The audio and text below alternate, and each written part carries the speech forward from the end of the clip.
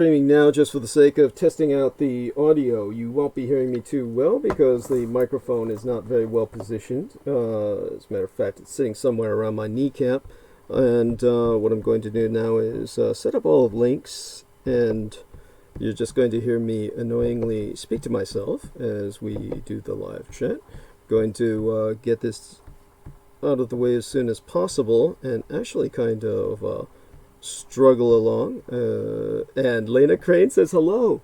Hello, honey. Love you. Yes. Hey, darling. All right. So one of these days, should bring her on to help produce. That way she can occupy airspace for me for when I do things like this, so people don't have to hear my crappy voice while I mumble and putz and futz and do essentially nothing. And okay, let me get my earbuds in so I can hear myself echo when I test this link. And these earbuds are maddening. Okay, they have a life all their own. They get twisted up and gnarled in everything, and especially themselves. Okay, here we are. Swallow. Put this on. Make certain it's not too loud. Okay, what do I do now? Okay, there we are. Enter that there. Turn on the voice. Okay, see if I can hear myself. There we are. Okay, I think I hear myself. Going through a bit of a spin there. Maria Grigorich says, hello, Douglas. Hey, honey. Okay. Okay. I think I hear myself. There we are. I did a spin there. Good. Thank God. Okay, that makes that a little simpler. And now let me get this link here. Okay, cut that down. Shut this down. Open this up. And get that link entered. See if I can hear myself again. And it's spinning again. And the darling Maria Mikhaila Grigorich is saying hello to Lena Crane. Yes. Chat ensues. It's spinning again. And the darling Maria Mikhaila Grigorich is saying good. Okay, shut that down. Start the Facebook links. Okay. Oh, Christ, I didn't even get those things going here on this page. Oh, that's attractive. Doug Fit Trainer, friend of Daniel Arola, of course, put something obscene up for all of us to look at. Shout out to Doug Fit Trainer. Don't know if he's a listener. Alright, but Daniel Arola can tell him I said how tasteless his post was. But then, of course, that's no more so than so much of what we see on Facebook. Alright, so here we go. Edit the post. And get this entered here. Okay. Whoops. Hear me breathe in. Okay. Live. And running bandwidth. Running bandwidth. Okay. Okay. Bandwidth.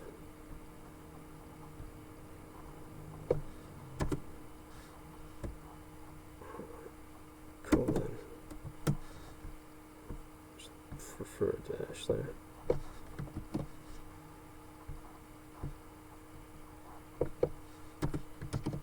There we are.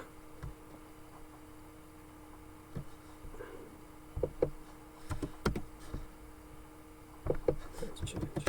There we are. Okay. There we go.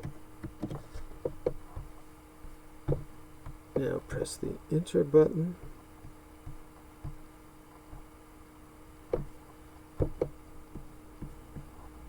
And now do the same on these other two pages. I can get them up. There we are.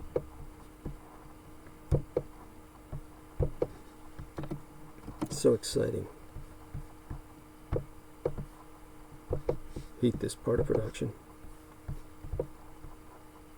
And set the other. Got your parts up. Okay. Oh, what thrills! Chills, spills. Okay, there we are. Okay.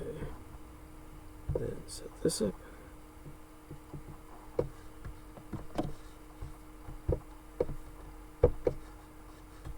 What fun. Okay. Happy. Alright, scroll down. Now 5 minutes to the top of the hour. There we are. Okay. Edit. Cut and paste. Okay. Cancel. Go to the Swine page. Okay. Backspace. What did I just do?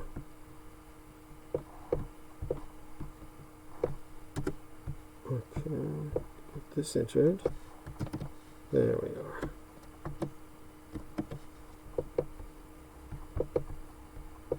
Press.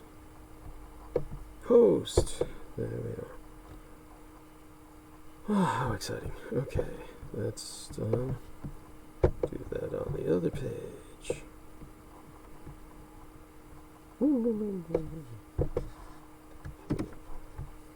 Okay. Press.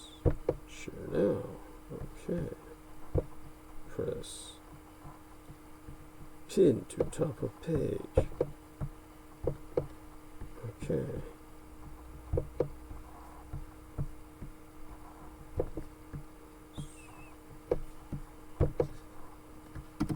Oh, what fun.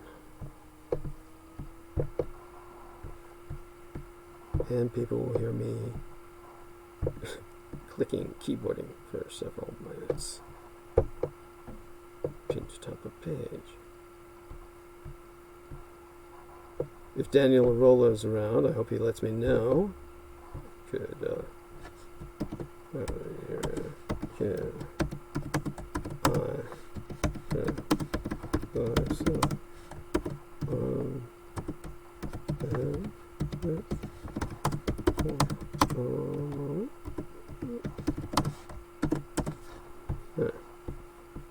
see if he responds.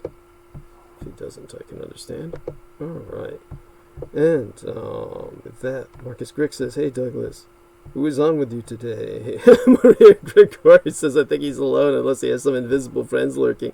Okay, we're trying to behave, Douglas. Yes, it's nothing but invisible friends right now. It's just the voices in my head. Okay, so, alright, we've got that done. And let me shrink that, get this back up, and let me reestablish the position of this microphone. And hopefully I don't, like, hang myself up or something, or hang myself, period. Okay, using the laptop, see the fabulous system I have set up, just, so impractical, as ad hoc as it can possibly get. Okay, and, alright, thought I heard there for a minute. Okay, still have a few minutes. Let's see if we get an answer from, Daniel. Get this done away with. Alright. Go back to what I was doing. Okay. And, okay. Trying to go around and get some last minute reports on the, coronavirus out of Wuhan before I really start. Let's see what I got going here. Okay, didn't get that correctly. That's frustrating. Let's see what I can do. Okay, there we are. 4:59. Heading towards the top of the hour. Let's see now. It says I have some notifications. Can't bother to check them. Okay, Wednesday. Okay. Let's see now what we're going to. Okay.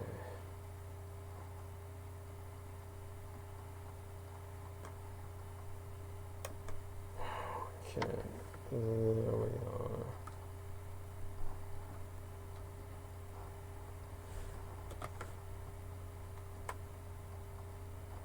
Okay, 5 p.m. Time for us to kind of officially start.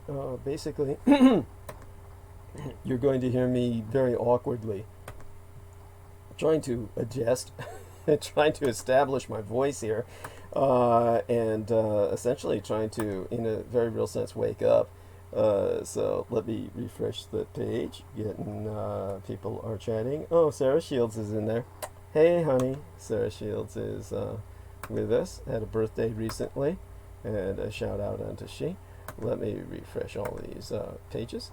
And then, of course, I'll have to go into my usual spiel that I have to start off with. And I actually asked for everybody's patience for just a little bit longer. What I have to do is literally want you to just kind of bear with me while I kind of scanned the internet. What I'm doing is I'm trying to translate in my mind what I'm seeing in Chinese right now. The majority of news is not necessarily to be found in Chinese unless you are looking at Chinese sources outside of mainland China, and which is what I'm sourcing. So mostly from Taiwan and also Hong Kong to extent, Chinese in San Francisco, and what I'm getting is a better picture than we would get otherwise. So I definitely want everyone to bear with me on that. And okay, let me try and get a sense down here of what's going on in particular at the moment in Hong Kong. And you're going to hear that for a bit. So, there we are. Okay, good. Okay. Oh my God. There we are.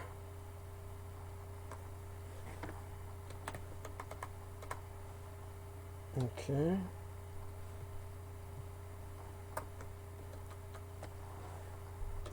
Okay, so we've taken care of at least that, and it's 3 minutes after the top of the hour. I guess that's about as much patience as I can ask for from anyone. And what I'm going to do now is just kind of start my average day, so to speak, when it comes to transmitting.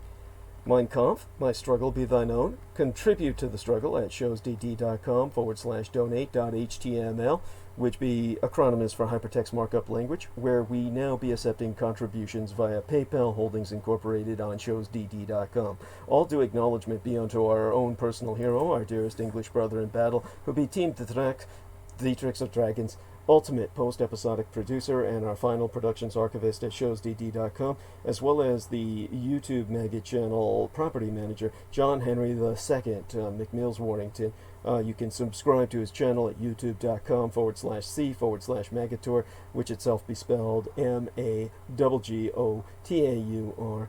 Friend and follow he via his Facebook timeline at facebook.com/john.war. For were it not for he, nigh all videographic works of the renegade military historian would have been lost. 'Twas he who saved nigh all the Douglas Dietrich videos published on platform provided by YouTube that would have otherwise been erased from all free public accessibility and monopolized for privatized monetization via Patreon by the openly sub-satanic welfare-supported white trash Pueblo, Colorado-based amateur sorceress and skunk whisperer Amber Rose Dio, whose My Stick Warrior channel actively exploited YouTube to promote the Edomite Thelema or Will Magics of Peter Simon Levin, pseudonymous author of the Simon Necronomicon, to children for years prior her exposure, and via his own so-called Dietrichology YouTube channel by the parentally aided and abetted violent alcoholic Eurotrash Canadian multiple sexual assaults offender Pavel Edward Privara, who resided in his federally pensioned parents' Toronto domicile and aliases himself as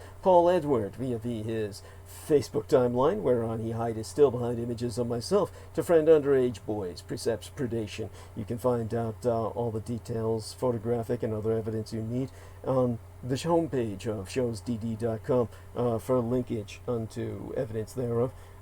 This is then of necessity serving as an alert and actuum, a warning for the attention of all fans, friends, and followers of myself, a public service warning to Bolo. Be on the lookout for pedo predator Pavel Edward or Paul Edward Privara. You can access the September 8th, 2019 dated episode of Critical Omissions entitled Deep Web Pedo Predator Hides Behind the Face of DDT for the backstory by, of course, subscribing to my website. This public figure, the former executive producer of the Critical Omissions program, who was caught red-handed attempting to archive my entire Google account after having hacked it via VR co-managed Douglas Dietrich YouTube channel, be himself unidentified transnational cyber terrorist with a known criminal record in intimate partner sexual violence, who has been confirmed to still be preying on young boys behind mine own image, even whilst brazenly self-promoting his LinkedIn corporation, I guess ad, you could call it, published on LinkedIn.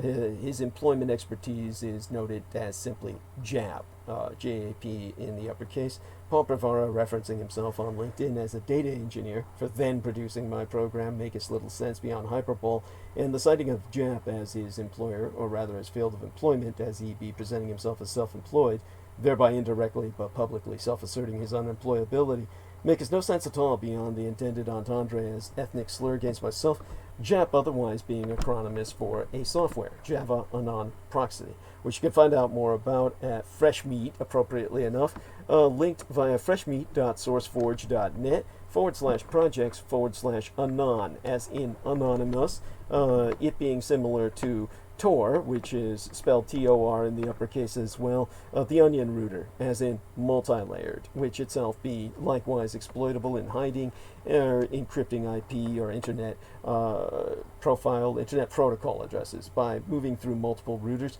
a dark web tool employed throughout the pedopornographic industry, precepts pederast predations, JAP being similar thereunto, but JAP itself being relatively new, released in December of 2016. Similar, as well as it being currently deployable, the JAP program, to hide web browsing. Paul Privara thereby openly promoting himself as a data engineer, so to speak, in the realm of child exploitation and baby rape, advertising unto others his own ability to deep dive into the depths of deepest darkness and assist others and such.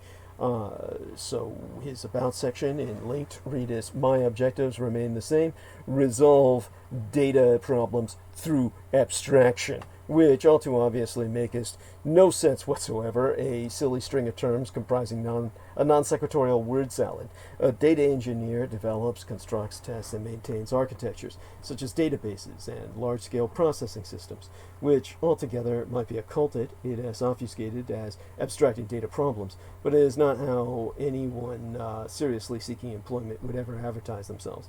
Instead, Polyboy the Pedo presumes any potential contractor to read, as in to interpret, his pithy about statement as I exploit JAP to resolve data problems. It is transmission of questionable data through abstraction, meaning the cascading and mixing the data streams of multiple users in order to further obfuscate. It is occult the data to outsiders, which be what JAP does. Both Polyboy, the pervert from Prague, and his foreign-born Euroslut handler Agnieszka or Agnes Maria Shrozinska promote themselves as hackers. It would be self-evidently stupid to advertise oneself as such via LinkedIn by all common sensibilities, but they have been emboldened by the Temple of Set to hide us in plain sight. Polly's entire linked entry being utterly senseless by any conventional rationale other than within this context. Ergo, Paul Pedo Privara be advertising more than meets the eye, anyone doing a search on LinkedIn for Jap specifically, in disambiguation from the ethnic slur itself with only an uppercase J, which would pull up anyone's profile who had worked in either a Japanese restaurant or within the empire of Greater Japan itself, will instead come across his page, and most likely not anymore, with the nebulous statement of resolve data problems through abstraction, it is via encryption being the key. Anyone who wants help in questionable tasks requiring JAP now be directed to his page and his page alone. His critical omission of blatant hypocrisy won't speak its volumes in of and for itself, being that he refuses to explain it in his openly published public statement per myself as to why he still misrepresents himself by hiding behind the photograph of a quote-unquote liar, which you can see at facebook.com/PI342. Instead of his own flaccid face, for reasons what be all too obvious, no one would friend him by his own wretched appearance, despite the fact that he tells underage minors that they have finally found Waldo of the Where's Waldo franchise, and that Waldo was really Harry Potter, his other preferred self-misrepresentation all along, before offering to let them play with his magical wand. And one final warning by way of Pavel Privy, the pedo-predatory pervert from Prague. He has now established a false Twitter account by which to continue misrepresenting himself, called, all in the uppercase of course, @DDD_now. The official Twitter account for the most dangerous man either side of the Pacific be @DougDDietrich, with only the D's in the uppercase. Both the identified malefactors, Rose Dio and Polly Privy, ultimately boasted themselves activated assets of the Temple of Set founder, the Setheistic, it is satanic, high priest and primary Wikipedia contributor, the United States National Security Agency Deputy Director, Dr. Michael Angelo Mikey Aquino, Colonel, United States Army Special Forces Psychological Operations, retired but laterally transferred into civilian intelligence, where he ultimately retired again with the civilian equivalent of the rank of generalcy, what's known in federal parlance as a super grade. All his assets, of course, being integral his ever-swelling cult of the kings of Edom, it is the anti-gods. But now you, too, can do your part to help in the fight against total annihilation, which I will have to describe in painful and excruciating detail tonight.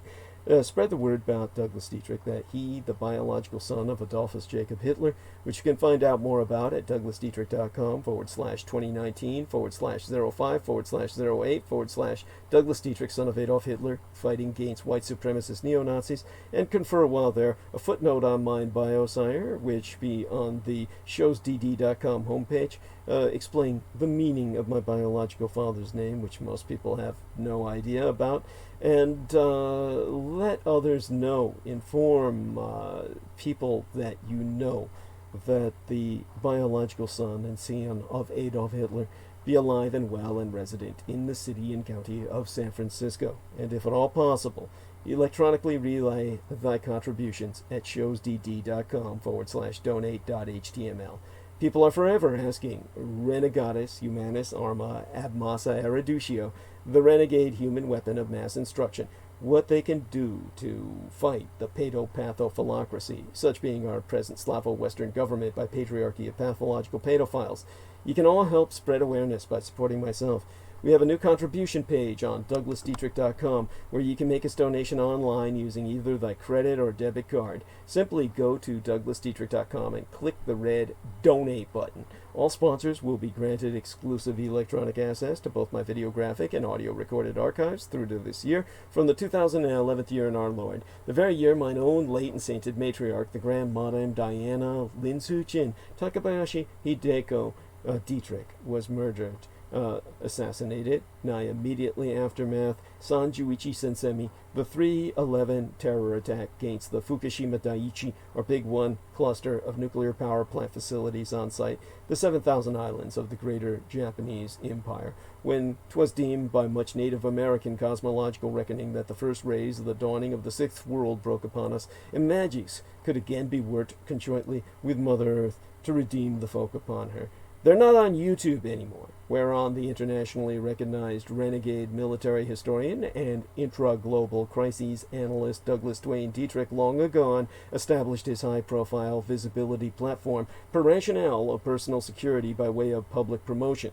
So visit showsdd.com/donate.html and donate online, which is fast, easy, and secure. Only on contribution will thy membership be processed within 48 through 72 hours, between 2 to 3 days, for full access to all mine archives, meaning all those videos that John Warrington saved, aside those on the Maggot Douglas Dietrich channel and the YouTube channel named Taboo Bros 2, spelled TABOO space BROS space Roman numeral 2. As managed by the mixed martial arts maestro Daniel Arola, whom you can visit at facebook.com/Daniel.Arola.3 of Dalmage or Daniel Arola Martial Arts Group Incorporated, Kali Combatives. Yea, so, all the Magator-backed Dietrich-hosted vids now be available unto all, accepting contents accessible via the aforementioned TB2 and Maggot YouTube channels. Our extensive showsdd.com archives, now including even the old ostensibly professed Revolution Radio archives obtained from the late and unlamented controlled oppositionist Mike Ringley,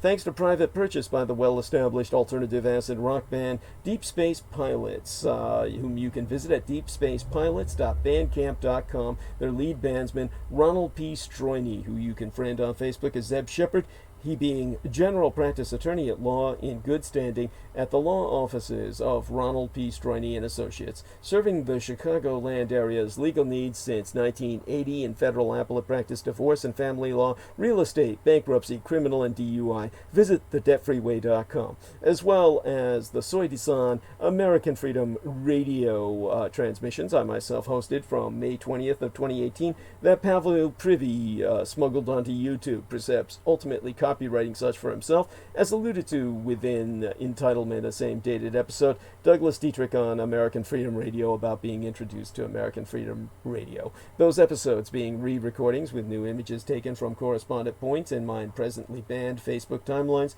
but reformatted per the date our Grand Magator John Warrington named each file, and along other John Warrington uploaded programs. Inclusive videos are now only to be found on douglasdietrich.com, once upon you click that red donate button. On past transmissions, I have informed our listeners about the option to send us checks or monetary orders to mine own physical mailing address in order to avoid paying the middle person. Now, my manager, Lena Shea, whom I received the letter from, by the way, she sent me a letter to expedite much of what you sent to me, and with a debit card. It did reach me, a signed for envelope. They just slid it through the mail slot, which was for the best. She's asked myself to clarify unto our audience that I was referring to PayPal Holdings Merchant Services as said middle person, and not herself, who be an unremunerated voluntarist.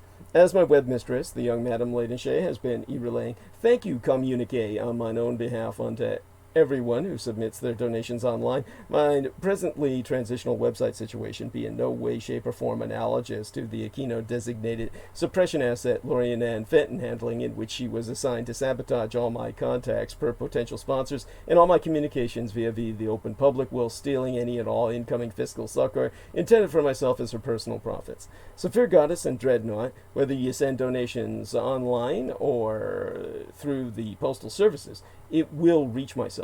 Accepting online donations cost us roughly 3% plus or minus to process, so you can help us save a few extra dollars by mailing either checks or money orders, never cash, to the personal residential address of the Mr. Douglas Dietrich, which itself be listed on douglasdietrich.com. The most important thing being that people regularly donate what they can within their means. Foremost among Access Daddy D's donors, aside his lady and mistress Lena herself, be our most beloved greater British brother in battle, the Team Dithrax, or Dietrichs or Dragons, heavyweight lifting keeper of the spirits, and YouTube Bizarre HD channel managing mixologist, George Edward Knight, who you can subscribe to his channel at youtube.com/user/bizarrehd, which be spelled BIZAREHD, and you can friend him at facebook.com/george.e.knight.7, mine own personal hero who has substantially delivered towards my salvation from the streets, and whose self-produced videos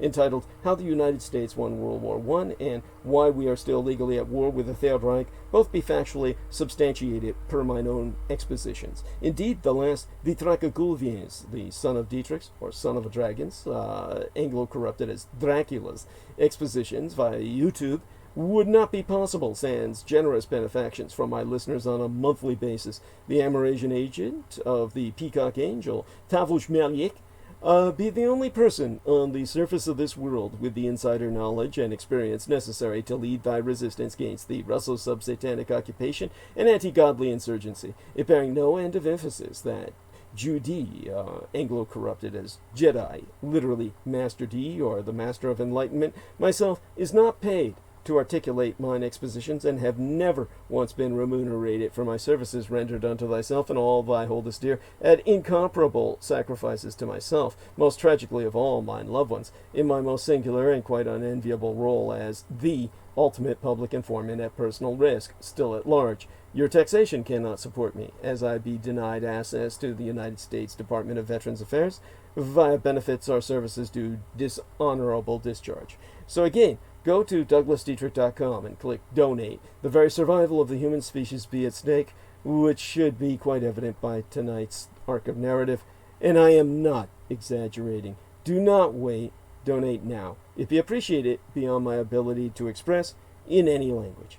As well, forget not to subscribe to the Douglas Dietrich YouTube channel at youtube.com/C/Douglas Dietrich and click that notification bell in order to receive notifications that live streams has started. Finally, and above all else, visit awakewithinthedreamproductions.com to emphasize that Douglas Dietrich referenced thyself to purchase thy ticket to rendezvous face-to-face with the devil angel himself, as he delivers his live and personal headline presentation as one of the 3 keynote speakers for the Living Truth Summit on site the sacred Mount Shasta this pending June the 18th through the 22nd, Anno Domini 2020 Common Era. My gratitude unto thee all who grace my self-support. Most blessed be thyself and all thine own. J.Mo Reese left another essay, and always well worth looking at, and always brace your stomach for the darkness that he delivers, such just being the space he's in, and he does so with, believe it or not, the best of intent, and his essay is on our latest transmission in thread thereof on YouTube, the last episode before this one. You can take a look at it in terms of reading it while listening to myself by, if you pull it up on a separate screen, you'd have to mute that one while listening to myself. And if you're used to multitasking like that, then go for it. Otherwise, you can look at it later and stay with us right now. There was a passive assault by a Edomite cultist who was hiding under the name of Gardenia Bliss with a nice little flower of the gardenia variety, of course, to make everyone think it was an old lady or a senior citizen of some sort, attacking my credentials, because that's all they have to go at is attack the messenger, attack the person, character assassinate, and they do so in every way imaginable. In this case, the individual in question almost guaranteed a white male supremacist, basically saying, oh, how could you attend the Osher Lifelong Learning Institute's mini-med school, as it was known, the journalism courses, the courses in medical journalism, essentially.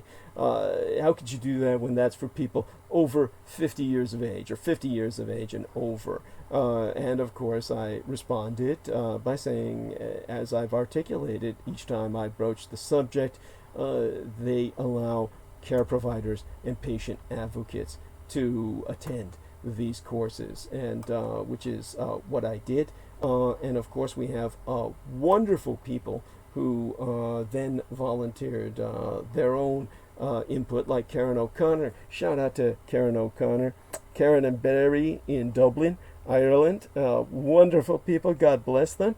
And they were saying if you had listened to Douglas Dietrich, you would know that. But of course, the attacker did know that. This is what they're left with, is the constant just needling, in which they hope that people see what they say and then take it that I am lying. And that is the only thing they have left, is to constantly promote this canard. This is their world. Their entire life is dedicated to this. Now, before I get into tonight's transmission and the arc of narrative, which is going to be brutal and take up the better part of what's left of our night, I definitely want to thank all of you for joining us, and I want you all to understand that, oh God, that we're basically in for the long haul. And so we've got many subjects, of course, to deal with. And we're just, how would I say it, just kind of overwhelmed. I certainly am overwhelmed. I am dealing with all kinds of, shall I say, the challenges of trying to keep up with a developing situation that is really no fun to follow. And I mean, like, no fun whatsoever. By the way, that Gardenia Bliss, Edomite cultist, removed her comment, which is what I expected.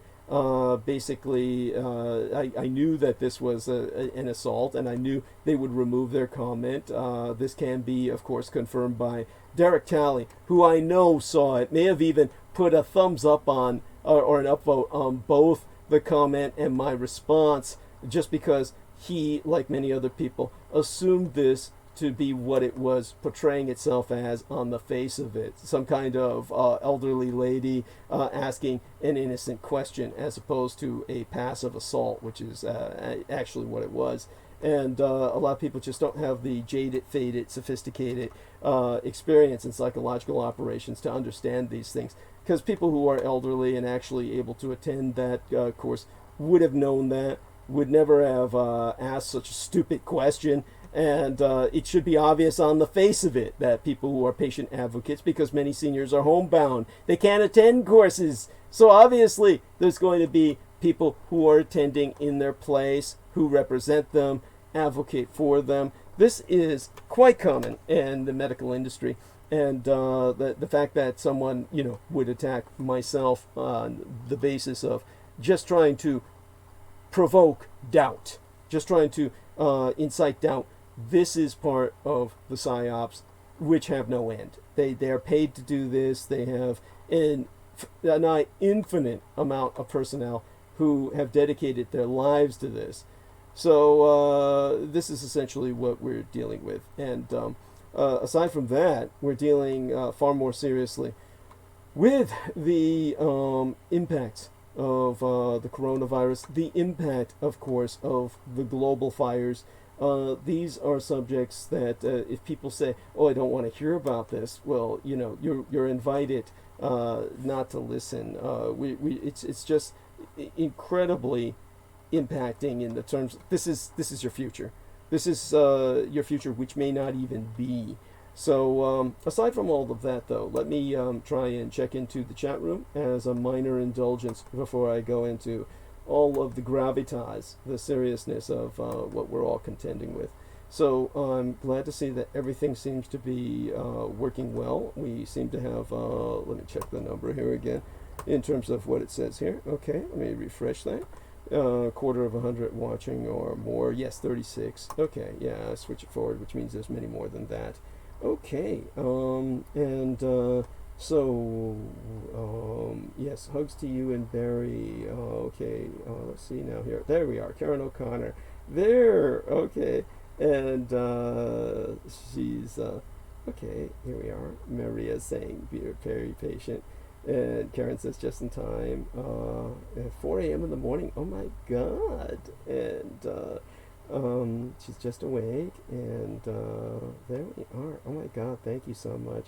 And she says Barry's asleep back downstairs so she can sleep. Well, do give him my love. And so there we are. Number of people hanging out and participating, and that's good. All right then. Let's take a look at some of what is out there. Finally, I have to give another sweep because there's been so much that's incoming, and it's literally moment to moment. I don't think people are really comprehend what I'm trying to absorb.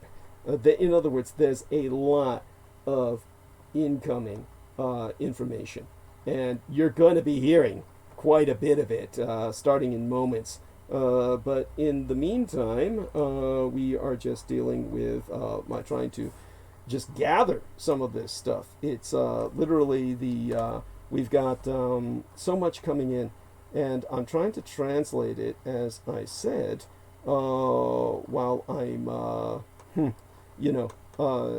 talking. So I've got my mind on a little bit of translation tonight, and this is going to sound scatterbrained as hell. So do be patient with me on that before I get into the nitty-gritty of it. If anyone's left any messages, quality of sound or anything like that, let me know.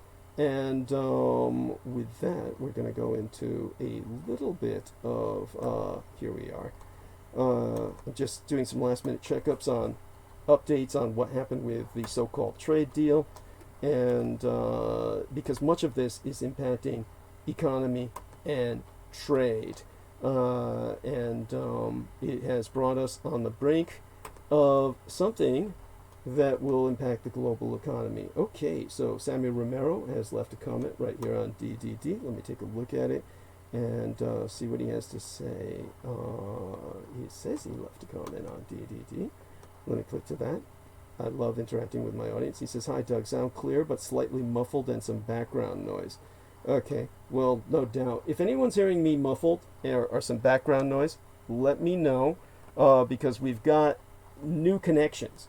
We've got a lot of new connections. It's just basically, how would I say this, ad hocery taken to a new extent, but we had Comcast visit, had a wonderful technician drop by and actually really do some things that were should have been done long time ago, and it's not something I'm really used to.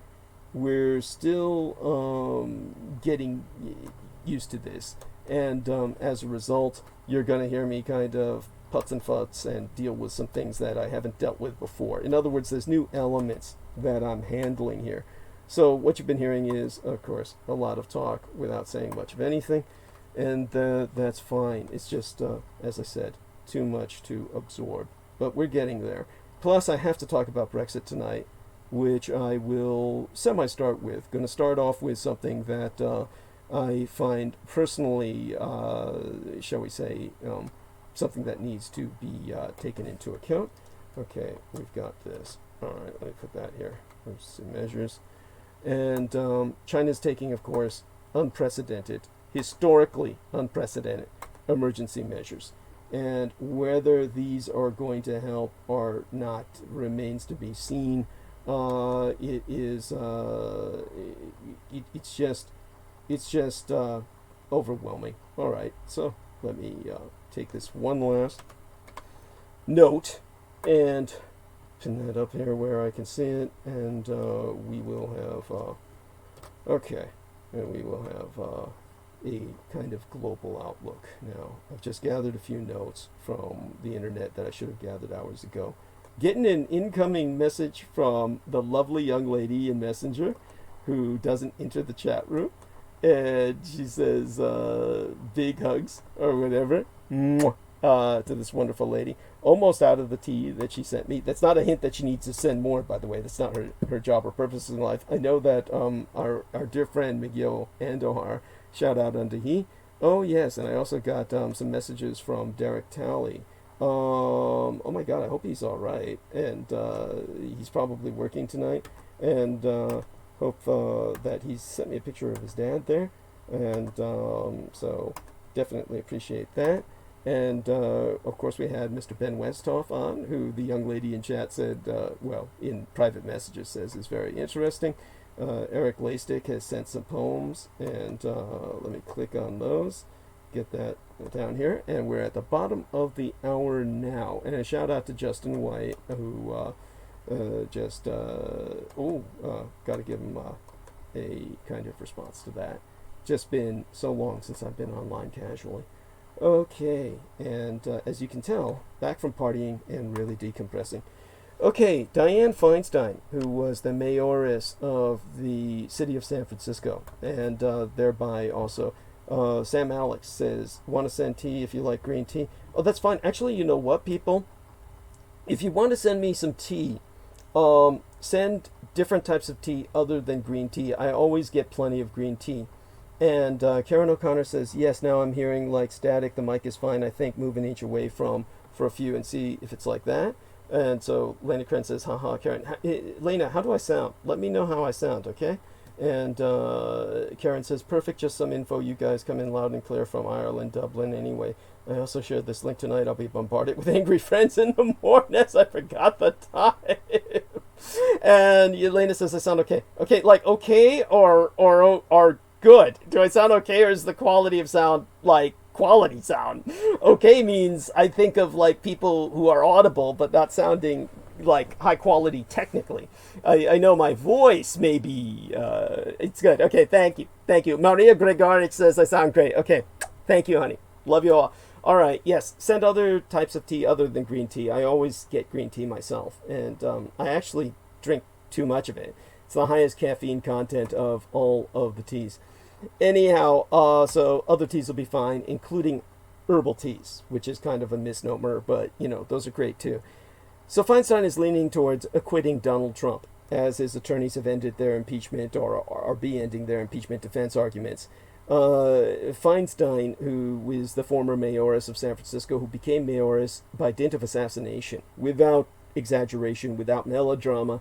She was never elected mayoress of San Francisco. No one voted for her. She was simply in line when the mind-controlled super soldier, I hate that name, that term, the mind-controlled super victim, Dan White, walked into City Hall with a firearm and blew the brains out of Harvey Milk and Mayor George Moscone. And that day, automatically, Feinstein seceded the mayoralty without an election. And that was, of course, her rocket-propelled jet booster to political stardom and power. Michael Aquino told me he arranged for that she was his choice. She was a cooperative, a collaborationist with him, a collaboratress, as they would say. And so she is no one, let's just put it this way, she's human scum. Just the scum of the earth, and she has become the first Democrat to suggest she may vote to acquit Donald Trump, as his attorneys ended their arguments yesterday. The Republicans are divided on witnesses after revelations from John Bolton. I am not going to dedicate any time to the impeachment. Obviously, there are people who you can go to for that everywhere. That subject is, we're saturated in it. You don't need to hear about it from me, not at this point right now. Aftermath, I might do an analysis if it even deserves that. We already know it's a foreordained ending, and for Feinstein to, of course, do what she's doing, it shows exactly which side she's been on all along, and which is something I knew all along. So that handles that. And it reminds me of the fact that the Pentagon has released a report with the findings of an ethics review ordered last August in response to several high-profile disciplinary issues involving members of elite special operations units, you know, like the kind Aquino was part of, as well as Master Sergeant Michael Ramirez, the uncle of Richard Ramirez, the Night Stalker, as well as, you know, Sergeant Stebbins of the U.S. Army Rangers, who they made a hero of in Black Hawk Down, the movie, only they changed his name to Danny Grimes because he was spending the rest of his life in Leavenworth for raping young kids and keeping them in horrible conditions within his basement. His wife finally turned him in because she got tired of the screams keeping her up at night. At any rate, you know, these kinds of satanic baby raping sons of bitches. So the report concluded that leadership failures, yeah, no fucking shit, huh, within the United States Special Operations community help foster conditions for unacceptable conduct. Oh, you think? Including allegations of, oh, listen to this, sexual assault.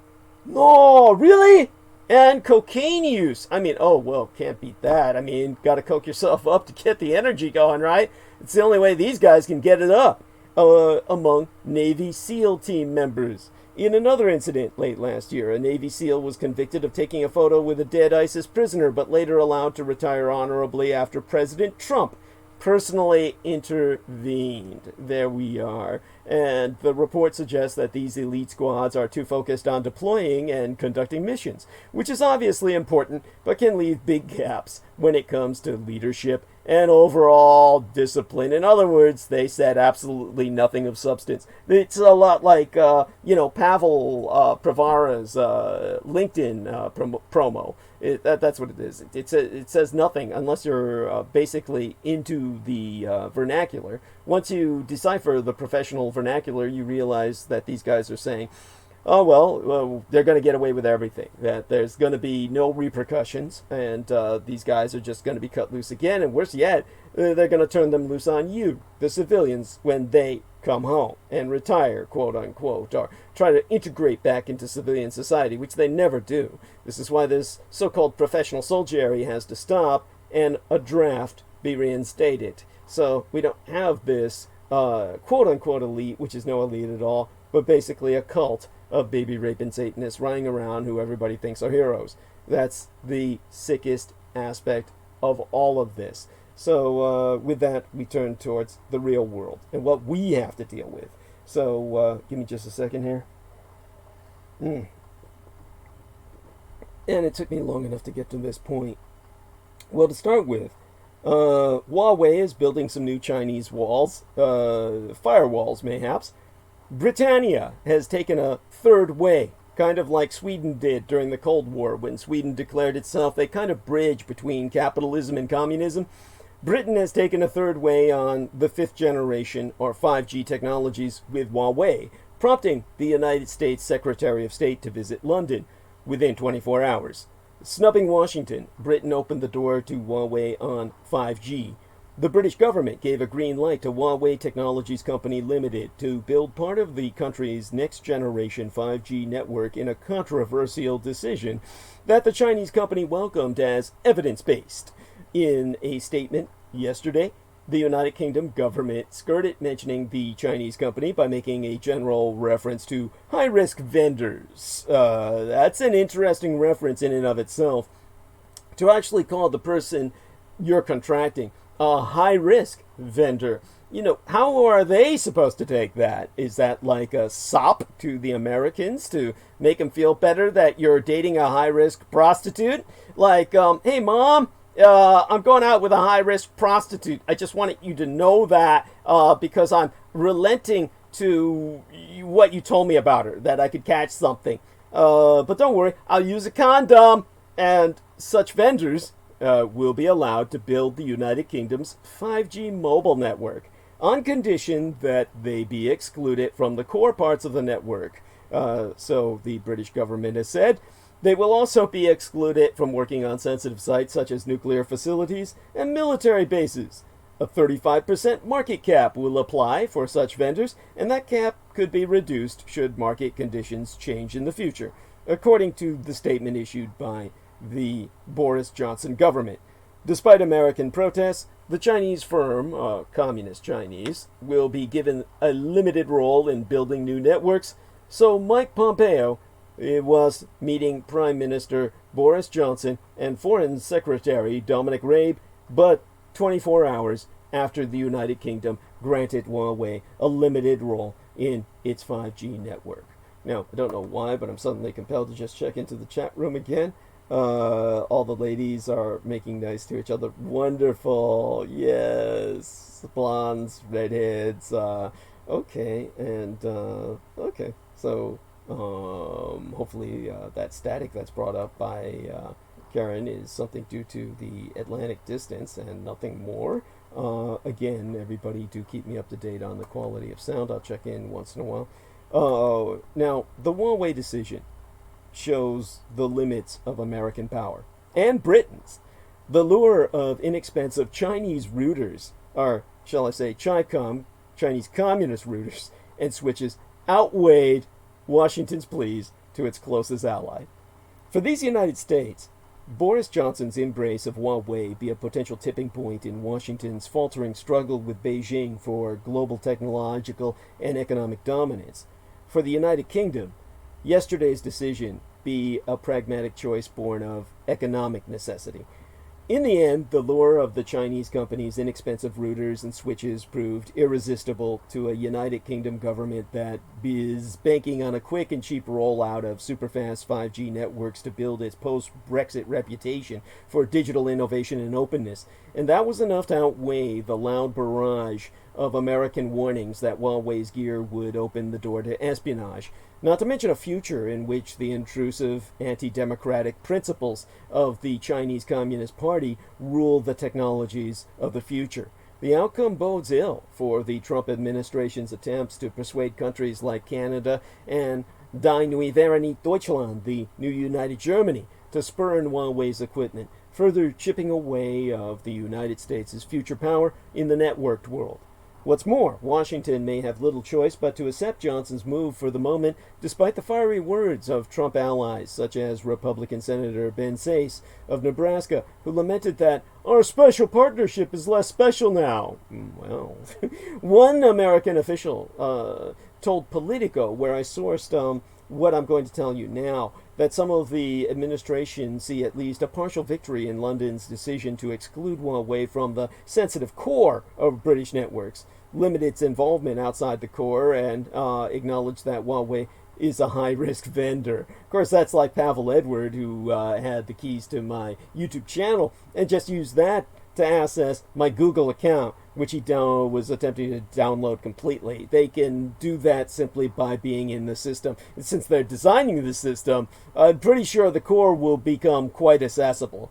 Now, speaking on condition of anonymity, the American official said, we will bank it and then see what more we can get, is what I would imagine would be our posture. Well, that's not exactly fire and fury.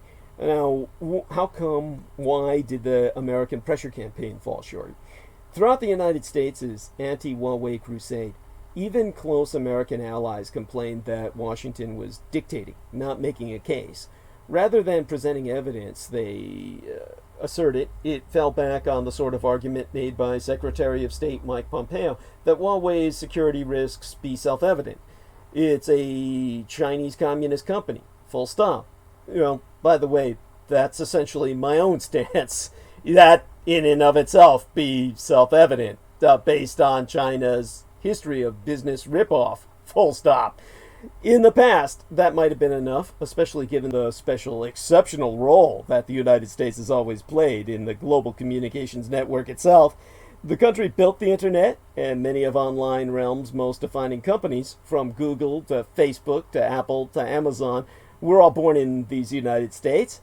That gave the American empire a certain moral and functional authority when it comes to technology, as inapplicable as those words may be, and as bent or twisted or perverted as we have to redefine them to apply them in this context.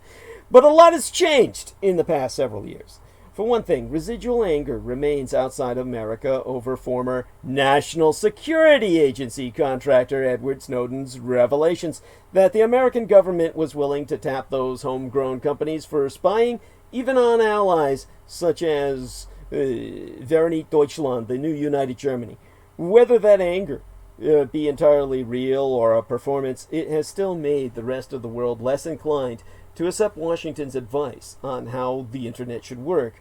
And even countries that might have given the United States the benefit of the doubt have balked in recent months at the Trump administration's oft-times undiplomatic 5G diplomacy.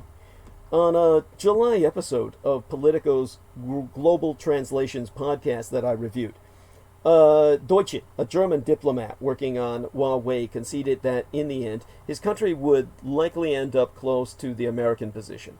But it wasn't going to be told what to do by these United States.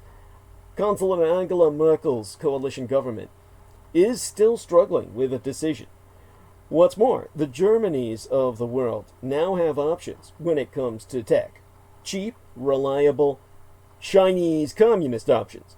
But the communized Chinese people and the Red Chinese government be immensely proud of Huawei because of it. And they're not going to let countries get away lightly with dismissing their flagship company, their national flagship of industry. And in the United Kingdom, the unspoken issue be Brexit. The United Kingdom economy is predicted to grow by just 1% in 2020. They're lucky if they get that. With an uncertain economic future thanks to Brexit, getting rid of Huawei in favor of more expensive Swedish like Ericsson or Finnish like Nokia, I hope I'm not mispronouncing that, might be Nokia, suppliers, is an economic headache Britain doesn't need. On top of the fact that such a move would also delay the networks themselves, given that the decision is guaranteed to anger Britain's closest ally, the United States. The decision demonstrates the wider tensions in the country's post-Brexit global Britain policy. Expect more of those tensions if Britain pushes ahead with a 2% levy on big tech firms, an action that United States Treasury Secretary Stephen Mnuchin warned British Chancellor Sajid Javid against implementing in a Saturday meeting over this last weekend. On their own, these two transatlantic fights would be a significant nuisance for Britain, but hardly a crisis. But the problem for Britain is they can't be separated from London's wish for a quick trade deal with these United States. Britain wants the United States trade deal for 12 reasons. To show the rest of the world that Britain is worth doing business with as it breaks from European Union, and to pressure the European Union into settling its own trade deal with the United Kingdom quickly. But Bojo the Clown, or Boris Johnson's Huawei decision, threatens to set off a cascade of complications for that strategy, especially since it alarmed senior Republican lawmakers who may have to approve any trade deal. EU trade negotiators also scoff at the idea of Britain using American trade negotiation as leverage in EU-UK talks. On Monday, one EU negotiator told Politico magazine, and this is the last I'll be sourcing from that particular source, that you think Trump is going to be soft in an election year? Come on, the U.S. deal isn't leverage. Now, the negotiations are fragile before they've even started, and that Breton is quite right about Donald Trump. He, of course, cannot be trusted. Whatever he's going to offer is going to be pure garbage. It's not something that anyone in England needs to deal with right now amongst all their other problems, and therefore they've simply left Trump out of the band. He's out in the cold for this, and deservedly so. Now, to show you just how thin the ice is on which everybody's skating, on either side of the Atlantic, trying to meet in the frozen middle in what's evolving into an Anglo-American Cold War.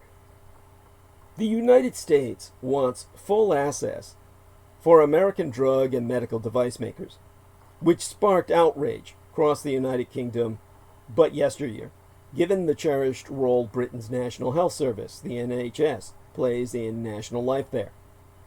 Meanwhile, American Agricultural Secretary Sonny Perdue is talking tough in European Union, United States, or EU-US trade negotiations, pushing back against an EU ban on hormone-treated beef and poultry washed with peracetic acid, which signals that Britannia will be in line for the same treatment.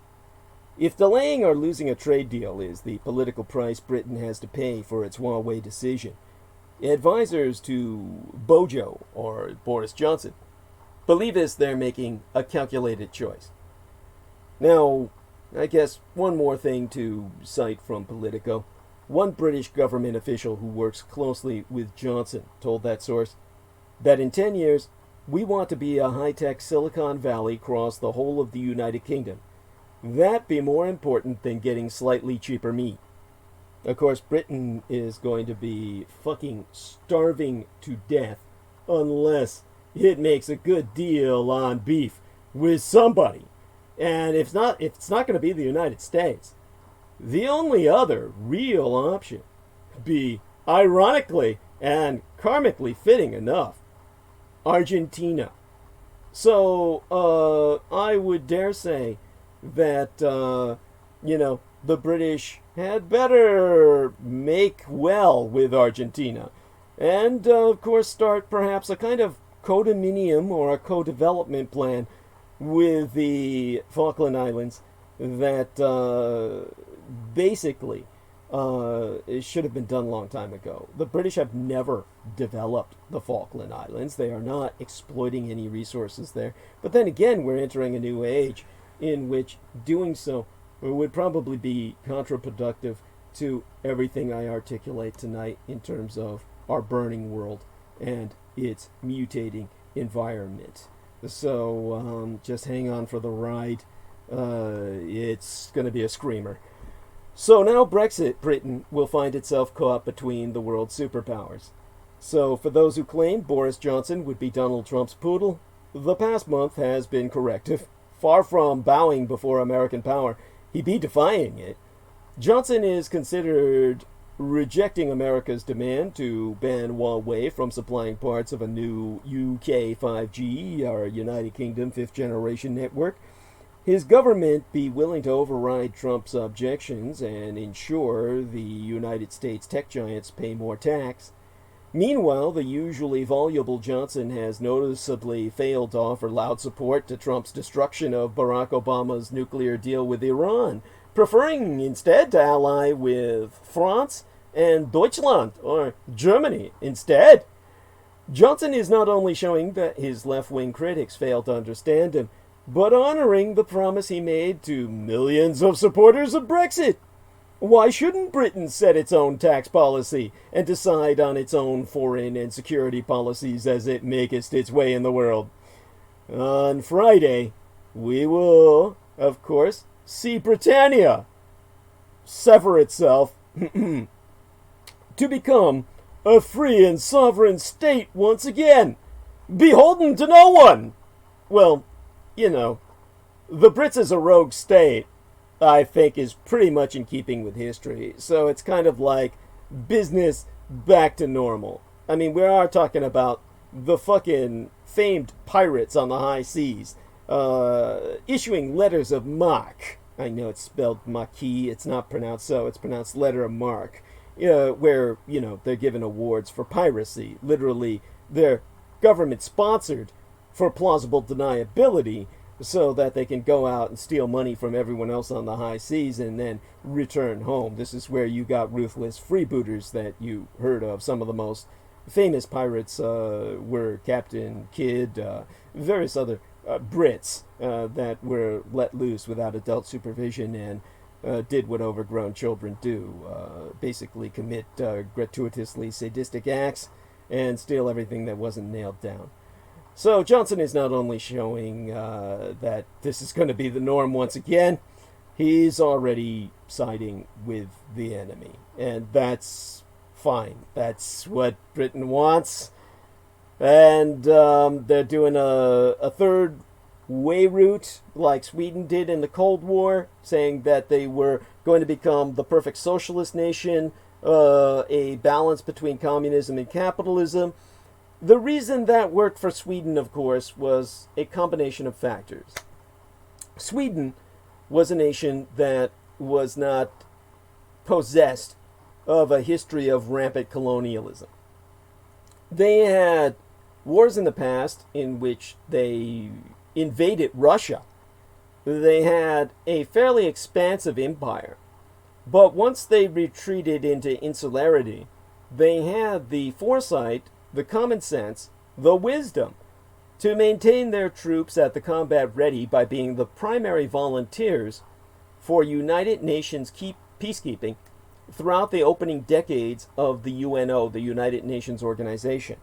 And as a result, Swedish troops were deployed all over the world in United Nations uniforms to fight the world's battles, and came back with an extraordinary amount of combat experience that deterred the Soviet Union from invading. Now, that's why this worked for Sweden. Britain has a history of racism, rampant colonialism, exploitation, just sheer, pure raw evil. Genocide, in Asian India and, well, fucking anywhere they set their foot on. China, everywhere else, they're just plain, well, I'm not saying individual Britons, mind you, but they themselves would agree, on the world scene, the British have been just plain assholes. So, any fantasy that they did good for the world, I mean, come on, can it? It just doesn't fly. It's just totally in the face. You're entirely delusional if you believe that. The fact that people actually do is similar to Russians thinking the Soviet Union was the greatest thing that ever came up. I mean, because they're so impoverished now under Putin, all they remember was fucking the Soviet Union, even though we had bread lines. What was at the end of the line was something we could afford. They don't even have that now. It's just sheer plunder every day, with Putin fucking everybody up the ass. So, Britain, of course, is going its own way. The trouble with the world Brexit has thrown the Anglians into is that it is not a collection of sovereign states. The world, or most of it, is dividing into rival blocks. If not quite the Oceania, Eurasia, and East Asia of George Orwell's imagination, then something that many people who are amateurs and unable to observe the nuances of geopolitics perceive as something close. So the Britannians are about to discover that Red China and the American Empire not only offer no favors in trade talks, but use trade, deploy it, weaponize it as a weapon to compel political compliance. Imagine if Britannia were to bow to Washington's demands and exclude Huawei from UK 5G contracts. In all probability, Red China would not accept that a sovereign state was entitled to set its own security policy. Trade with Red China is now so important for so many countries that it can follow Sun Tzu's maxim that ultimate excellence lies not in winning every battle, but in defeating the enemy without ever fighting. The Communist Chinese Empire does not separate economics and foreign policy. Trade is war by other means, which they learned from the Japanese Empire post-World War II, as Americans understand it. Now, to bring us back to the problem, the situation, the challenge the British find themselves in. To take us the most grimly preposterous example, look at how Pakistan, the Arab world, and the Muslim republics of Central Asia stay silent on the internment and torture of Red China's Caucasoid Muslim Uyghur minority, the Turks of Eastern Turkestan / Western China. They bite their tongues throughout Darul Islam, or the land of submission, because they hate the economic losses alienating Beijing would bring, more than the mass persecution of their Muslim brothers and sisters. Westerners who remember the threats that came from Muslim-majority countries when Danish cartoonists merely published cartoons of Mohammed will have listened with incredulity to the meekness with which Pakistani Prime Minister Imran Khan confessed, but yesterday, last week, that he didn't know much about the state terror in Xinjiang, Uyghur, northwest China, eastern Turkestan, where millions of Caucasoid, ethnically Turkic Muslim peoples are in, for all intents and purposes, death camps. Nor did he show any inclination, the Pakistani Prime Minister Imran Khan, to learn more. As a matter of fact, as he explained his willful ignorance away, Pakistani Prime Minister Imran Khan instead said, "We are really grateful to the Chinese government for the economic aid China has given Pakistan." You can focus on the obscenity of Muslim-majority governments organizing vicious protests against cartoons of the Prophet Muhammad, peace be upon him, while ignoring crimes against humanity. Not just humanity, but fellow co-religionists, believers in the faith. But the power politics should be your real concern. Denmark and the European Union would never have responded to attacks on freedom of speech with sanctions. But the Chinese Communist Party, from banning the exports of rare metals to the Japanese Empire after the arrest of Chinese fishermen, to stopping imports of Norwegian salmon after the Nobel Prize Committee honored the dissident Liu Xiaobo, has given every indication that it sees trade as a weapon to deploy against states that cross it. Stephanie Hare, a British academic and technology expertess, predicts the CHICOM, or Chinese Communist response to a British ban on Huawei, would be, "We will punish you on trade and investment." No one can say if she be right. Yet everyone must agree her case be more than plausible. But, for this is the price of living with aggressive superpowers.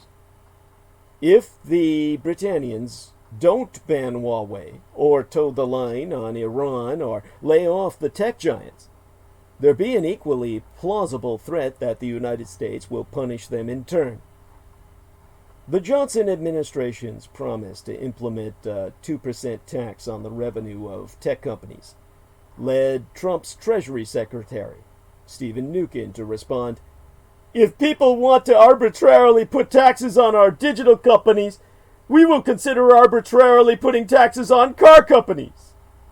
The United States has warned the United Kingdom that intelligence sharing arrangements would be at risk if the Huawei deal goes ahead. His officials warned, "Trump is watching closely." You know, it's kind of like Santa Claus, only when you sit on his lap, something worse happens. As for Iran, Richard Goldberg, a former member of the White House National Security Council, told the BBC, the British Broadcasting Company, that the question for Prime Minister Johnson is, what are you going to do post 31st January as you come to Washington to negotiate a free trade agreement with the United States? Now, just as China uses its power in the world trade for political ends, so Trump uses the power of the dollar and American dominance of the global financial system to punish not just Red China, but also Iran, revanchist Russia, and a host of others, including allies such as the European Union and Turkey. Secondary sanctions target anyone who trades with America's enemies, even if their government says the trade be lawful. Does the British government know this? Senior civil servants with a fine contempt for Dominic Cummings' gagging orders say ministers don't have a clue. "A campaign slogan is not a plan," said one. The ex-senior civil servant and ambassador to the European Union, Sir Ivan Rogers, warned in November that Johnson's promise to get Brexit done in a year risked repeating Theresa May's mistake, because we are under time pressure and known to be desperate to escape vassalage by the end of 2020, says he. The EU side just sees a huge open goal. A goal post, as in soccer, you know, these Europeans. Oh, I forgot. Brits aren't Europeans, of course. They're island people. The EU will make its own political demands on Britannia on state aid for industry, for instance, and environmental and workplace standards before it grants a trade treaty. From the British point of view, the significant difference between the EU and Red China and the American Empire was that Britain was a member of the EU and could help set the rules it had to follow. On Friday, they leave, and nothing their government has said or done shows that it begins to grasp how cold it will be outside. And of course, that's where I come in, to show just how cold they're going to get. Meanwhile, the European Parliament is set to approve Britain's Brexit plan today. It was set to do so. I mean, we're in the eventide now. Brexit has become the enemy of the United Kingdom, as in the union that comprises that kingdom. The Prime Minister's twin ambitions be on a dangerous collision course. Boris Johnson's do-or-die strategy is gambling with Britain's very future. Bojo the Clown declares himself a champion of the UK Union, a Prime Minister who wants to strengthen the ties that bind our United Kingdom. Mr. Johnson also promised to leave the EU, do or die, by the end of October yesteryear, mind you. Just days in office then. He flatly dismissed the withdrawal deal agreed with Brussels by Theresa May and ordered Whitehall to draw up plans for Britain to crash out of the European Union sans a deal. The Prime Minister's twin ambitions were even then on a dangerous collision course. Brexit, in any shape, promises to weaken the bonds between the nations of the British Isles themselves. In the extreme form that seems to be the working assumption by Mr. Johnson's relatively new administration, it will impose intolerable strains. This could set in train a process that ends with the breakup of the Union itself. And will. Mr. Johnson's promise of some extra Westminster funding scarcely measures up to the political forces he deemed ready to unleash. Visiting Scotland at the start of a tour to polish his unionist credentials. Belfast and Cardiff were also on that itinerary, if I remember correctly. Mr. Johnson said he still wanted an amicable agreement with the EU 27, the 27 member states of European Union, but he flatly rejected any backstop clause to ensure the preservation of the open border between the Irish Republic and Northern Ireland.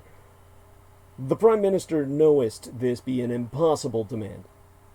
The open border be integral to the Good Friday Agreement that brought peace to Northern Ireland.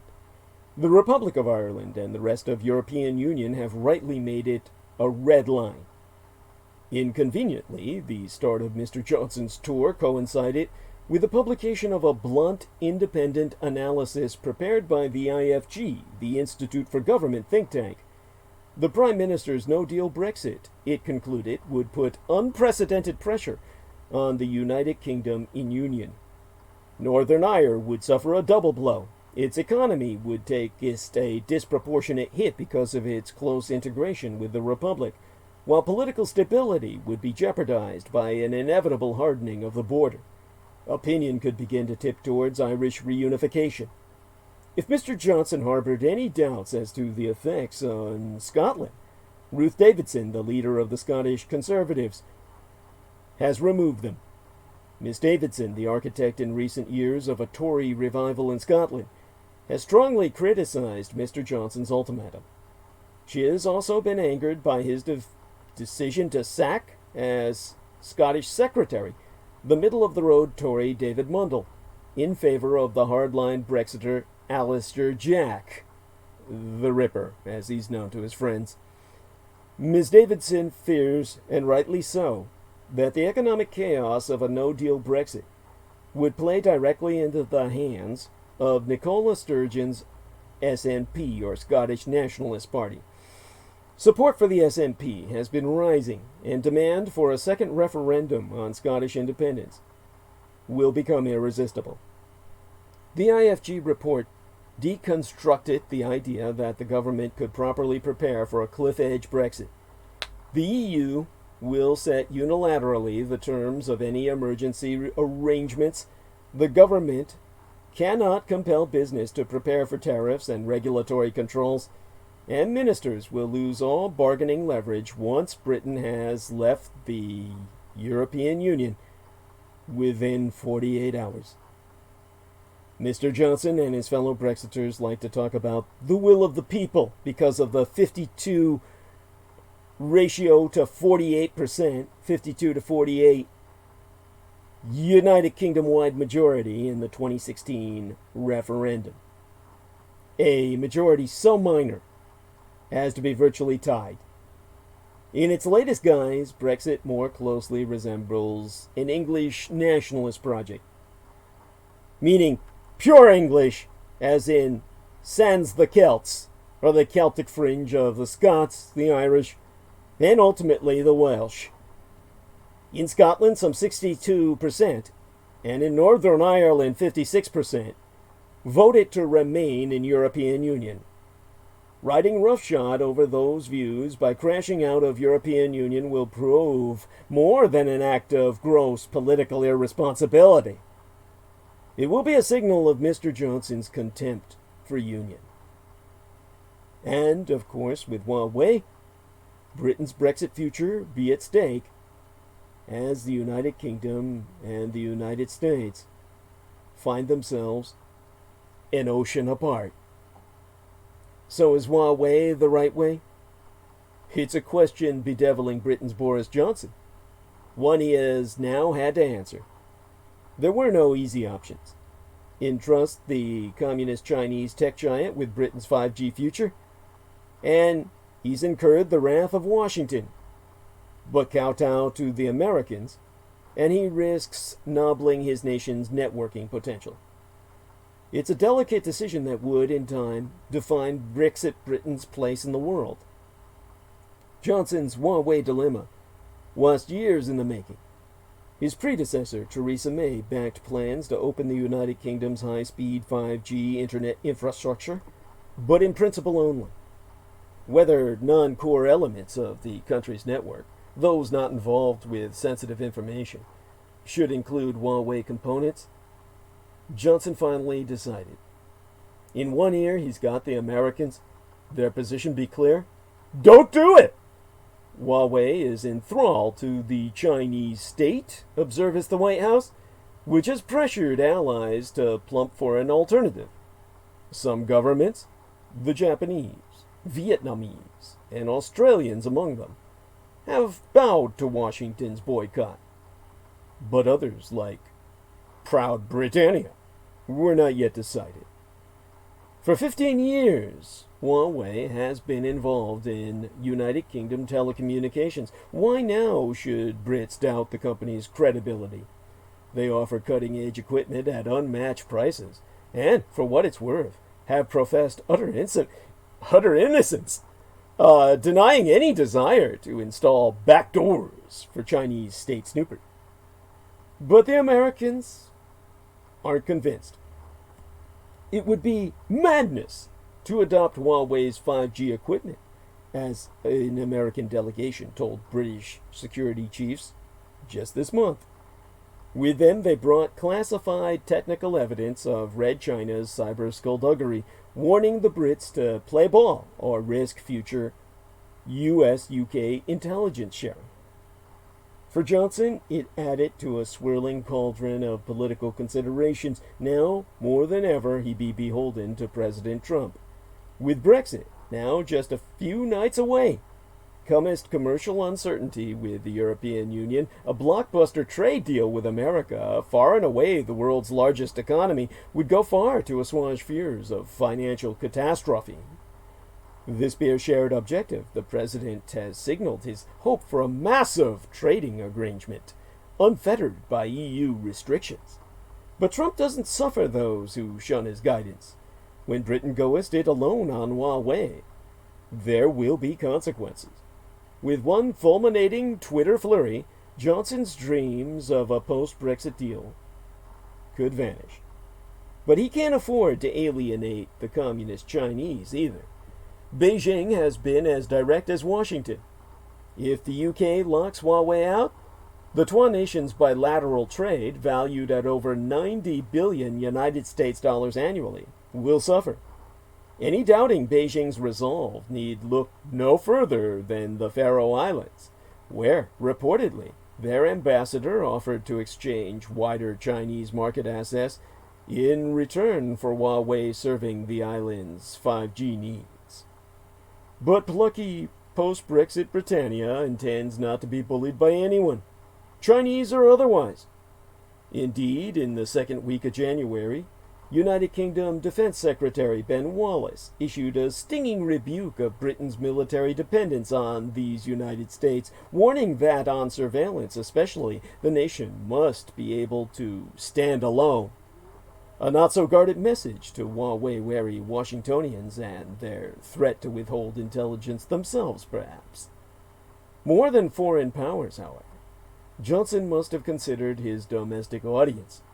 Ultimately, there were no good alternatives to Huawei. Only two other firms, Nokia and Ericsson, offer 5G tech and at far higher prices. Fearing these competitors' costs, British telecoms companies had reportedly seized on the government's tardiness installing Chinese components before a final decision was even made, let alone announced. It's a point not lost on Johnson, who, speaking today, the week before, Wednesday rather, he spracketh, the week before yester septimania, the week before last, now that I remember, he brazenly challenged America then to suggest an alternative to Huawei. The latest in a string of less emollient remarks towards his American counterpart, the Prime Minister, doubtless emboldened by yesteryear's towering election victory, looked every bit determined to assert a sense of British independence. But between the planet's two greatest imperial powers, Johnson must tread a careful path. Accede to American demands, and under Washington's wing he be firmly headed. But disregard their guidance, and he risks the prosperity and even protection of post-Brexit Britannia. On Huawei, there really be no right way. That's what brings us all the way back to China and their emergency measures. Now I'm going to take a quick look at what's going on around me, see what's going on in terms of any potential communications. Going to check into the live dashboard. And yes, Karen O'Connor says, the very wrong way. They will soon find out what they have done. Yes, the social credit they installed is making a lot of men kill themselves whom have lost their jobs and can't feel like a man anymore. And he would rather kill himself for the sake of the family. So sad. Yes, she says, they're just dirt, Douglas. Yes. And there, she's making a lot of observations that, of course, I stand beside concerning the situation Britannia be in. She herself and her husband Barry be in Northern Ireland. And Gary State says, good evening, Douglas. At least one Fed is listening. Thank you. Our favorite federale, the Veterans Administration, shall we say, agent, Gary States, got a promotion for helping myself expose the forgers, and he's a man who's moved into his boss's neighborhood. Great man indeed, an asset of the federal government that serves the people in all sincerity. And then Karen O'Connor tells me, yep, the static is still there. Oh my God. Well, hopefully that's only across the Atlantic. I'm so sorry, honey. Oh my goodness. So, Gary, let me know the quality of my sound technically. And then, too, also going to ask anyone else out there. Monty Royale says, loud and clear, my friend, loud and clear. Okay, thank you so much, Monty Royale. And definitely appreciate it. So it's something across the Atlantic, a transatlantic condition, I believe. She says South Ireland, Douglas. North Ireland is Belfast. Okay, thank you, Karen. I appreciate that. My apologies on that. And you definitely then that there is every chance and likely inevitability. I think it inevitable we will see a united Ireland within a very short period of time. So, okay, the young lady in the private messages says, audio is good here. Thank you so much, honey. And let me just give her an acknowledgement before I turn to Gary States. And thank you, darling. And let me get back to Gary States for a minute here, who says on the live dashboard, a slight static in the background could be interference from that special telephone pole in front of your place. Yes. Karen O'Connor says, no problem, love you, please, Godsend. Yes. And Maria Gregorich says, no static here. And that says something because she's in Canada. And I get incredible static when I speak to her on the various types of services that we use digitally. So there we have that. And okay, and Gary States is referencing what is indeed actually a very, shall we say, tricked out telephone pole that for a long period of time when I started in digital transmission was just being renovated constantly for no reason other than the obvious. And so there you have that. You might think they just listen in on the show, but obviously they wanted to hear a whole lot more and wanted to hear me when I wasn't transmitting either. So there you have that. I mean, what they expect to hear is beyond me. I mean, I live alone and I entertain no guests. So they basically hear nothing of substance, more like animal grunts in my sleep or when I'm like eating or jacking off, perhaps. So whatever they make of that, I mean, have at it. Aside from all of that, Communist China is seriously into emergency measures. It's still hard to judge how the Chinese government is handling this crisis. People are concerned about food shortages, but they haven't materialized. So that may yet happen, but we're going to find out. One major concern is the lack of diagnostic kits and medics on the front lines in Wuhan in particular, which may be delaying diagnoses. Chinese media, by that I mean, of course, communist Chinese propaganda, the state media machine, has emphasized the construction of emergency hospitals, including some fake photographs, which I was able to ascertain with any number of friends I consulted with, particularly my 3D graphics modeler, who forever wishes to remain anonymous and unnamed. And he identified these as photoshopped photographs. In reality, the hospitals constructed by the Chinese Communist military will use prefabricated modules in the style of Army field hospitals. Personnel and sanitation plans for the hospitals remain unclear. China's coronavirus semi-quarantine will hurt the global economy. Of that, you can harbor no doubt.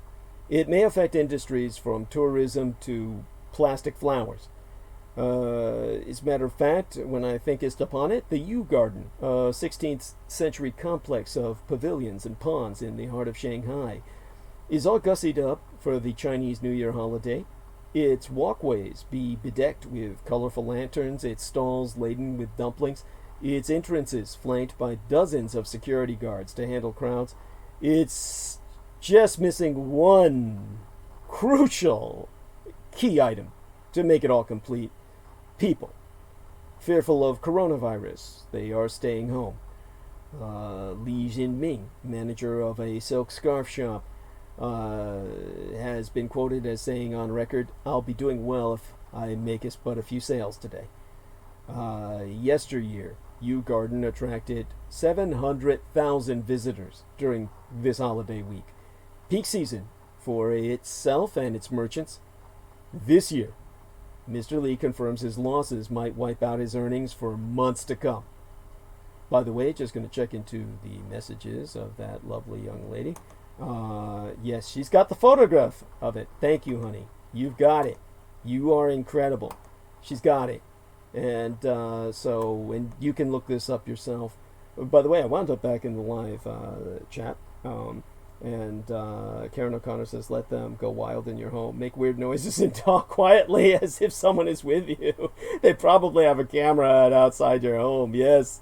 Oh, yes. It's pretty much along those lines. I'm sure they hear me every time I stub my toe when I get up in the dark, shouting, why me, God? I mean, make what they will of that. Okay, Justin White commented on the link I shared. Let me take a look at our man Justin. Hopefully, he says we're sounding grand. God bless you. Thank you so much, dear brother. Let me give you a heart there. And blessed be. Now, so the question for China and for the many companies and countries around the world linked to its economy is whether Mr. Li's travails in Shanghai be indicative of a much broader problem. The obvious reference point is Red China's battle with SARS, the severe acute respiratory syndrome, which was another coronavirus burning up the world circa 2003. Growth slowed sharply at the height of the epidemic, but rebounded swiftly after it was contained. Other recent epidemics have reinforced the impression that economists should not be overly worried so long as good doctors be on the job.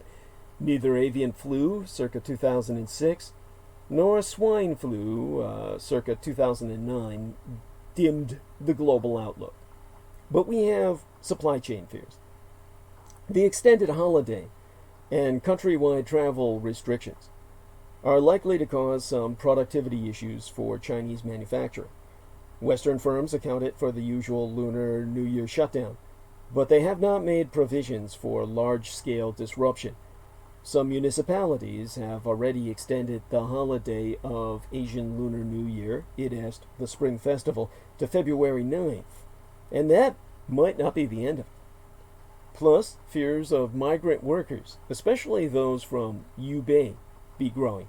That's the province in which the city of Wuhan be situated at the core. Let me reiterate, when I talk about this holiday extension, I'm going to cover that a bit more. It has been extended as time off for the Red Chinese, who, unlike Chinese in the rest of the world, overseas Chinese in Taiwan, would get a full fortnit, 14 nights, or 12 weeks off. The Red Chinese, of course, push their people as a form of slave herd. They herd them, they literally work them as chattel. It's an enslavement of their own population. Quite literally. They work in conditions that are literally inhuman by any human definition. And these people work unto death. So to give them time off and all is exceptional. To extend the holiday shows how serious this is. They're hoping to shut the disease down, contain it, and then allow people some time to put money into the economy to help the Communist Chinese Empire rebound and stabilize. But the trade war has already pushed some industries to find suppliers outside China. Yet many others are likely to be hit by the effects of the Wuhan virus. That brings us to the incredible shrinking Sino-American trade deal. Fortunate, 14 nights, 12 weeks after it was signed, President Donald Trump's Phase 1 trade deal with Communist China, which the White House typically hyped as a landmark and historic agreement, is looking ever more suspect. There were always questions about what was left out of that deal, especially industrial subsidies in Red China and continued tariffs on hundreds of billions of dollars in imports from the Chinese mainland. But now there be growing skepticism about the value of what is actually in the deal itself. Some questions. What happened to the 40 billion to 50 billion United States dollars in additional sales that Trump promised American farmers?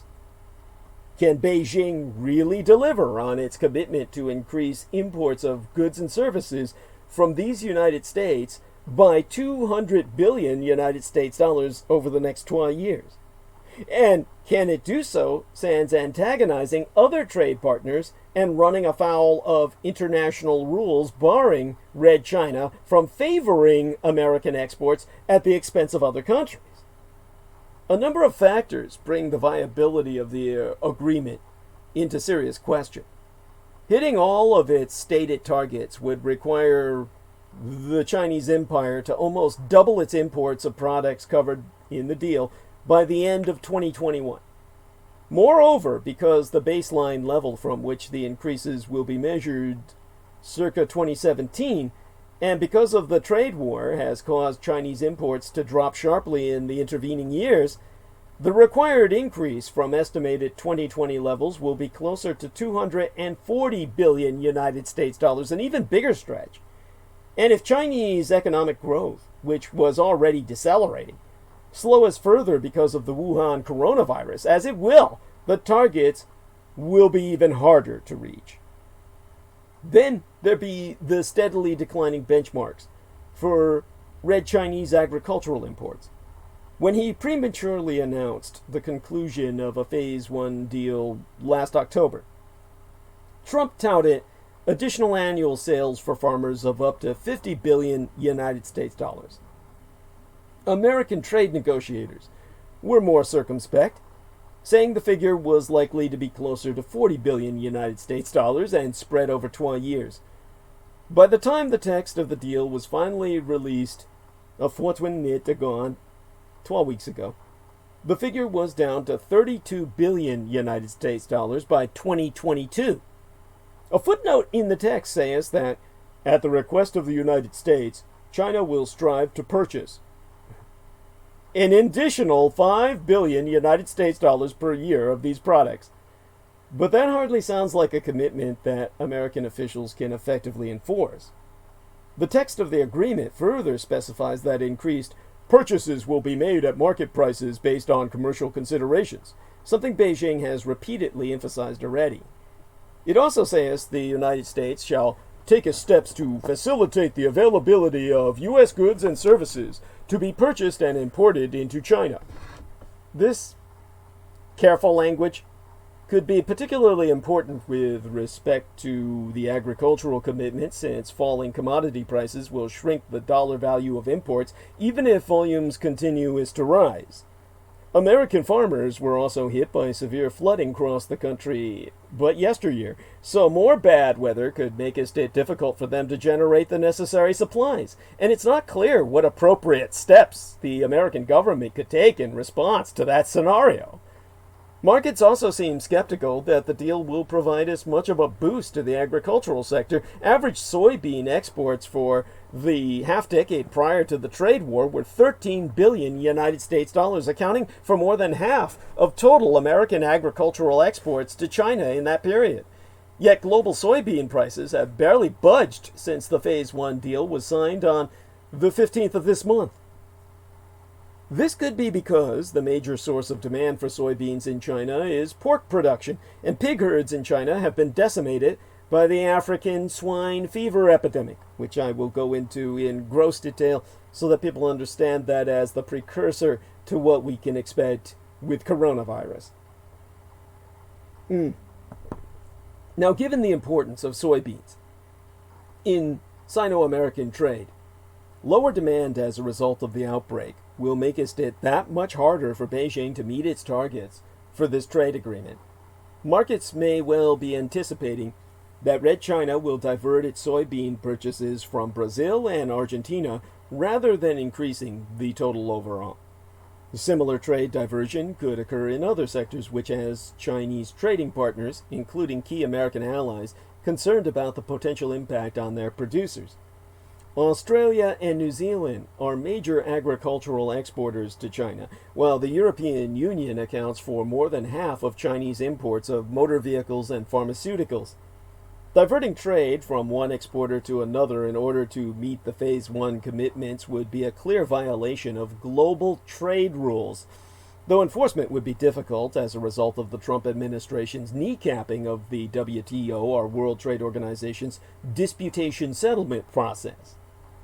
There could also be negative longer-term effects from this deal for everyone involved.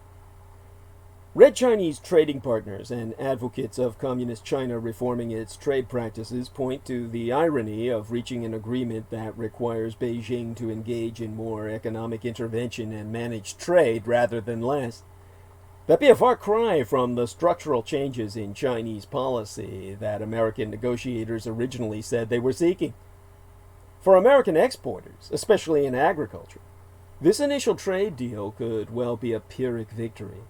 While it forces China to increase imports from these United States in the short run, Beijing is likely to seek to diversify its sources and reduce dependence on American suppliers in the longer run. If anything, the Phase 1 deal continues the pattern of Trump making minor tweaks to existing arrangements and concluding new mini-trade deals that leave these United States worse off than before, both politically and economically. It should come as no surprise that this initial deal with China is turning out to be even smaller than initially thought, and not just because Trump oversold it. The man is a Russian asset assigned to destroy everything American. He's assigned to destroy America, period. And he's doing it. He's doing his job well. And now, even his Sino-American trade deal be in peril. The United States Commerce Secretary's potential trip to confirm the details of the Phase 1 trade agreement between these United States and the Communist Chinese Empire has been called off due to the Wuhan coronavirus. The outbreak may cause Red China serious problems in keeping its agreement to purchase 200 billion United States dollars of agricultural products from America. There be a natural disasters clause in the agreement, yes, but it's not clear if the Trump administration will be inclined toward understanding or generosity. And while you were sleeping, in the dead of night, we had to consider, while I was cruising the internet, awake as I am throughout the night, whether or not China's emergency measures are even working. The effects of the Wuhan coronavirus are cascading throughout the Communist Chinese Empire. As of this morning, Chinese, or CHICOM, the Chinese Communist officials, have confirmed, and I read this in the Chinese, 6,095 confirmed cases of coronavirus, over 9,000 suspected cases, and 132 deaths. And these figures most certainly be understatement. Researchers in Hong Kong estimate that 44,000 people be already infected in Wuhan alone. A large part of Hubei, the central Chinese province where the epidemic started, is now quarantined. Every Chinese city has taken precautionary measures, and no province or region remains untouched by this virus. Cases have now been reported in numerous foreign countries, including underdeveloped nations such as Cambodia, Kampuchea in their language. That's a particular concern, because detection in countries with weak medical infrastructure be difficult, increasing the potential for further outbreaks. Elsewhere, cases have so far been detected and contained, but major outbreaks seem likely in more Chinese cities. Many international airlines are suspending some flights to Red China out of concern for safety and business. Wider travel bans seem likely. That brings us to the market and social impacts. We have this holiday extension. Red China's respect and honoring of Lunar New Year holiday periods was set to end tomorrow, but it is officially extended to February 3rd. It seems likely that further extensions will be put in place as authorities struggle with the potential impact of hundreds of millions of people heading home. China's central bank extended the Lunar New Year closure of numerous financial markets until February 3rd in response to the coronavirus epidemic and vowed to inject sufficient liquidity when they reopen to prevent any fund shortages. The closures of the interbank borrowing, bond, and foreign exchange markets, as well as the gold and note trading markets, will all be prolonged, as announced yesterday in a statement on its website by the PBOC, the People's Bank of China. And my man Justin White tells me that there be 170 officially dead now. Thank you, sir. This is just going to change throughout the transmission, I fear. The PBOC, the People's Bank of China, will inject abundant liquidity via monetary policy tools, as there will be a large volume of funds maturing when markets reopen February 3rd, as confirmed by the Chinese Communist Central Bank itself. But the Red Chinese economy, already facing a serious hit from this virus, needs its workers back in factories and offices. The state put out a notice that workers must be paid throughout the extended holiday, but those who operate on a piecework basis or who switch jobs in the new year, as be common, will be hurting, potentially starving, potentially homeless.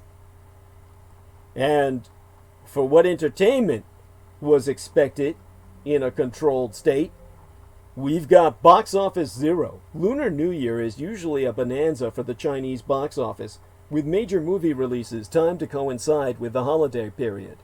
That's a bust this year. Cinemas have closed across the Communist Chinese Empire, and the release of potential blockbusters has been delayed, with some going straight to streaming platforms. The crisis be a blow to studios that counted on the holiday revenue, and there's no sign of when people will again feel comfortable congregating in public. Other forms of entertainment also face potentially devastating losses, from Shanghai's Disneyland, which be closed, to the numerous small restaurants that depended on the New Year holiday for a significant part of their annual earnings. Global investors paused their flight from Chinese investments and proxies, suggesting they see less of a case for the sell-off extending even as the coronavirus spreads. A first sign of easing panic came from the offshore yuan, which rose marginally after slumping Monday by the most in 6 weeks.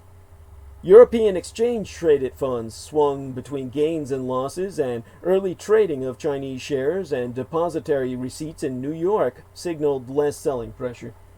So, you might see a kind of calm at the moment. We don't know where that's going to go. China's customs authorities are making it easier for medical supplies to quickly enter the country, as a looming shortage of crucial items hampers efforts to contain the rapid spread of coronavirus, according to an announcement posted to the General Administration of Customs website yesterday.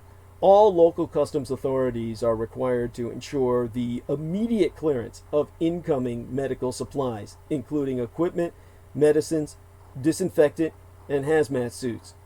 Items can be cleared after registration with the local customs authorities and go through formalities later if required, and import duties will be cut or waived for donated goods. British Airways suspended all flights to and from the Chinese mainland, citing advice from the United Kingdom Foreign Office on the dangers of China's coronavirus outbreak. The airline be taking no chances after the United Kingdom's Foreign Office updated its travel advice in light of this massive epidemic. In a statement, the airline said, "We apologize to customers for the inconvenience, but the safety of our customers and crew is always our priority." A spokeswoman for the airline confirmed flights were suspended for the next few days while we assess the situation. Strategic Arrow Research Chief Analyst Saj Ahmad said he expected other airlines to follow suit. Meanwhile, Starbucks has closed 2,000 of its branches in China, and Toyota has halted car production there until at least February 9th.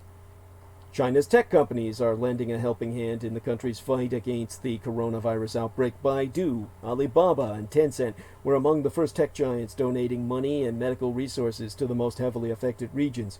Huawei played a role in construction of the Huashenxian Hospital, an emergency facility under construction in the western suburbs of Wuhan to manage the influx of patients. Other tech companies, including artificial intelligence business iFlyTech, cybersecurity enterprise Kuaihu 360, and short video platform Kuaixiao, have also pledged donations to support virus response efforts. Red China approved for sale 3 medical products developed by genomics company BGI Group amid efforts to combat the coronavirus outbreak. The approved products, including 12 virus detection kits and a sequencing system, will help enhance the country's ability to prevent and even perhaps control the spread of this disease. And I found that from a WeChat post the day before yesterday, as issued by BGI, which is a global genomics organization, a Chinese genome sequencing company headquartered in Shenzhen, Guangdong, China. It was formed circa 1999 to participate in the Human Genome Project as a genetics research center. It also sequences genomes of other animals, plants, and microorganisms, which should be decisive in dealing with a zoonotic virus, to provide researchers and healthcare professionals with quality genomic data and genetic testing solutions at rapid turnaround times with industry-leading pricing. So, at any rate, to bring my head back down. Let me check another message here. See if we can get my head back down out of the clouds from the technology itself, which always fascinates me with genetics. Apple's China-centric manufacturing base is at risk of disruption after the Lunar New Year holiday as the company's partners confront the coronavirus outbreak. Virtually all of the world's iPhones are made in Red China, primarily by Foxconn's Han Hai Precision Industry at its so-called iPhone City in Zhengzhou, and by Pegatron at an assembly site near Shanghai. Each of those locations is more than 500 kilometers away from Wuhan in central China, the epicenter of the viral outbreak, but that distance doesn't immunize them from its immediate effects. 3M Company is ramping up production of protective face masks as the deadly coronavirus spreads despite travel restrictions and other worldwide efforts to contain the disease. 3M Chief Executive Officer Michael Roman yesterday officially stated that we are focused on ramping up 24/7, not only in our China operations, but in Asia, Europe, and the United States to meet this demand. And that brings us to the viral spread itself and reactions thereunto. As of this evening, China's patient count rose to 6,095. Again, that's last time I checked. So, in terms of what I've just been informed of by our man, Justin White, we have 170 officially dead now. The death toll has reached 170. Tibet reported a suspected case of the disease, which, if confirmed, would be its first and would mean the coronavirus has spread to every single one of China's provincial-level regions. The Chinese national women's football team and support staff, which arrived in Australia this morning for next week's Olympic qualifiers, have been quarantined in their hotel rooms in Brisbane until the 5th of next month. A 44-year-old Wuhan man became Australia's 7th case of coronavirus, and he'd be the first in the northeastern state of Queensland. The first cases of coronavirus in Southwest Asia, what Americans call the Middle East, were confirmed as the United Arab Emirates reported 4 people who traveled there together from Wuhan had tested positive. The Australian government is preparing to evacuate citizens trapped in Hubei by Qantas flight to quarantine facilities on Christmas Island, an Australian territory in the Indian Ocean that rightly belongs to Singapore, but was gifted to the Australians by the goddamn Brits in reward for the Australians allowing the fucking pommies to blow all the nuclear weapons they wanted to their heart's content up in the center of Australian heartland. The people being brought to Christmas Island will be quarantined there for 14 days, a full, over 12 weeks, while they be assessed by medical experts. According to a letter to Kenyan citizens in China by the Kenyan embassy, obtained by Caixin, the Chinese digital investigative journalist magazine, Chinese officials have required foreign governments seeking to evacuate their citizens to subject them to a 14-day quarantine period, in addition to obtaining permission for their charter flights to enter Chinese airspace at all. At a ministry-level briefing on the coronavirus outbreak Monday that was attended by all diplomatic missions, Red Chinese authorities discouraged evacuation, saying they were up to the task of fighting this virus, according to this statement, as several countries began evacuations from Wuhan. Indeed, countries continue to ship their citizens out of China in droves in order to quell the spread of the Wuhan coronavirus.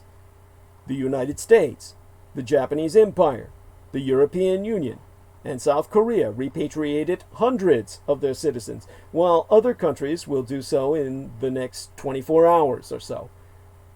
Australia and Britannia have decided to place their evacuees under quarantine for a fortnight, literally 14 nights, it has 12 weeks. A flight with 210 American evacuees landed this morning at a California airbase. Turkey and South Korea also sent flights to evacuated citizens yesterday. In fact, South Korea is already preparing for the possibility that the virus could spread within its borders. The country has seen 4 cases of this virus so far. The United States Centers for Disease Control and Prevention, the CDC, has expanded virus screenings from 5 airports to 20. American carrier United Airlines said it would cancel some of its flights to and from China starting February 1st, citing a drop in demand. While a team of scientists in Australia have recreated this novel coronavirus. Even as I speak as now, research teams in Hong Kong and Australia are rushing to learn more about the virus. Researchers successfully made a lab-grown version of the virus from an infected patient. To iterate, there be no vaccine yet, but the Hong Kong and Australian teams have successfully grown a copy of this virus, which could help provide us crucial information about its nature and how it spreads. It could help with diagnosis, including for those who do not display symptoms, who are, in the medical vernacular, asymptomatic. And companies are responding to the coronavirus outbreak. Stocks tumbled as virus fears sparked sell-off, the Dow falling 453 opening the work week. American stocks fell sharply Monday as investors worried about the potential economic impact of the outbreak of the new virus from Red China. The novel coronavirus has reached Deutschland, or United Germany, brought there by an employee of an automotive parts supplier that has a location in Wuhan, the virus's epicenter and a major hub for the automotive and steel industries. The employee infected a co-worker at the firm's Bavarian headquarters. It's among the first cases outside China itself in which someone infected another person who is not their relative.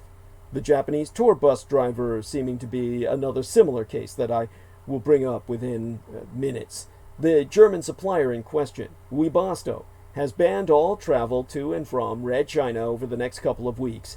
Car makers including Honda, Nissan, and PSA Group are pulling their employees from the Chinese empire. Outside that sector, Facebook, LG, and port operator DP World are among the companies telling workers not to travel to China.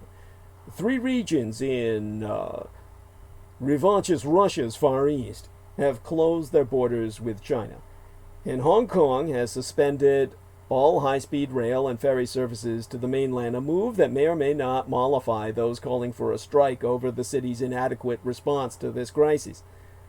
The sense of panic was palpable in the markets the day before yesterday, with the Dow and S&P, or Standard & Poor's 500, shedding 1.6%, the Nasdaq 1.9%, and Europe's stocks, or STOXX, 600, 2%. Airlines and luxury firms, with their big exposure to the Chinese mainland, were getting hammered. European shares were sinking into the red after a brief rebound yesterday mid-morning, but American stocks were looking mildly positive, suggesting an end to the first 5-day losing streak the Dow has experienced since August last year. With the Chinese death toll then standing at only 106, the first life having been claimed in Beijing this work week, Asian markets continued to tumble. South Korea's KOSPI, or KOSPI, was down 3.1%. Australia's ASX, or Australian Stock Exchange, was 1.4% lighter, and the Nikkei had lost a half a percentile. Chinese mainland markets are at least closed throughout this week, but economists are warning of a significant impact on the country's economic growth this quarter. Still, it'd be worth noting that the World Health Organization says to be confident in Communist China's ability to contain the coronavirus.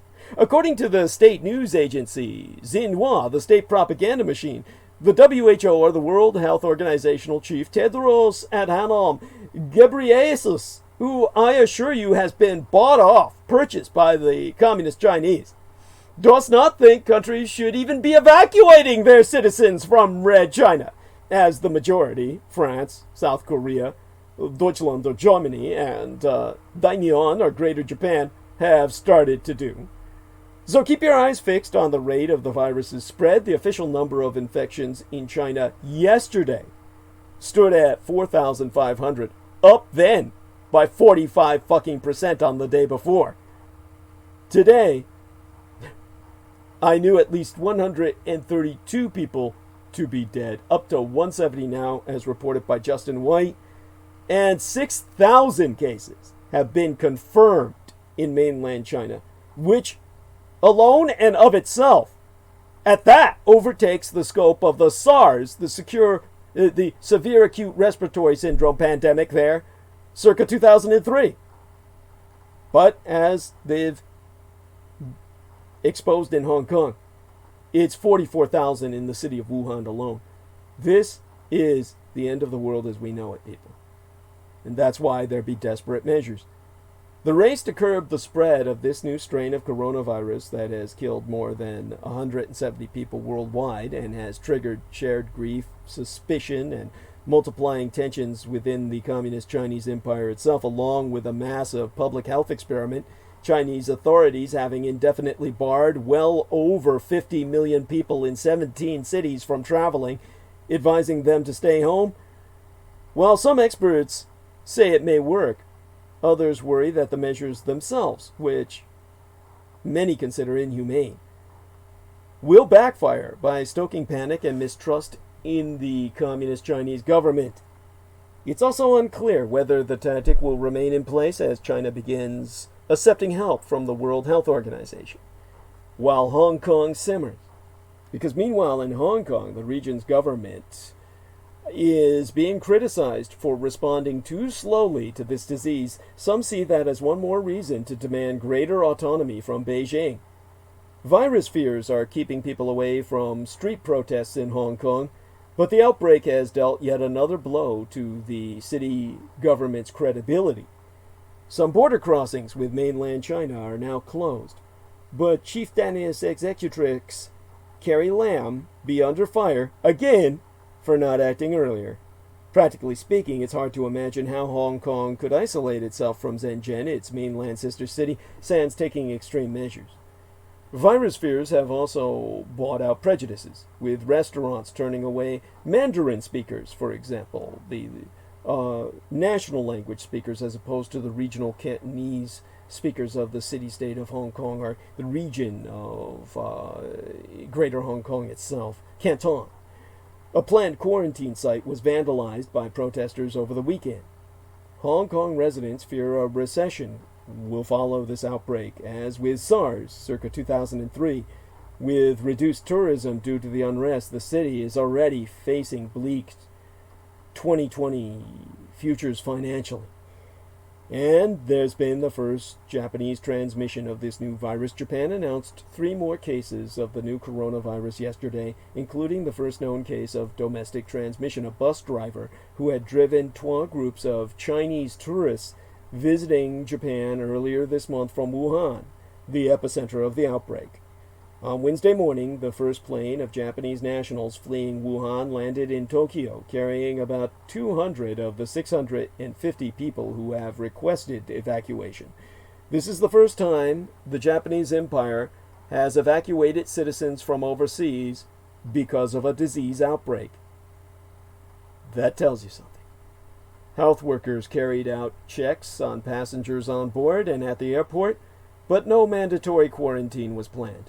The evacuees would be asked to remain at home in self-quarantine, at least until the results of their tests were known. And of course, because they're Japanese, they will do that. The death toll from the coronavirus in China, as you know by now, has risen sharply today. With nearly 1,500 new cases heaping pressure on Beijing to control this disease, Hong Kong has said it will cut all train links to the mainland, and Mongolia has closed its border with China. Worries about the economic repercussions of the coronavirus are also growing. Japan's economy minister, Yasutoshi Nishimura, warned yesterday that corporate profits and factory production could take a hit, while some analysts fear things will get much worse than that. Per Hideo Kumano of the Daiichi, or Big One, Life Research Institute, the biggest worry is the risk that the negative impact from the outbreak persists and hits Japan during the Tokyo Olympic Games.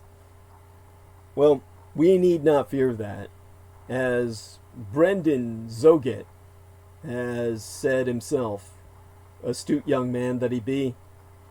This will, without question, impact the Olympics. It will disrupt them. There be no question of that. It's a given. People should expect nothing else. With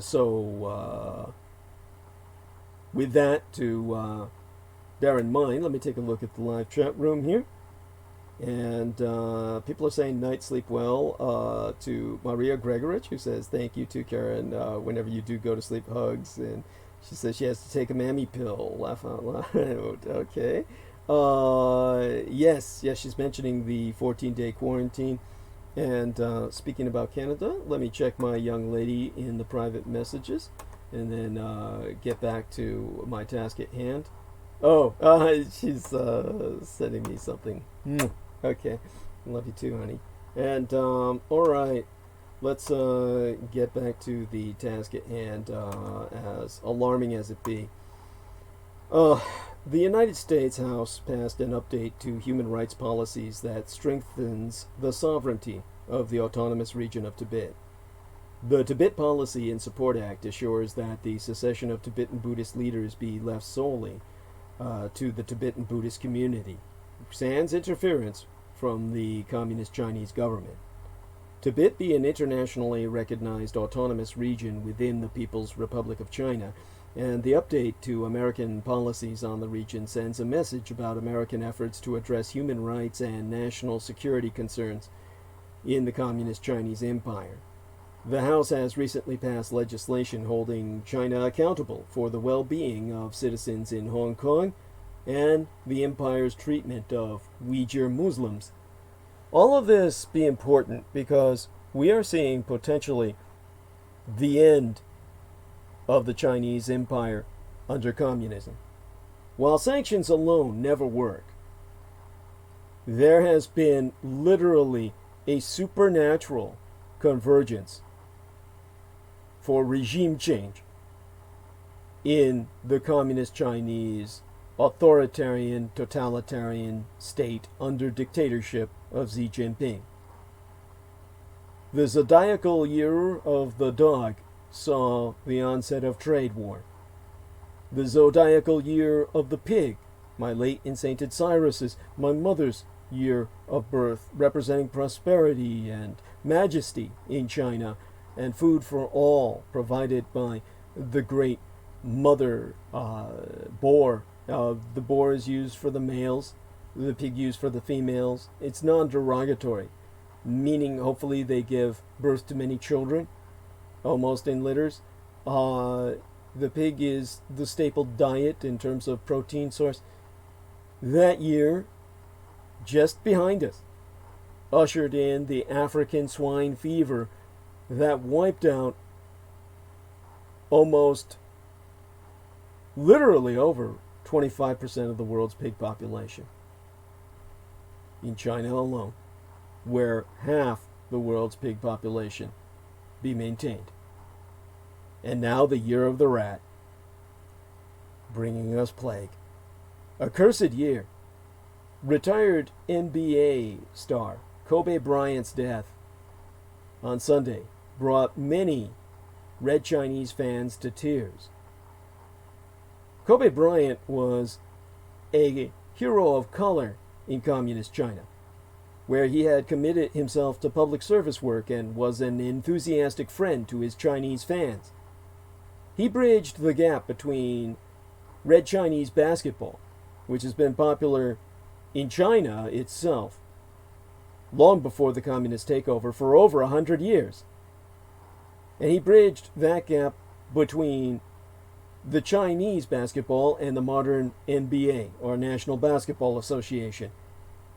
Some on the Chinese internet have taken the basketball player's death as another imminent sign, in addition to the Wuhan virus, of the end of the world. Certainly, the world as we know it, the world of communist Chinese imperialism. Now, the swine fever itself appears to have broken in China. China's stock of live pigs be rebounding after falling since late 2018. Now, this is important because this was a precursor to what happened and how the Red Chinese Empire responded with the zoonotic coronavirus, which means it transferred from animals. All flus are avian flus, all flus are swine flus, all flus are Asian flus.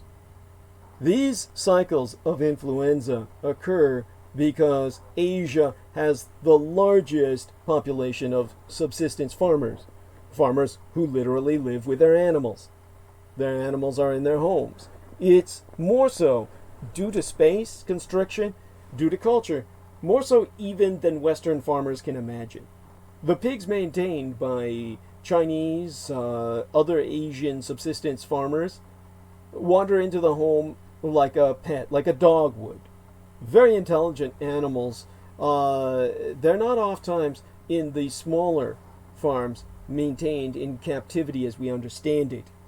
And because of that, they're exposed to much of the chicken roll, particulate matter that is shed by chickens along with their feathers, their fecal matter, and the entire biomass of avian life, inclusive chickens, is where viruses dwell. That's what they prefer.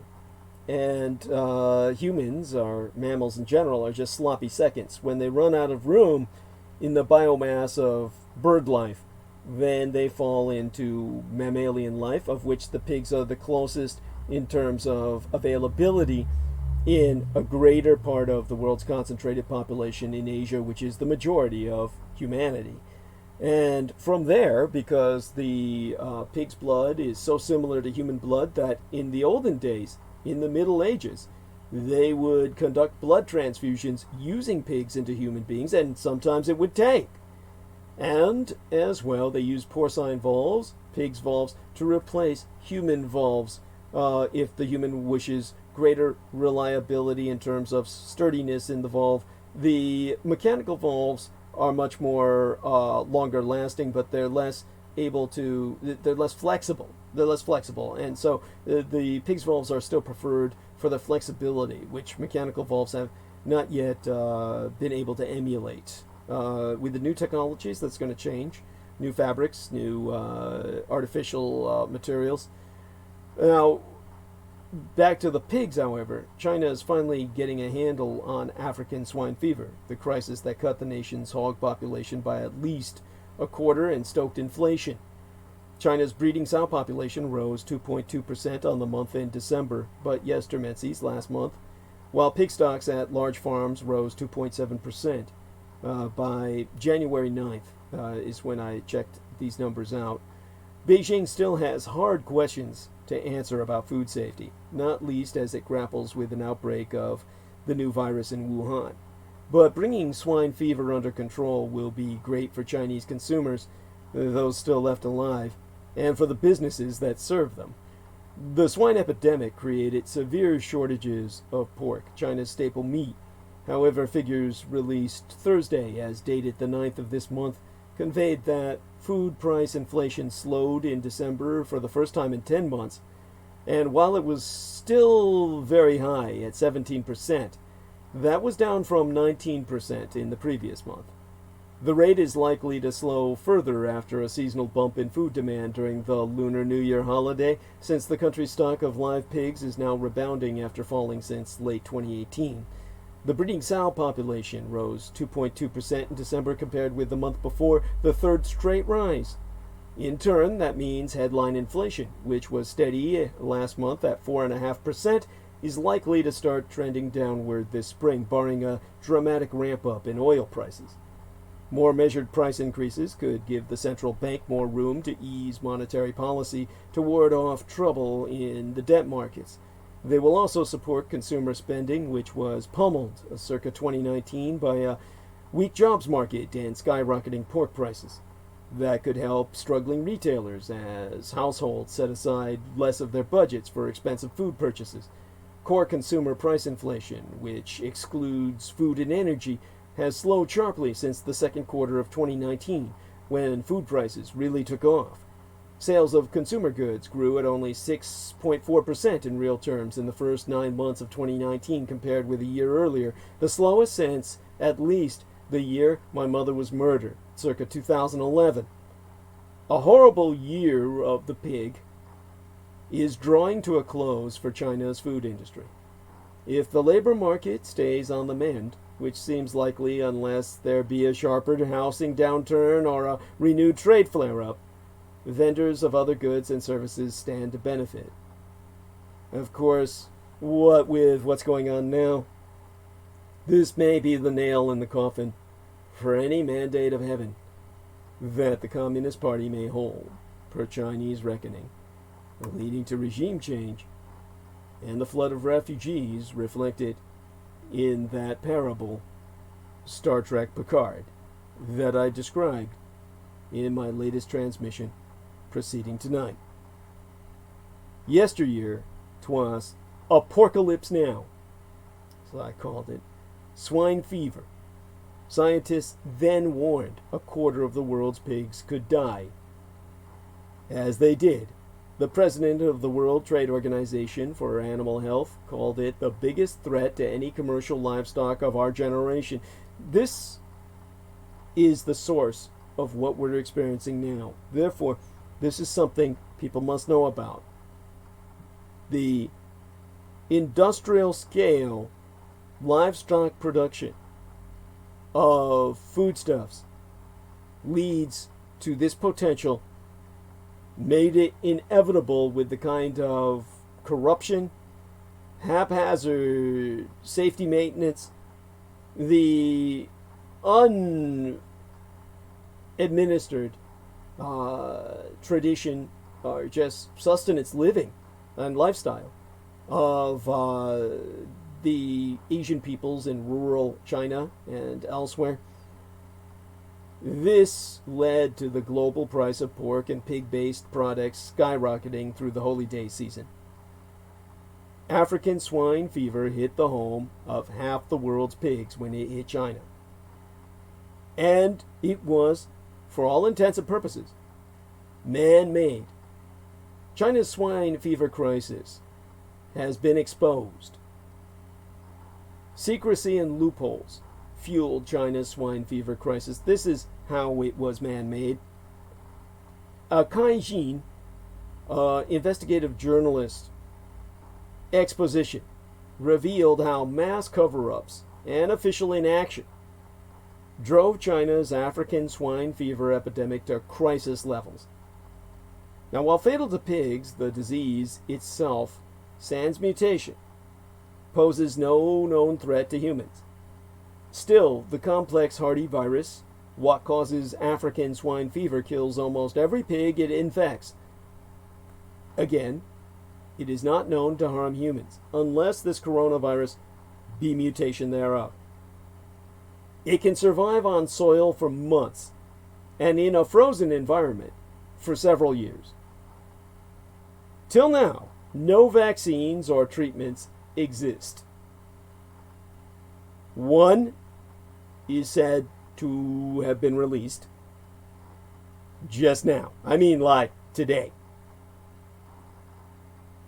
African swine fever be so named because the first known case was detected in Africa over a century ago.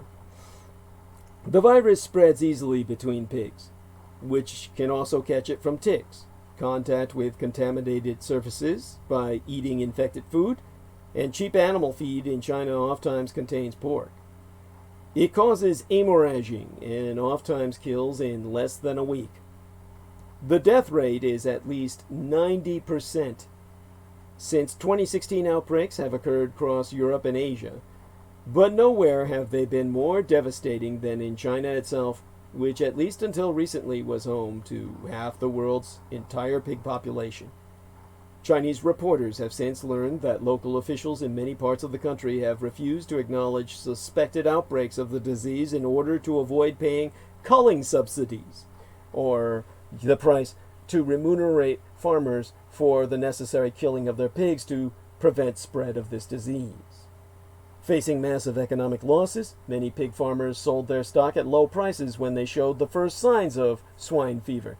The pigs were sent to transfer hubs and slaughterhouses, sometimes in different provinces, further spreading the disease, which is not known, again, to infect humans, but kills almost every pig it infects and can only be transmitted through direct contact, well, as generally understood, and as I said, can be picked up in other means as well. They all ended up on dinner tables all across the Communist Chinese Empire.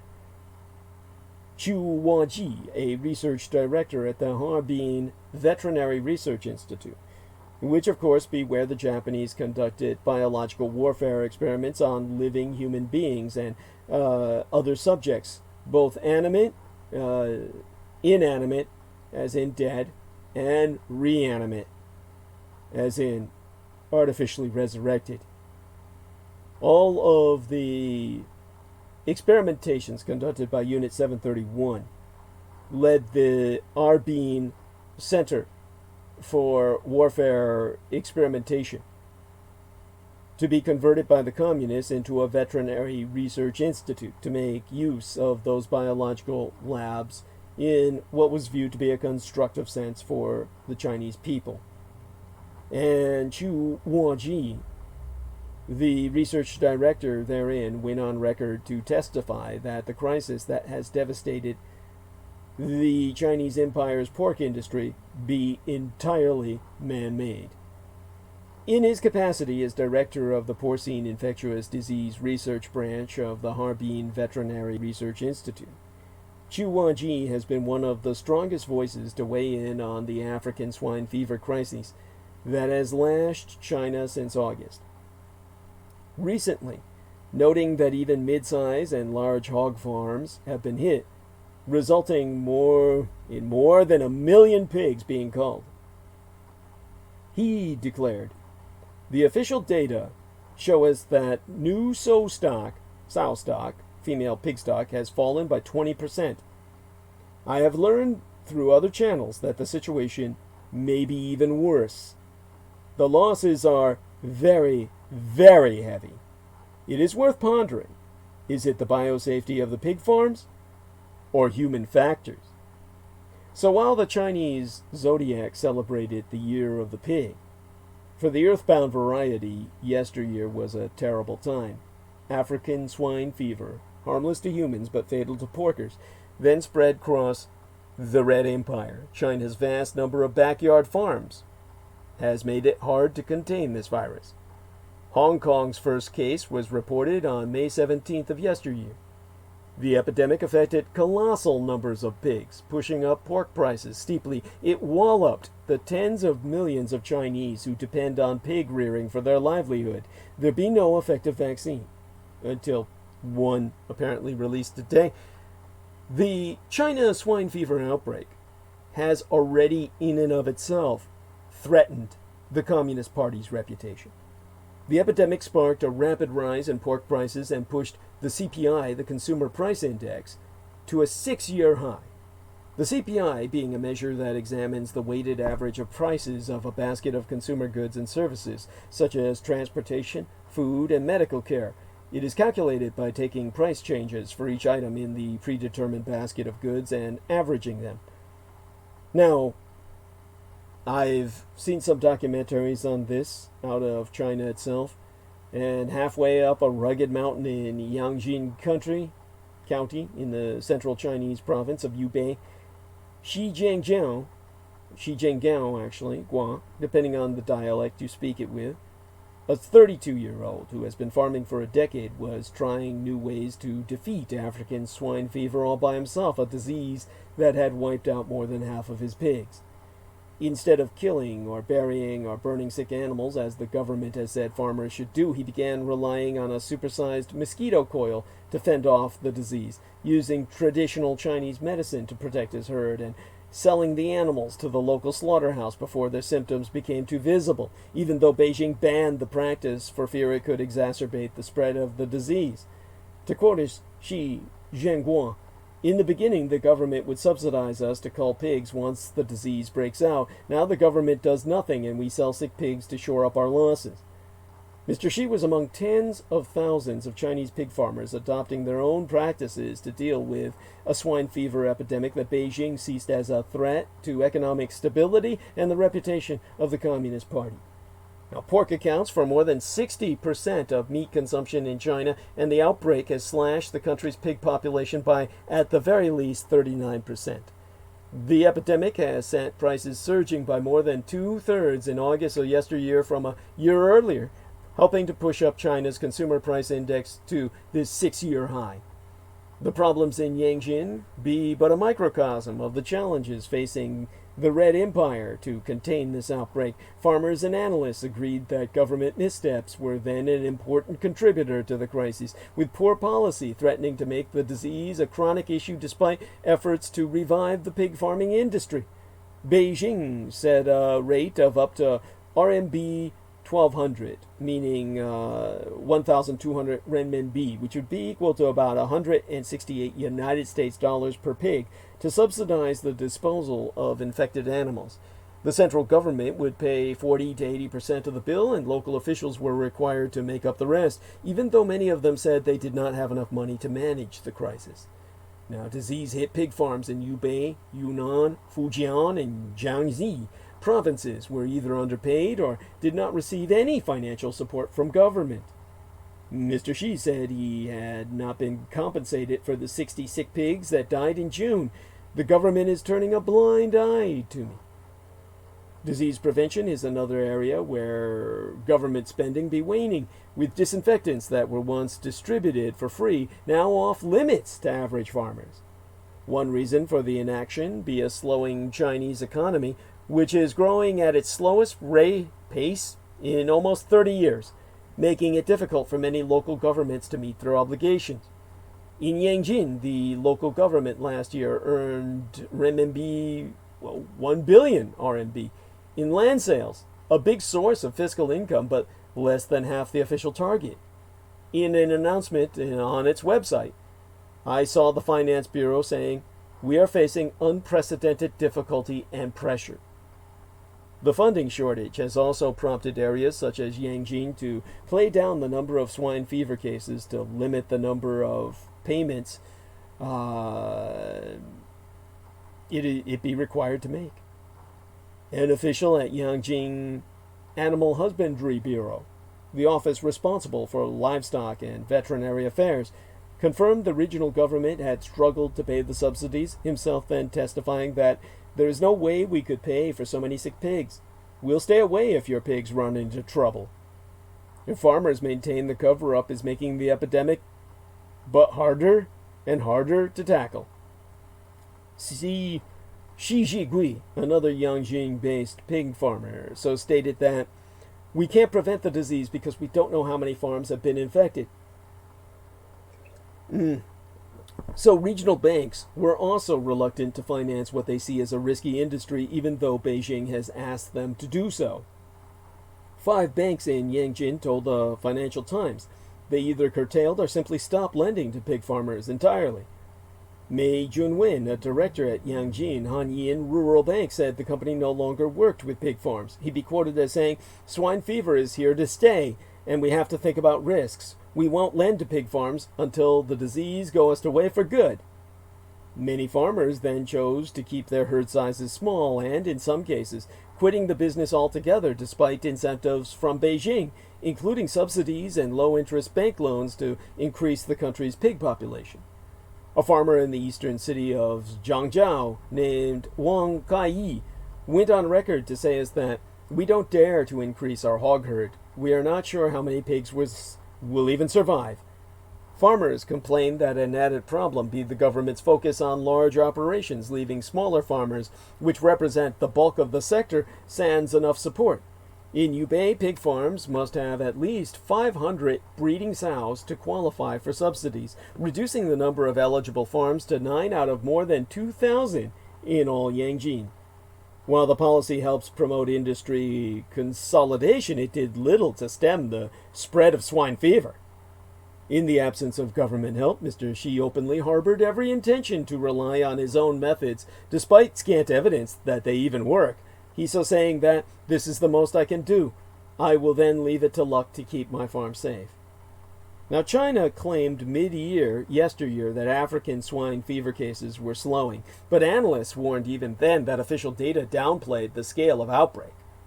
On Thursday, as dated the 4th of July in 2019, Chinese authorities declared the spread of African swine fever, which had ravaged the country's pig population, was slowing significantly despite suggestions from analysts and insiders that the government was underestimating the impact of the outbreak.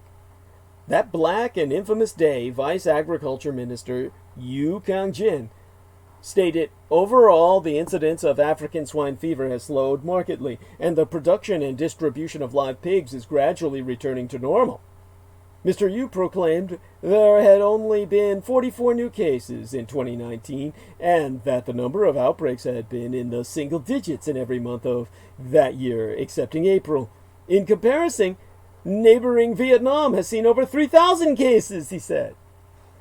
He said that took the total number of cases reported in China to 143 since the first outbreak was reported the year before last, with some 1.16 million pigs killed to date.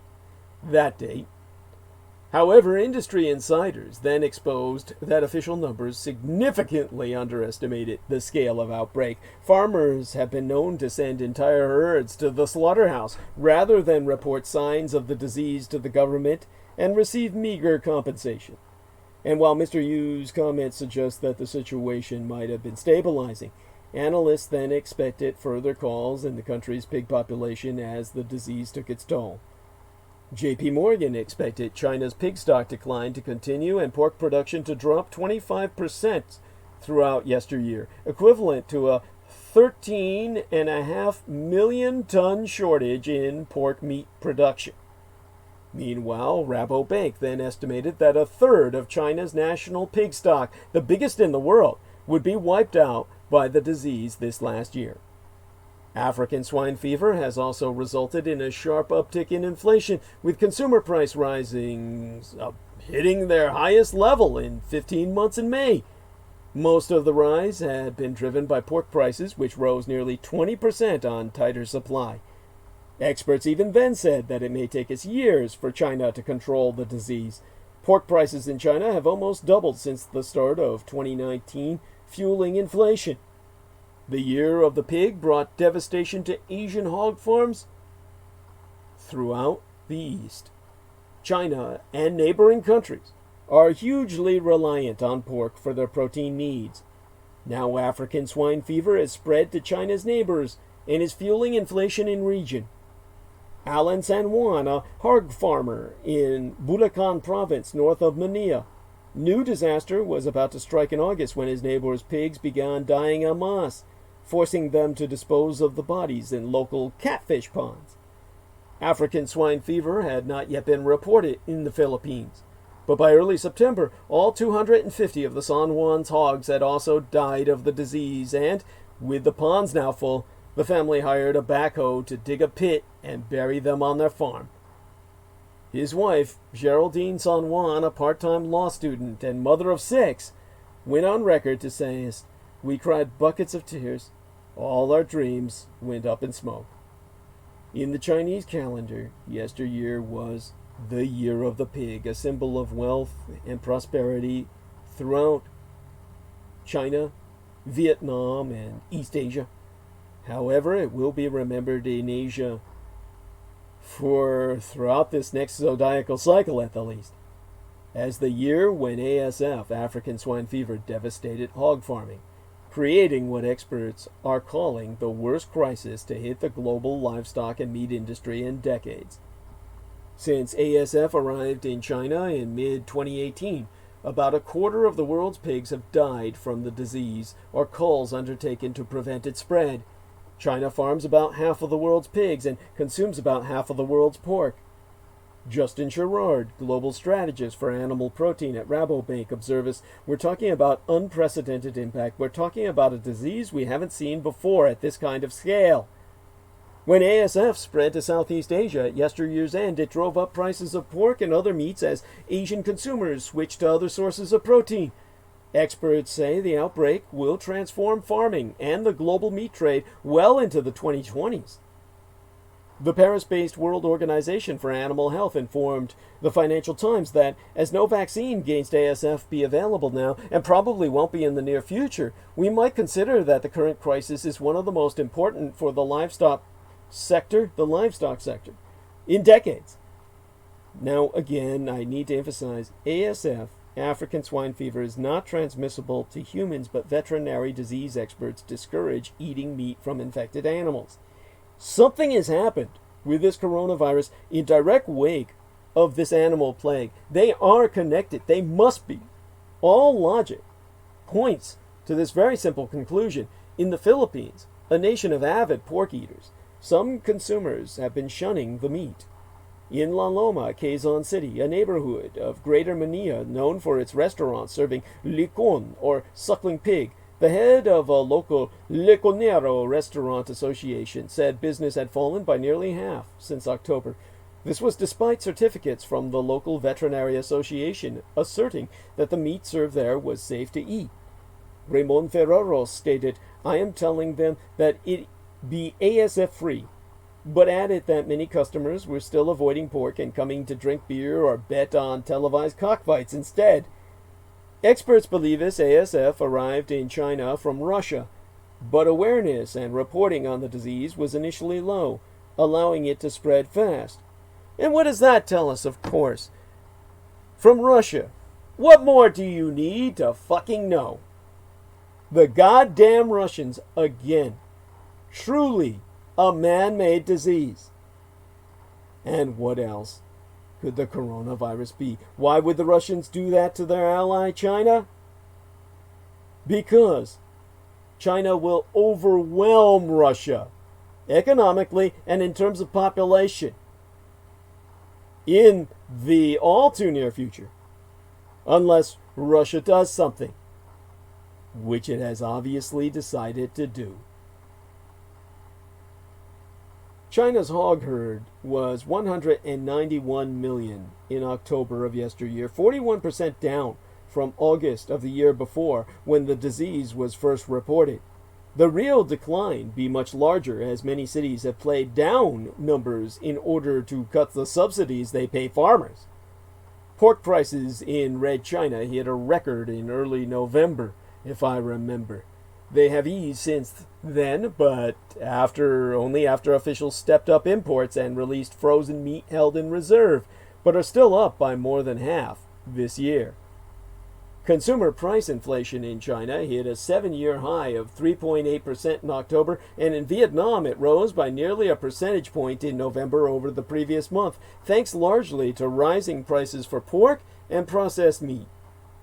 Yang Jianhai, a director at China's Ministry of Agriculture, told journalists last month that the government wanted to bring the country's hog herd back to 80% of its pre-ASF level by the end of 2020. However, analysts agree the recovery will take us much longer. Ernan Kui, a researcher at the consultancy named Givakal Dragonomics, or Gavekal, attested that you need to make sure every pig farm strictly follows hygiene standards. No one can claim that. In the Philippines, officials said new cases of the disease were declining after strict veterinary controls were put up between provinces. However, they were cautious about saying the outbreak, for now confined to the largest island of Luzon in the Philippine archipelago, had been contained. The San Juan family said they were thinking of moving into duck farming once they got back on their feet financially. In the meantime, they had converted their farm into a business for sorting plastic and other waste, picking up American garbage and sorting for recycling. So sad. Miss San Juan concluded that you cry for a night, you cry for a week, then you brush yourself off and you start again. But swine fever also had Europe over a pork barrel. African swine fever drove up European pork prices. The steep rise yesteryear meant more expensive bacon in Spain, Germania, and Poland. To reiterate, scientists then concluded around a quarter of all the world's pigs would die of swine fever, a complex disease they then confirmed was spreading rapidly in the era of globalization. The president of the World Organization for Animal Health made the announcement on All Hallows Eve Thursday, Halloween night as dated 31st day in October yesteryear, attesting that authorities were struggling to handle the spread of African swine fever. Dr. Mark Shipp then confirmed that a steep drop in the world's pig population would result in possible food shortages and high pork prices. He also warned of potential shortfalls in a number of products made from pigs, including heparin, which is used as a blood thinner for humans in the medical industry. Shipp then concluded by testifying that, "I don't think the species itself will be lost, but it's the biggest threat to the commercial raising of pigs we've ever seen." Originating in South Africa, the disease spread by contact among pigs through contaminated fodder and by ticks through to Europe in the 1960s. The virus resurfaced in Western Europe from wild pigs transferred into Belgian forests for hunting purposes. Throughout yesteryear, swine fever quickly spread from China to Mongolia, the Korean Peninsula, Southeast Asia, and East Timor, where several hundred cases were reported. So, when we consider China's pork crisis, China hosts half of the global pig population and consumes 2/3 of the world's pork. There, the price of pork has almost doubled from a year ago. China has destroyed around 1.2 million pigs since August of 2018 in an effort to prevent the spread of this virus. Consequently, China and other countries with swine fever cases have begun purchasing pork abroad, pushing up global pork prices. Shipp contemporarily explained that there are some shortages in some countries and there's been some substitutions using other sources of protein, which in turn be driving up the prices of other proteins. This all be the effects of globalization. Shipp testified that the rapid spread of African swine fever reveals a lot not only about the global movement of pork and of people, but also the impacts of tariffs and trade barriers. He argued that such barriers and quality checks motivate people to seek out riskier sources. To quote his T, those casing products move through multiple countries. They're cleaned in one, graded in another, sorted in another, partially treated in another, and finally treated in a fourth or fifth country. They're very hard to trace through so many countries. While progress has been made in uncovering a vaccine, Shipp attested that the virus is very large and complex in structure, which poses a serious challenge in developing an effective vaccine. So, China's swine fever crisis will impact global trade well into 2020. China's outbreak of African swine fever was more devastating than expected throughout yesteryear. After the virus was first detected in China in August of the year before, it spread quickly, as both farmers and local officials were reluctant to report the disease. The central government rushed to contain the outbreak, but some of the measures taken, including a transportation ban, ended up aggravating the spread of the disease by creating major price differences among regions, which encouraged illegal sales of pork. Now, this virus, which I cannot overemphasize, be supposedly, purportedly, theoretically, functionally in its baseline manifestation harmless to humans but deadly to pigs, has wiped out more than 1/3 of the communist Chinese empire's hog population and sent pork prices skyrocketing. China's inflation reached a nearly 8-year high in November after pork prices soared 110% year on year. Li Defa, who heads the College of Animal Science and Technology at China Agricultural University, estimated the swine fever has caused more than 140 billion United States dollars in direct losses. Now the Chinese government is saying hog inventories have bottomed out and are starting to rise.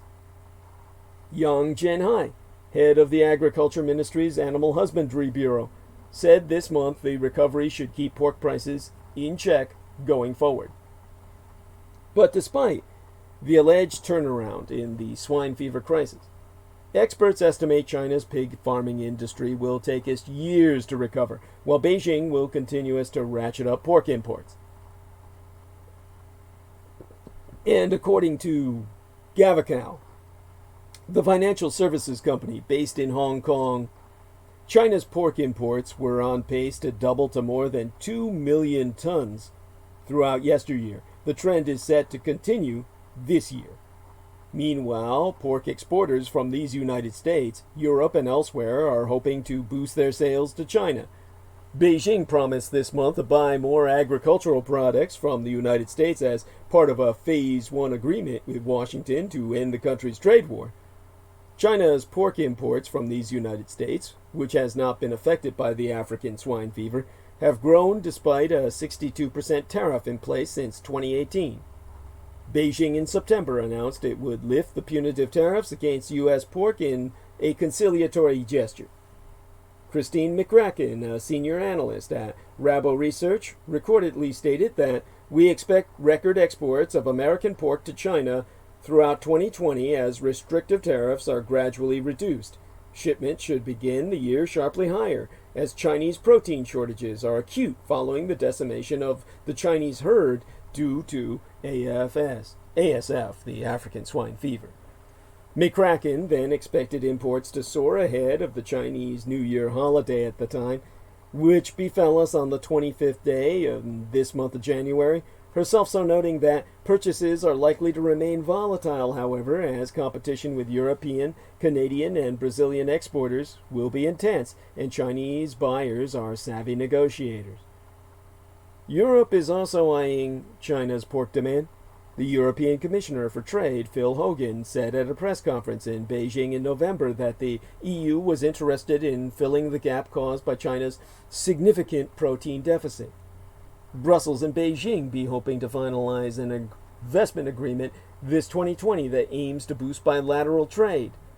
But no matter how much China increases pork imports, it will all be insufficient to fill the gap created by the swine fever outbreak. China consumes more than half of the world's pork.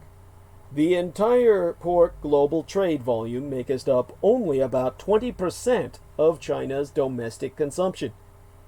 In a research note in September, Gavicow analyst Kui Ernanso wrote, "Imports are far too small to make us a dent in China's demand for pork." He Weiwen, a senior researcher at the Beijing think tank named the Center for China and Globalization, observes that even if China's pork imports triple this year compared to 2018, they would still only account for 5 to 6% of the country's domestic consumption. Recovering from the swine fever outbreak will be a long-term effort centered on an attempt to revamp the entire pig farming industry. Before the outbreak, about 3/4 of China's pork was produced by small, oftentimes family-owned farms scattered across the Red Chinese Empire. Pork production be expected to consolidate into larger facilities, which should be more able to ensure biosecurity. Rabo Research senior analyst Christine McCracken expected the share of small and mid-sized hog producers to fall by 14% over the next few years.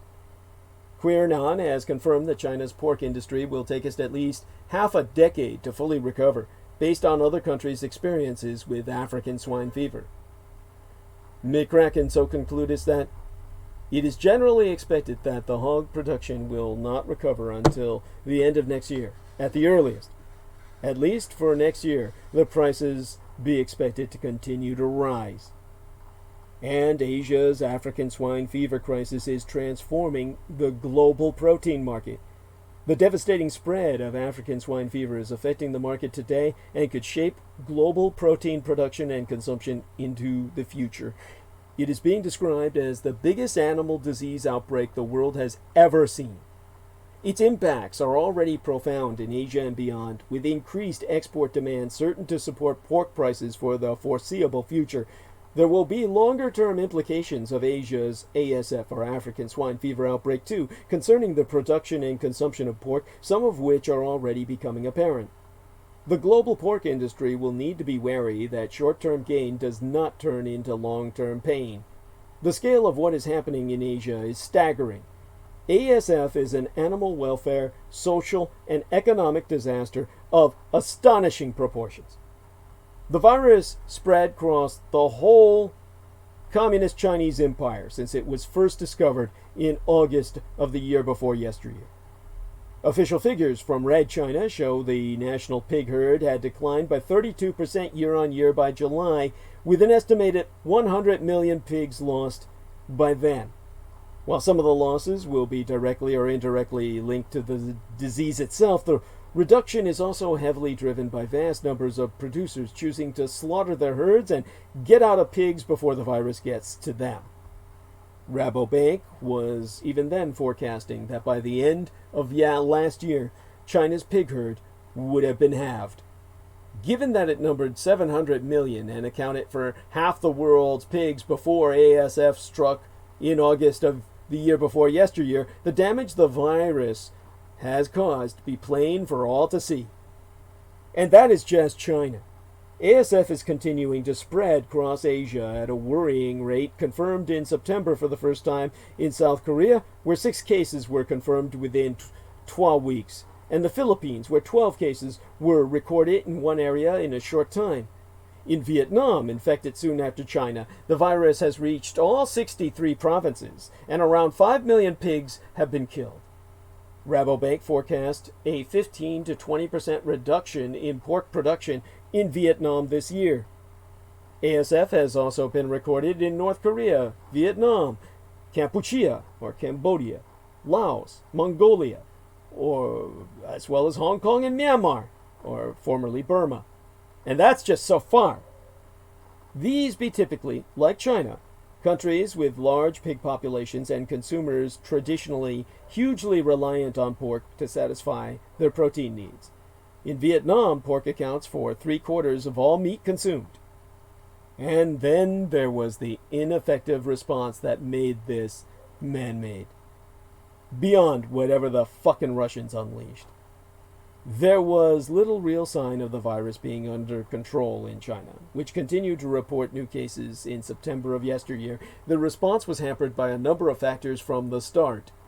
An industry comprising millions of, oftentimes remote, backyard farmers with little concept of biosecurity was always going to be easy prey for a virus that can travel and survive in tiny quantities for a long time on animals, people, clothes, vehicles, and equipment. It also became clear at an early stage that the virus had become embedded in the pig feed chain and was being spread via swill feeding. It is also in the human pork supply chain, helping it spread around the continent. The authorities, clearly unprepared, have never looked in control. In July, the Communist Chinese government acknowledged that there were still weak points in the system and announced that it was strengthening controls. These included better biosecurity on farms, raising awareness of the waste feeding ban, improving the management of transport of pigs and pork products, and improved supervision at abattoirs.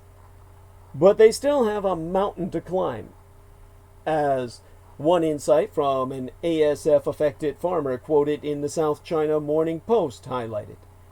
Chen Yun, who kept around 10,000 pigs in the southern Yangtze province, said he had lost more than 5 million yuan, about 570,000 pounds sterling via Hong Kong, into 720,793 United States dollars and 40 cents out in the world, after his farm became infected in June.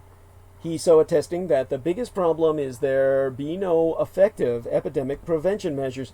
Local insurance companies and governments have not compensated us for the losses caused by the spread of the fever. We buried the dead pigs who died in just 1 or 2 days and then had to sell the 10,000 live pigs at a dirt cheap price, including breeding pigs, sows, and piglets. My heart was broken. Underreporting, linked to a lack of compensation, is thought to be common. While the sight of mass live burials of Chinese pigs that have emerged in video footage only reinforces the sense of horror and chaos, it is a picture also seen elsewhere. Footage of pigs dumped in a river close to where the virus struck in the Philippines, for example, paints a worrying picture. That brings us to protein deficit. The upshot is that there be a huge deficit in protein across Asia. Rabobank estimates that Chinese pork production fell by 24% yesteryear and will do so by a further 10 to 15% this year. The productivity fall not matching the herd decline due to the large number of herd liquidations in the first half of the year. Chinese Vice Premier Hu Chunhua has warned that the supply situation will be extremely severe through to the first half of this year, and that China is likely to have a pork shortage of 10 million tons this year. That is more than the 8 million tons annually traded globally. Unsurprisingly, big prices in China have soared, as have wholesale pork prices, currently standing at almost double the levels at the start of yesteryear. Pork prices surged in particular in August, rising 47%, following a 27% increase in July, reflecting the deteriorating supply situation. Amid reports of pork rationing, analysts predicted prices would go even higher, further fueling inflation, a big concern for the communist government. China is trying to fill the gap, partly by releasing huge volumes of pork from state cold stores, much of which be there as a result of these mass liquidations. On one day alone in mid-September, the government auctioned 10,000 tons of pork from its strategic reserves to ensure sufficient supplies during a national holiday. State news agency Xinhua reported that it also released 2,400 tons of beef and 1,900 tons of mutton from state reserves early in the month of October yesteryear. But those stocks were finite and dwindling fast. China is also importing massive volumes of meat.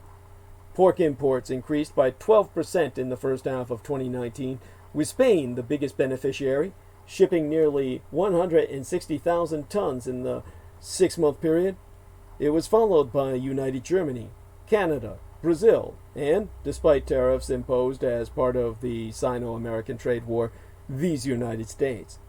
The United Kingdom has benefited too. In the first 7 months of the year, pork exports to China increased by 82%, totaling 38,619 tons, with offal exports to China around 33% higher at 28,102 tons. It's not just pork. Beef imports were up by 0.5%, mainly from South America, while poultry imports are also increasing, with Brazil a major beneficiary and the European Union increasing volumes from a low base. Given the enormous hole in pork production, declining domestic stocks, and little sign of the virus being brought under control in China and beyond, there was no doubt the trend would continue for some time. Rabobank forecasted that Chinese pork import volumes, which amounted to just over 2 million tons in 2018, would top 3 million tons in 2019 and 4 million tons this year. The likes of Vietnam and other nations that suffer big productivity losses will be looking to the global markets too. The European Union is certain to be a major beneficiary, although Rabobank notes that its response would be limited by relatively high prices and a cautious production response, while politics could constrain the American and Canadian responses. China suspended meat imports from Canada in June after an investigation revealed that batches of Canadian pork were accompanied by counterfeit health certification documents. But in a highly significant development, China announced in September that it was exempting American pork imports from trade tariffs, a move warmly welcomed by the U.S. NPPC, the United States National Pork Producers Council. American pork exporters were reportedly expecting rapid results, an NPPC spokesman then telling The Guardian that they're going to be looking for more reliable sources, and there is no more reliable source than these United States. This will have a cascading effect around the world. China also recently added 25 Brazilian meat plants to its list of approved exporters, bringing the total to 89, according to Brazil's Ministry of Agriculture. Against all of this, reduced demand from Asia for pig feed ingredients has hit global soya prices, something likely to benefit producers in terms of feed prices. The China effect is here. The downside for United Kingdom producers, of course, is that while the China effect has seen pork prices soar across the world, they have hardly moved.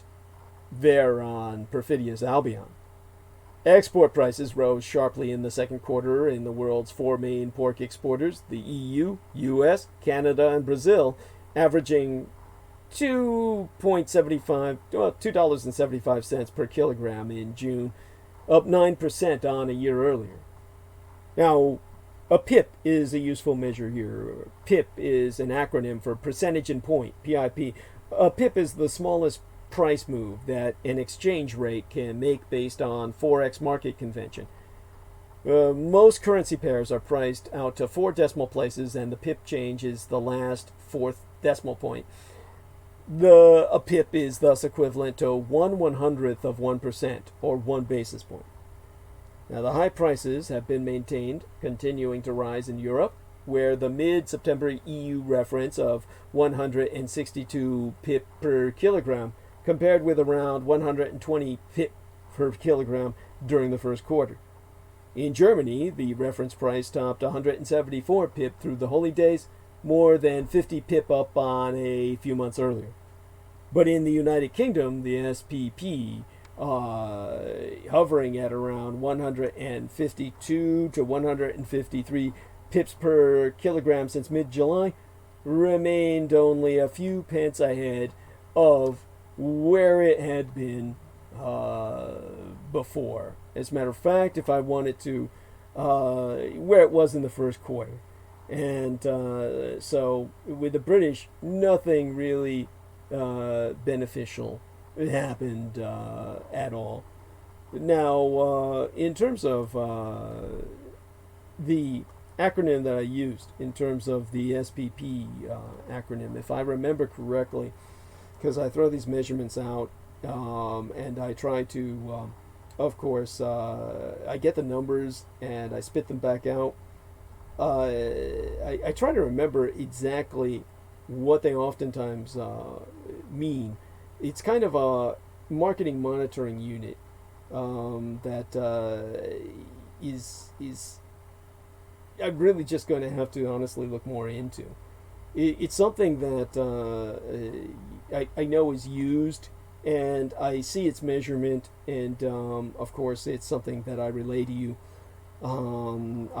That's one of the few things that details that I'm just not too hip to, but I'll look into it. In terms of anything else, in terms of messages, I want to take a quick look in the chat room. Want to make certain that we still have an audience, and hopefully they haven't been lost to the technicals of the protein market, because it is something that leads us all the way back to coronavirus, because it had to have come from there. This is something where people just really don't understand the zoonotic virus and just why that impacts us all. Now, I see Ninth Realm says she rarely eats pork, so this can't be too interesting to her. We'll get back to the human issues. And Karen O'Connor is talking about my lungs, yes. And anyhow, the Humble Crusaders, Crabberticus says Grand Solar Minimum. And I suppose all of this has an effect. Now, lots of explanations have been put forward for Britons being unable to benefit from this at all. From Brexit stockpiling and the failure of processors to extract sufficient value from retailers, through to ample United Kingdom supplies, static domestic demand, and the leveling effect of the SPP. And I think for the British, it specifically means something like Southwest Power Pool. But how it applies to the real-time energy imbalance services, the IES on the market, etc., that's something that is peculiarly British to me. It's something that I'll have to look more into again. And this is, of course, something that, regardless of that, Another factor oftentimes cited has been the lack of factories approved to export to China from the United Kingdom, a situation now rapidly changing. According to the Scott Lean Market Report, with the recent approvals of Tulip's Westerly and Brescian plants, there will be 9 plants among the big 3 UK pork processors with approval to supply fifth quarter cuts, trotters, primals, and pig meat into China, which has to be good news for the otherwise flagging UK demand. And this is fueling fresh optimism that, with the enormous caveat of no-deal Brexit uncertainty, the market should finally start to look up. Now, the NPA chief executive, Zoe Davies, has been quoted as saying, and again I'm throwing out but another British acronym that needs to be explained here, that if I remember correctly, I keep thinking national power sports options or something like that, but that's obviously not what that applies to. It's part of the market dynamics for a non-performing asset, and an NPA refers to a declassification, or rather a classification for loans or advances that be in default or in arrears. So a loan is in arrears when principal or interest payments are late or missed. A loan is in default when the lender considers the loan agreement to be broken and the debtor is unable to meet his obligations. So in Britain, because everybody's been so fucked and it's just so fucked over, they have an actual NPA chief executive, kind of like it would be the Americans given a czar for defaults and fuck ups. I mean, this is what has replaced debtors' prisons in England. The man who be in charge of this dire responsibility, or shall we say dreary responsibility, Zoe Davies, has been quoted as saying on record that Chinese exports will increase still further as more UK plants become more fully approved, including for the lucrative trotter market, hopefully by the end of September. Marketing groups have consistently said that the real increase will be seen at the end of the third quarter, beginning of the fourth quarter, so the picture will be much more positive towards the end of the year, at a time when prices would traditionally drop. Now, that was said in the closing months of yesteryear. The future picture, now looking further ahead, however, there be reasons to be cautious. China is not taking this situation lying down. The CMP, the South China Morning Post, then reported that, according to Yu Kangjian, a vice minister for agriculture, it will strive ultimately to achieve a position of near self-sufficiency in pork production. And that brings us to metric tonnage. He said it was unrealistic for China to pin its hope on imports to meet demand for pork, pointing out that last year's total global trade in pork of 8 metric tons was less than 15% of China's total production of 54 million tons, and himself so asserting that, so from the statistics alone, we can see that we must adhere to the principle of self-sufficiency if we are to meet our demand for meat. And this also explains why we have put forward a 95% self-sufficiency target. Now, China has reportedly already spent 3.23 billion yuan. So that would be, out of Hong Kong, about 370 million pound sterling.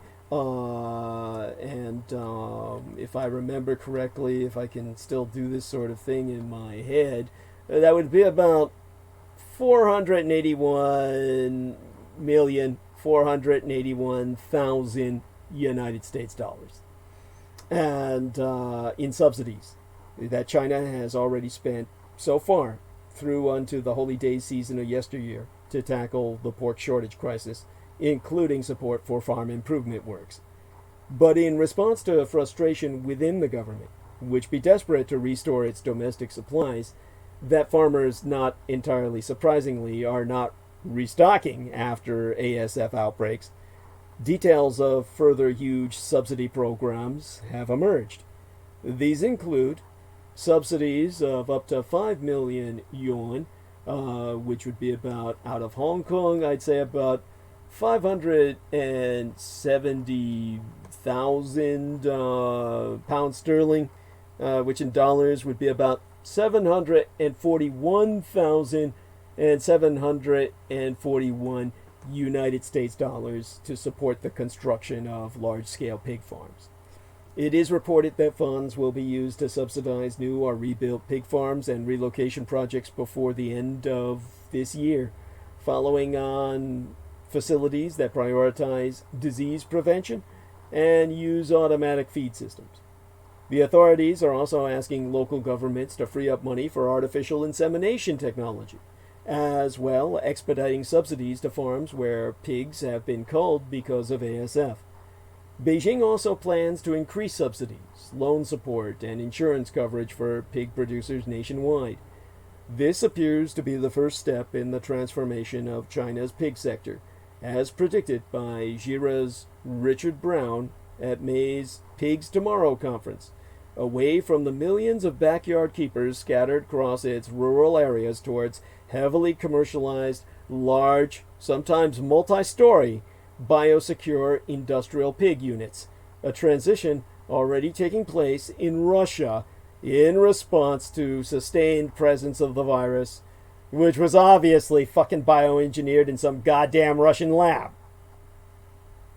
Now, analysts be in universal agreement that, with the virus still rampant, the recovery process will take a long time.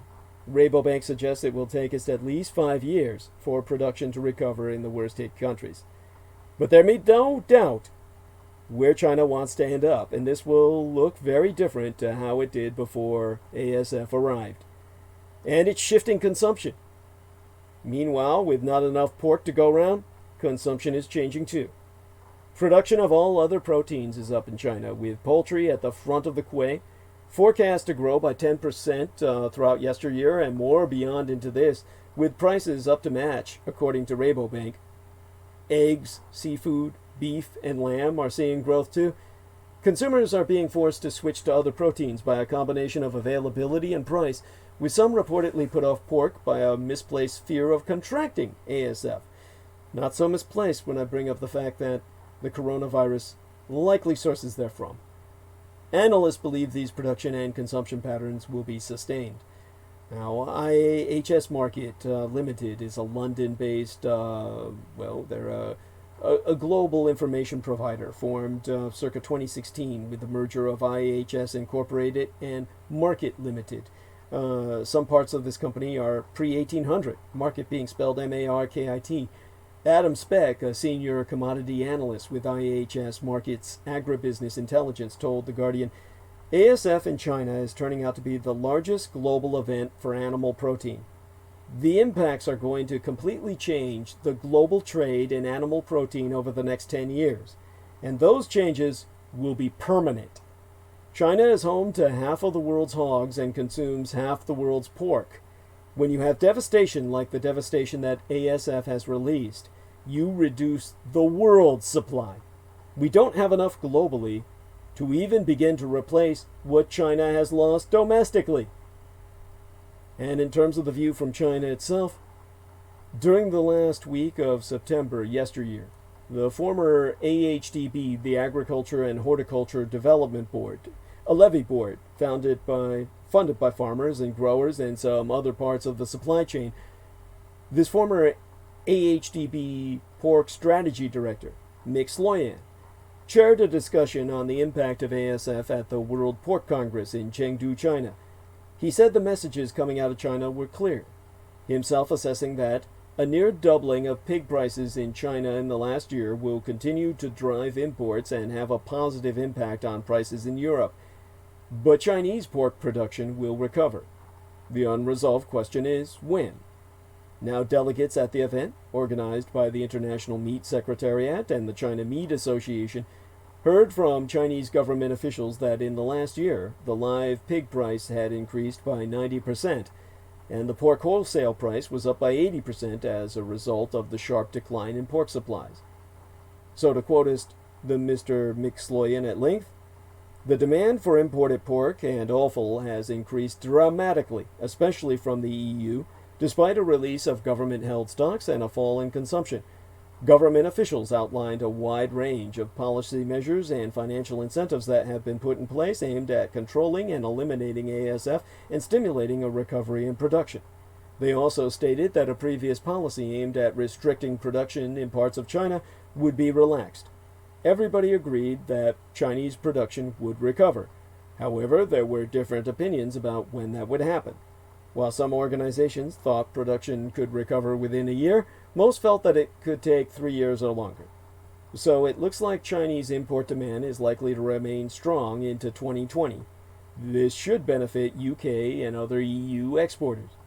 But he warned that the United States could be a major competitor with removed or reduced tariffs, noting that even with 72% tariffs, it still saw growth in its pork trade to China.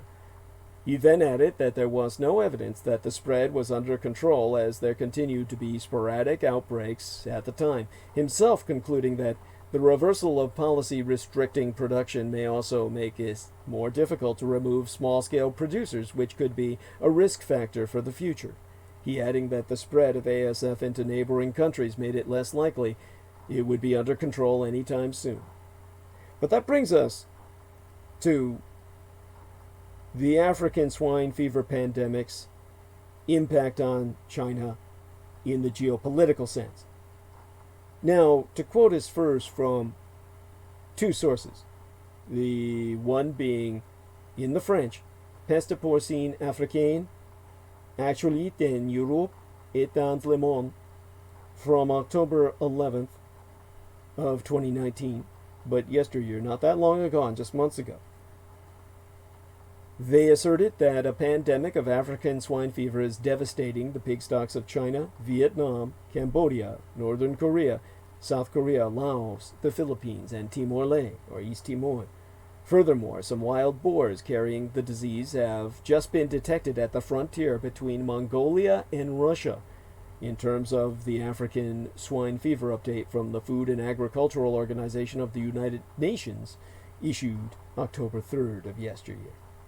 From there, it is spreading to Moldavia, Belarus, and Ukraine, to White Russia and the Ukraine, as well as eastern Romania. The European Union is trying to implement prophylactic measures to stop its advance in Eastern Europe and from there to reach all the EU members.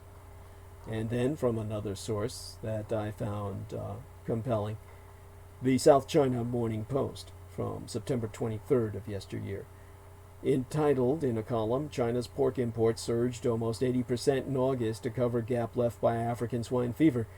They said the pandemic is creating a very complex sanitary, food, and political situation for China and the rest of the world. It is a domestic disaster because the breakouts and the culling killed dozens of millions of Chinese pigs since December of 2018, with a sharp decrease from 440 million sows, pigs, and piglets to 375 million at the end of March 2019. Since then, the mortality rate be so intense that, at the end of August, China had already lost 38.7% of its live pig herd. Indeed, 32.2% of the 2018 hogs herd in China were dead in July of yesteryear. Since August of the year before yesteryear, the epidemic has been flaring through 32 out of 34 of the Chinese provinces. The country suffers from a 40 to 60% decrease of its pig stock. As it happens, the pig population of China represents half of the global pig population. Now, this pandemic is in fact affecting the global meat market, as well as Chinese, Asian, and international politics and geopolitics. Because in the midst of trade war, China turned to its strategic pork reserve. That would be like us turning to our strategic protein reserve of beef if all our cattle had died. So this meat crisis went from local to global. The Chinese population is the biggest consumer of pork in the world. This meat is at the intersection of the Chinese culinary tradition and of the extremely rapid social and economic development of the Chinese Empire since the start of the 1980s, when Japan divested from America and revested in China creating the Made in China boom.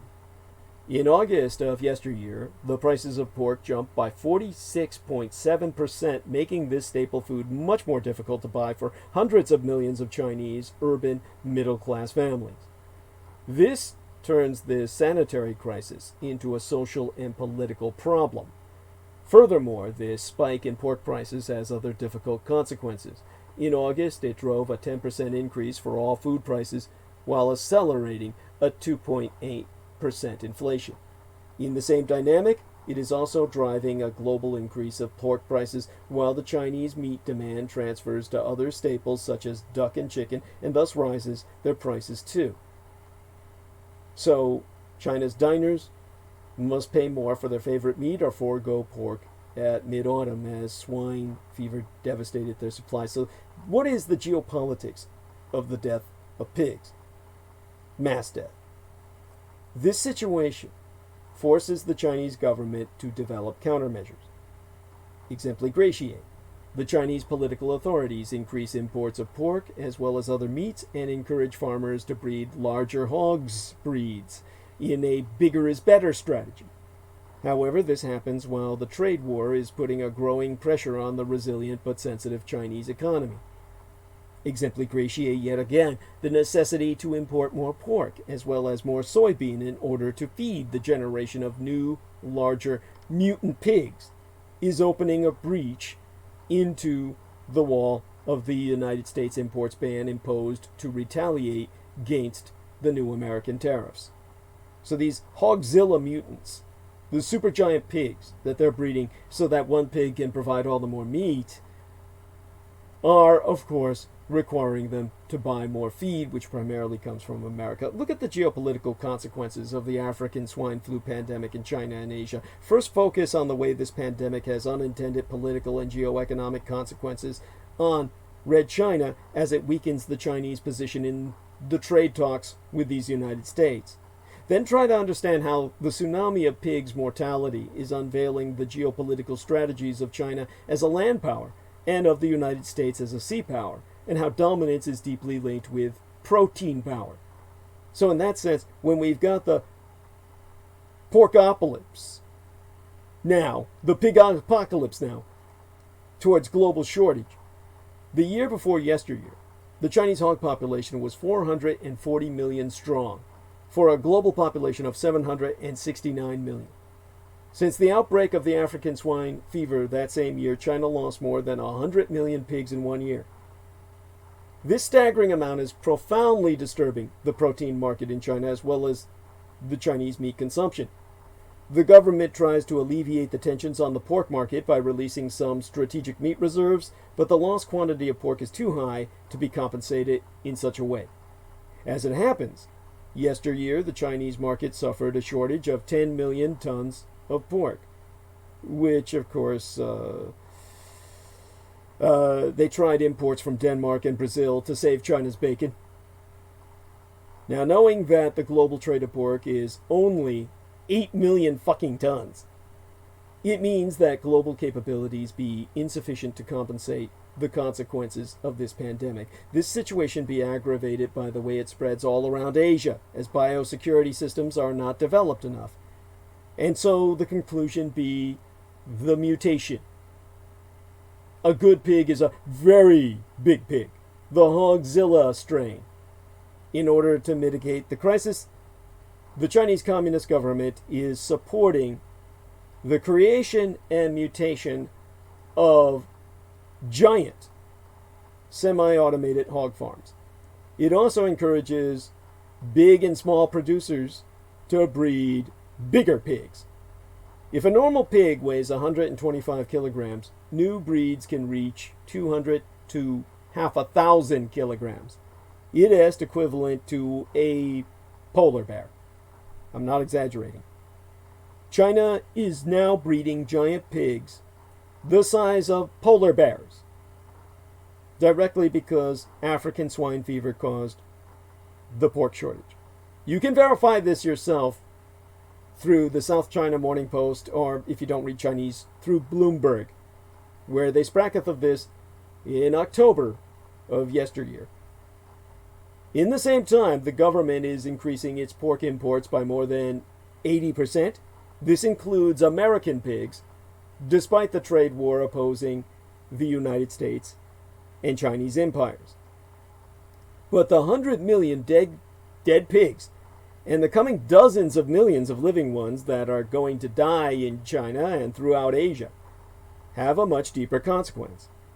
Because of the epizootic, the Chinese have to change their food habits. Thus, they be eating much more poultry, lamb, and mutton, and seafood. The same be true in Vietnam, the Philippines, and elsewhere. And in the Philippines, the African swine fever was the Grinch that stole Christmas. So we go from food to geopolitics. This shifting protein consumption leads the Chinese fisheries to increase the quantities they catch.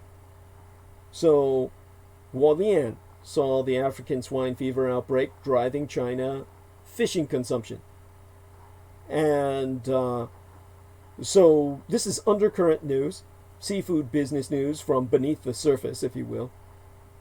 And I was recipient of this information in March of yesteryear. That long ago. Now, and oh my God, our man Justin is asking me, just let me know if you, the story caught his eye, he's following it as best as he can, field epidemiology being part of his past, and he believes it's a trend of note. Understatement, if you need a riff on the matter. I do, so definitely want to bring him on soon. Not tonight, but next Sunday or the Sunday after that, definitely, we'll have him with us. So I'll keep sending him messages about that. This is important. Now, an important proportion of Chinese fish production is caught in the South China Sea, where everyone is colliding in terms of trying to project influence. And the Chinese are building military bases on islands at an alarming rate. Its natural resources also include its fisheries, with consequences in terms of food security. The South China Sea is one of the richest maritime ecological systems on Earth. One can find there more than 3,365 different fish species, very important reef areas, as well as giant clams. So one of the world's biggest fisheries is now being pushed to the verge of collapse by emergency overfishing. And that takes us from the fishing fleet to the fishing militia. These biological resources attract the fishing fleets of more than 7 nations in area, including Vietnam, the Philippines, mine own true homeland and heartland of Taiwan, Malaysia, and the Communist Chinese Empire. In this regard, China is notably developing a system of joint operability between its Coast Guard fleet and its 50,000 strong fishing fleet, dubbed the Fishing Militia. So China is training a fishing militia to sail into these disputed waters, and it's been doing this since the year Vladimir Putin was scheming to hack Trump into the president's office, since 2016. Meanwhile, the Chinese Communist government is strongly supporting the modernization of said fleet. This is done through heavy subsidies and the replacement of old ships by new ones with a steel hull. In the meantime, the owners can equip their vessels with Baidu systems, the Chinese Global Positioning System, or GPS, which puts them in direct contact with the Communist Chinese Coast Guard fleet. So we're talking satellites and seafood, with China keeping its fishing fleet connected in disputed waters. This is the key to combat. Steel hulls for fishermen that can take, absorb, and even to an extent deflect incoming bullets, can ram other ships, and be GPS satellite system coordinated by the CHICOM military. These fishermen also receive basic military Navy training, especially on maneuvering. The South China Sea plays a major role as far as the Chinese food security be concerned. The depletion of the fisheries near the Chinese coast is driving the fishing fleet farther and farther into the South China Sea. And this oftentimes triggers incidents between ships of different countries. These tensions be intensifying because seafood plays a basic role in Chinese food security. Considering Chinese culinary tradition and economy, the Chinese people eat more than 35 kilograms of fish annually, while the average global consumption is of 18 kilograms. So the consumption of fish and fish products in the Asia-Pacific region is based on household surveys by the FAO, the Food Administration Organization of the United Nations, which was, of course, responsible for food security of the entire world. And their very motto in the Latin, Latin, be fiat panis, let there be bread. And of course, the noblest of intentions there. Now let me take a quick look, getting in an incoming message from Eric Lastic, and there we are. Definitely want to say thank you to him, and got what I did from our man Justin here. And I'm glad everyone's patient with my checking into this. Now, when it comes to the tensions and what they're ultimately going to lead to, we have to remember, however, that this Chinese consumption of seafood is not only larger than the average human consumption, it's climbing.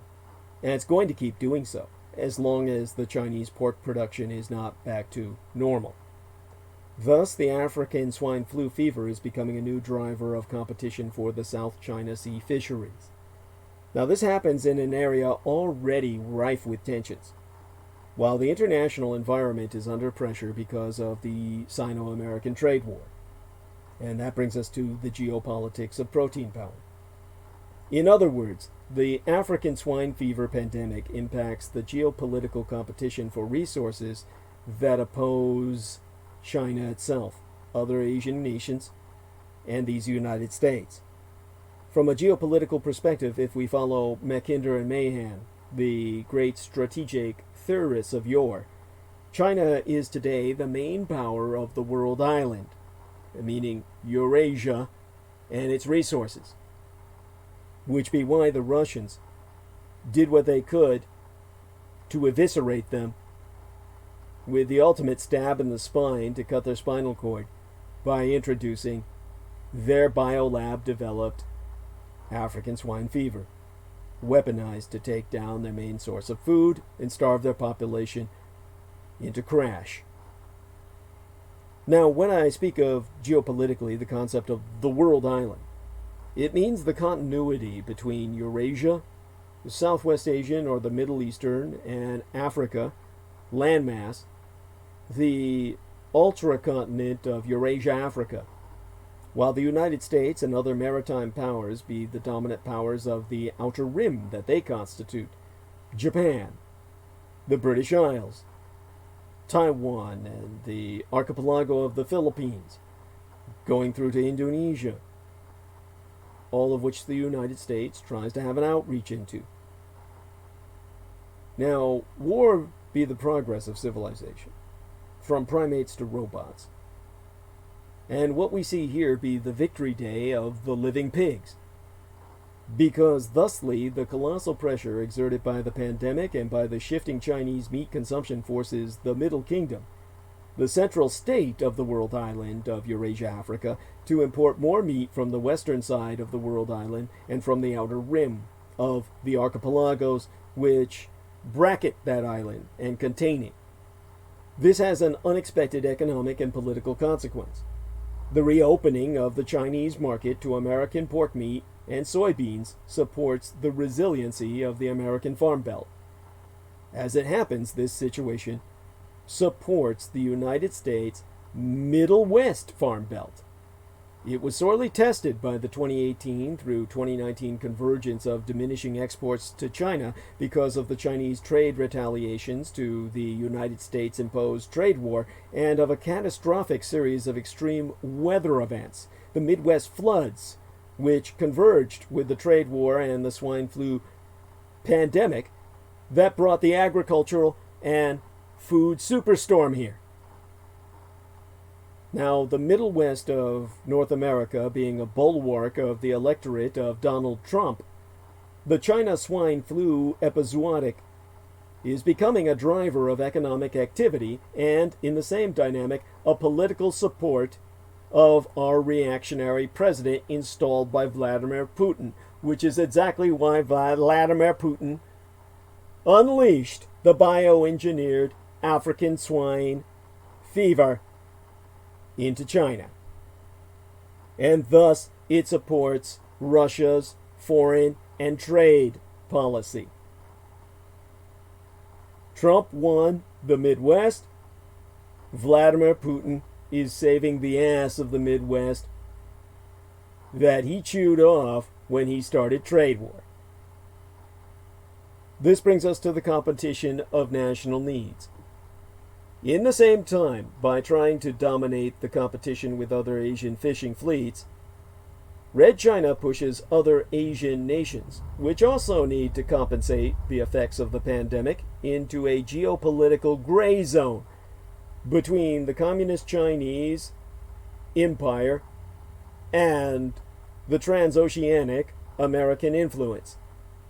Thus, the Red Chinese immensity of 1,400,000,000 strong need for protein per its population base could very well push the other South China Sea nation states towards the powers manifest in these United States in an outer rim coalition to contain the dominant power, the starving power on the world island. In this context, the American pork exports to communist China become a logistical and food dimension of American sea power. Maritime power, maritime mercantilism. This means that the maritime merchandising, the American capability to sell and transport pork to China is also a form of dominance, now exerted over what was a long-term threat to Russia, by Russia helping the Americans out by eviscerating, disemboweling China from behind. Because protein is power. The pig apocalypse, the porkocalypse, as I was saying, pork apocalypse, it opens a window on a very strange view of the future. It reveals how political legitimacy, public health, and consumption habits are creating the set of conditions for the emergence of protein power. That is to say, the capability to transfer proteins from its sources to populations that do not have the capability to cultivate or domesticate protein sources for themselves. Now, when you reflect upon that, the protein power of the communist Chinese state is thus directly under threat because of the Russian-engineered epizootic. In the same time, other countries need to assess the resources necessary to the development of the protein power upon which dependeth their legitimacy. And these United States are the second most powerful protein power on earth. Thus, the power to feed and to support the feeding of others is turning into geopolitics at its most brutal and base. The ability to decide whether someone lives or dies by starving them quite literally to death, en masse. In the same dynamic, the scale of this this Russo-engineered pandemic is very worrying for neighboring countries. And it reinforces the advantage of Western exporters such as the European Union and the United Kingdom. It must be kept in mind that these two European powers be direct allies, in theory, of these United States, though that has obviously changed. They are also, the EU and the UK, mediums of American influence on the world island, or have been so traditionally, more recently in history. So the Chinese need for pork meat imports reinforces the influence of the United States and of the United States in and around the world island of Eurasia, Africa, while limiting the capability of communist China to self-sustain. That means that nowadays, the millennia-old battle between biosecurity and diseases, is becoming a driver of the competition for dominance in a world of diminishing resources. As per Jared Diamond's book entitled Guns, Germs, and Steel, subtitled The Fates of Human Societies, published 1999. It now remains to be seen if the disease, bioengineered by motherless Russia, keeps on spreading, and how it could overheat the Sino-American competition for resources and dominance. We've already seen it in the stealing, if you will, of America's primary dance partner, the United Kingdom, via the Huawei contract. Now, there be one final closure to this cycle of the narrative.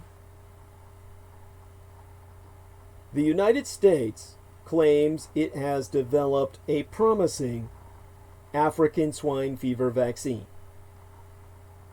Government and academic experts in these United States have developed a vaccine against African swine fever that's proved 100% effective, according to the American Society for Microbiology. Both high and low doses of said vaccine, developed from a genetically modified prior strain of this virus, have proven effective in pigs when they were challenged 28 days after inoculation.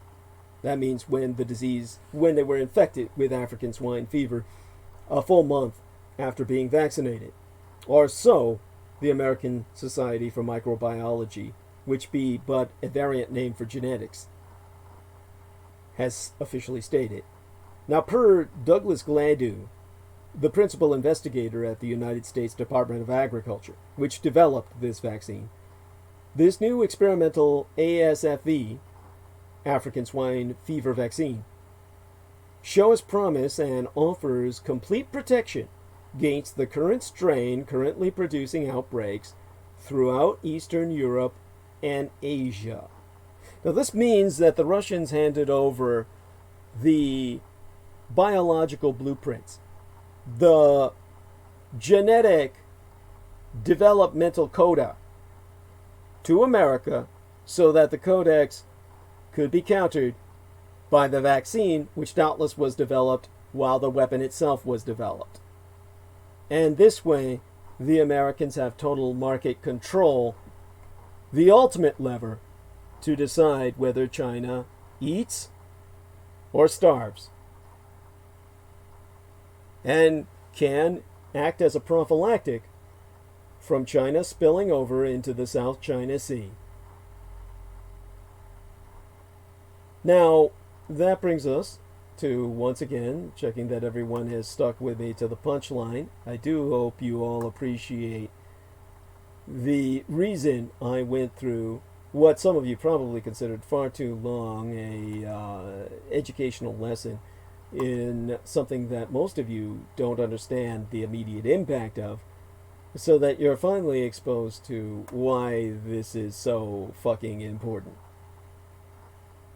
And Christoph Remel says, great stupid. Thank you, Christoph. Oh my God! And definitely appreciate my Kameraden in Die Neue Vereinigte Deutschland, the New United Germany, and of course, definitely appreciate Karen O'Connor. Hope Ninth Realm held out till the punchline thus far.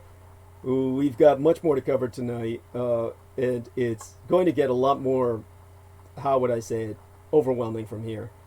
So that was just the warm up. So let's take us to midnight in San Francisco at the very least, and which would be about about 12:01. It's about 3 in the morning, where many of you are on the Atlantic seaboard, and God knows what time elsewhere.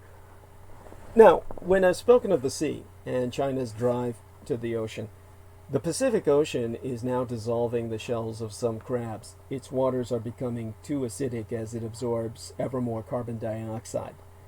This brings us back, of course, to what I'm always addressing lately, and I would hope understandably so, the climate crises, the climate emergency. The Earth's ecosystem is worth more than 140 trillion United States dollars. I found this by investigating stakeholder capitalism and what was discussed at Davos, what was reported to me by my surrogate son in his escorting, or accompanying rather, sugar daddy, the anonymous billionaire he married after he had his sexual affirmation surgery, having been born a female with gender dysphoria throughout her life. During which time I became intimate with her, and then saving up from that point forward towards what is popularly referenced as a sex change, at which point he married a gay individual.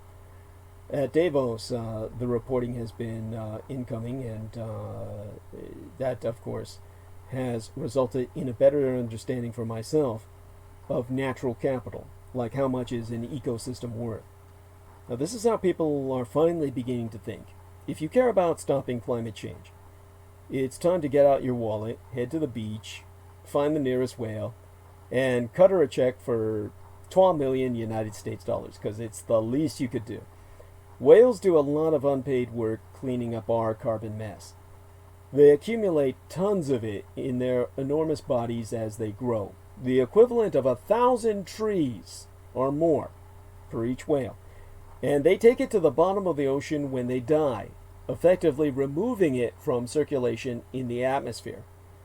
And scientists have found that whale poop is a feast for phytoplankton near the ocean surface, which suck multiple forests worth of CO2, carbon dioxide, from the air and sequester it in the deep.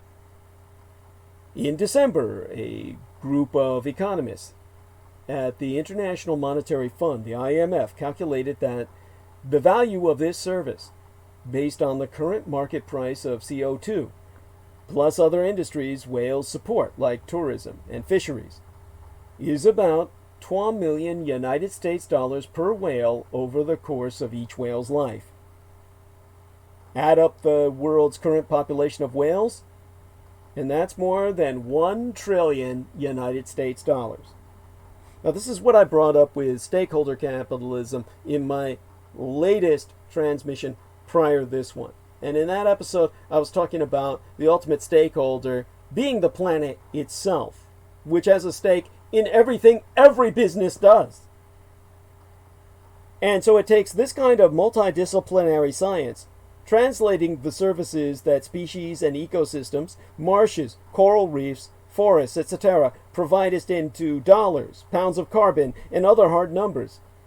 It all be known as natural capital economics. NCE. It's not just carbon. Natural capital economists also measure the value of other ecosystem services, like food production, water storage, pollination, removal of toxins from the air, soil, and water, and even protection against erosion and floods. And those values really add up. An influential 2014 paper by Australian economist Robert Costanza put the total at more than 140 trillion United States dollars.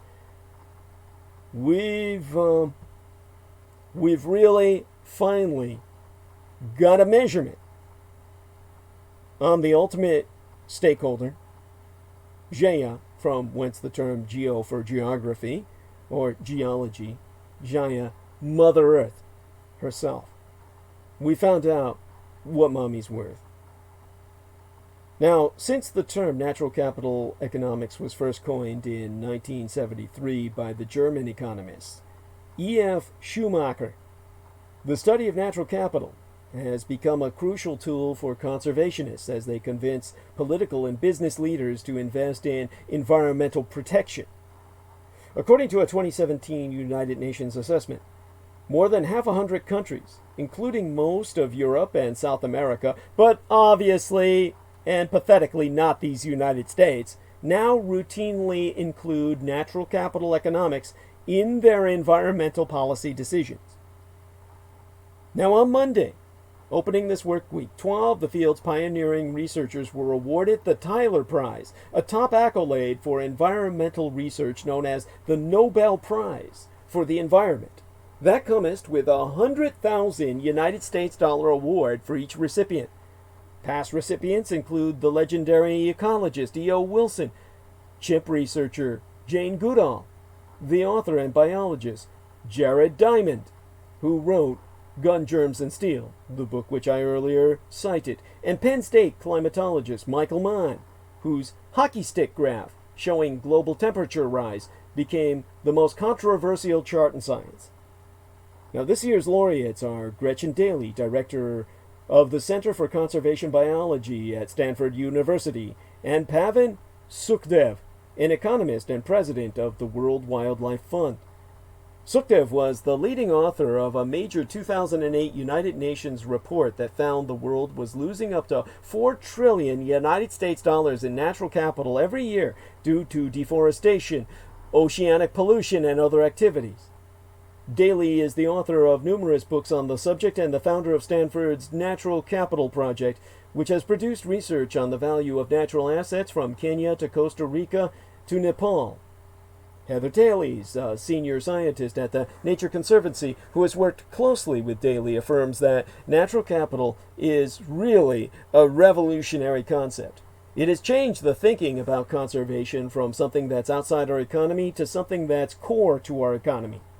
These sorts of calculations can also help companies determine how much climate change, pollution, and other environmental impacts might affect their bottom line.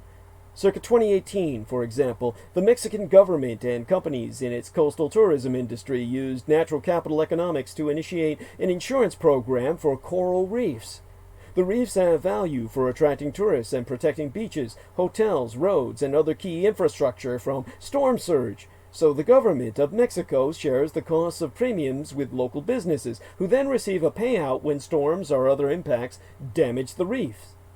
Meanwhile, natural capital economics are behind water conservation initiatives backed by companies and agencies that depend on clean, consistent water for their operations, including electric utilities, beer brewers, and New York City's water system. Nature Conservancy senior scientist Heather Talis be quoted as saying it's like paying for a cure instead of paying for Band-Aids constantly.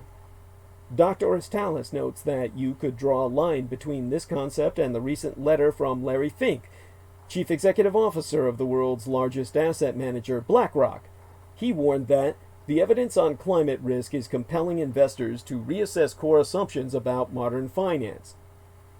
Now, the field is, of course, not without controversy. Prominent scientists and environmentalists have argued that natural capital is dangerously reductive, putting price tags on whales and wetlands. They say distorts and distracts from nature's intrinsic worth, which, of course, be priceless beyond measure. And it may be counterproductive in cases where a particular landscape or organism doesn't have much economic value, or even acts in opposition to human interests. Wetlands can harbor infectious diseases, for example, and wild animals can sometimes kill people or destroy property. Now, Adrian Vogel, a lead scientist at the Natural Capital Project who was a postdoc or a postdoctoral student of Daly's, says that natural capital scientists are increasingly interested in moving beyond dollar figures towards other, more tangible metrics, like the number of lives saved by clean air and water, or projections of how crop yields might be affected by pollution and climate change.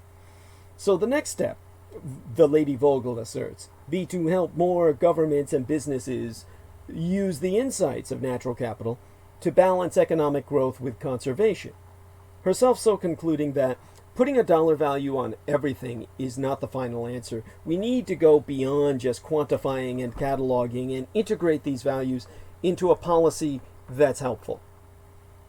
Now, I got a question from someone who's asked to remain anonymous.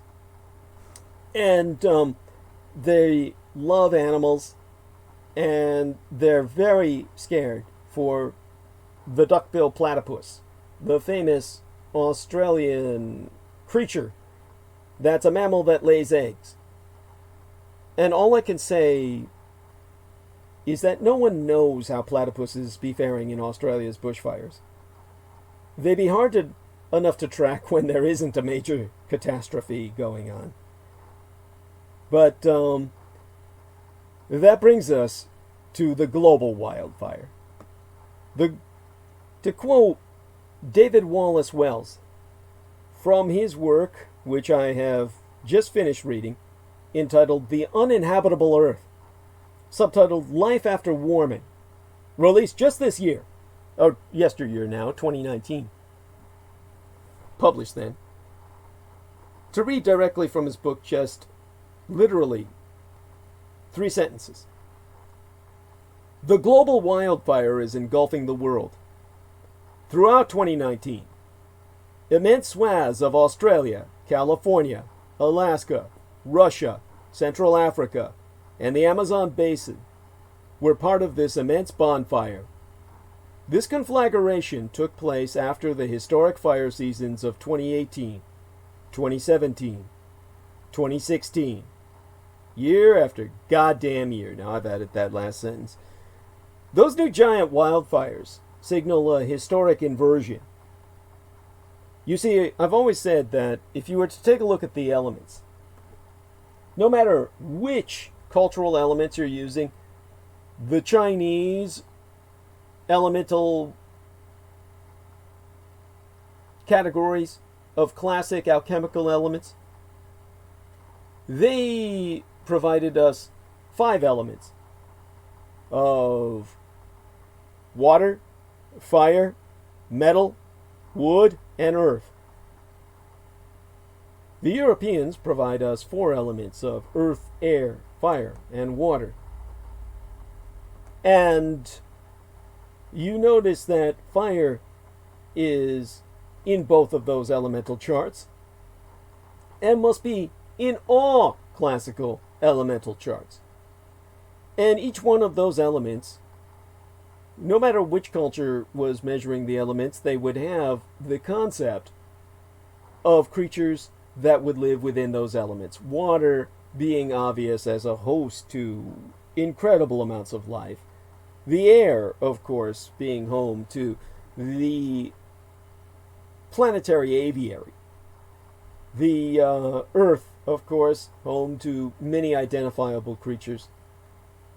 Even metal or wood in China would have some concept of entities that feed upon it. When it comes to man's element, he does not live in fire, but he has lived by fire. Fire is the element that differentiates man from all the other animals, man's mastery of fire. And these new giant wildfires signal a historic inversion, a collapse of human evolution, a giant leap backwards in de-evolution. Humans do no longer master fire. In fact, the current condition is nothing but a rewildering of fire. Fire gone feral. Fire now controlling us. The vision of Cthulhu, the anti-god of fire, one of the anti-gods in the pantheon of the cults of the kings of Edom, mastered by Michael Aquino. the rewildering of fire at a planetary scale was what that God was foreordained to do. In the writ of Michael Aquino, in his doctrinal script to the cultists of the kings of Edom, an objective they've aspired for.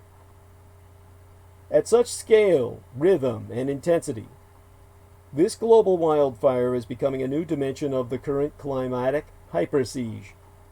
Thus, it must be understood in strategic terms, which only a military researcher like myself could not just understand, but be one of the few on Earth to conceive. So I'll take us from the quest for fire to where we're at now in as short an arc of narrative as possible. Since the proto-historic period, fire is central to the development of all human societies. It be a tool for eating, hunting, growing agrarian space, and resisting to cold.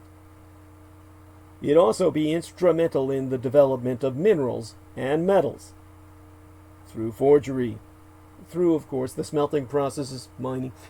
The flow of human history is, of necessity, also the history of the domestication and exploitation of fire, the taming of the jinn. This is even acknowledged in Jared Diamond's book, Guns, Germs, and Steel, subtitled The Fates of Human Societies. In its wildfire dimension, it has been reduced and mitigated as a risk, until now. Hence, large apparatus of technical and administrative management, mitigation, and security exist in order to contain this risk. Because fire is also a tool of war. Now, fire can be used on purpose with malevolent intent to destroy entire cities and forests for strategic and operational purpose, as the Japanese balloon bombs set fire to the American Pacific Northwest, which if the Americans, if they had not sued for peace, would have seen the entire Pacific Northwest burned to the ground by the next year of war throughout 1945 into 1946. That's a fact. That's why the Americans, in an attempt to hide the Japanese firebombing of these United States, developed an elite cadre of all black men to fight those fires so that the white world would never learn of their existence, because it would be decade before, literally decades, an entire generation or two before black men would even interact with white society at any level where such secrets could even be shared. And these were in the days before the internet. Secrets could be kept secret. You couldn't even find these men in the library because of the spelling of the triple nickels, the name of their unit, being in archaic English, like the misfiling of a book that couldn't be found in research. All of this is part of the history of warfare. And, of course, you can take a look at books such as Dead Cities, A Natural History, published in 2002, authored by Mike Davis, or A History of Warfare, published circa 1993 by John Keegan, in which fire be harnessed with destructive intent to immolate cities and forests for strategic and operational purposes, to the loss of fire we have today, because now things be changing at dramatic pace. As Hélène Levois puts it with vivid precision, we now live in a burning world. Look at this new condition. In the first, understand that the new wildfire power is overpowering the capabilities of modern societies to master it. In other words, the rapid spread of megafires is becoming a wild, as in undomesticated, form of strategic attack against the modern urban conditions of living. Notably, those depend upon the continuity of the global supply chains, as well as on the productivity of the agro-industrial sector. As articulated in the book entitled Hungry City, subtitled How Food Shapes Our Lives, released in 1913 and authored by Carolyn Steele.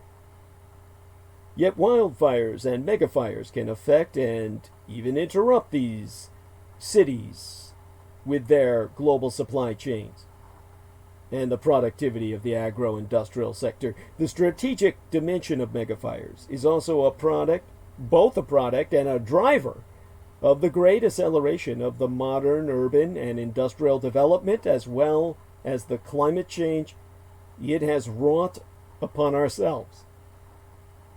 And so, we must analyze wildfire power as the enemy in the hands of the enemy, starting by a brief analysis of fire for war.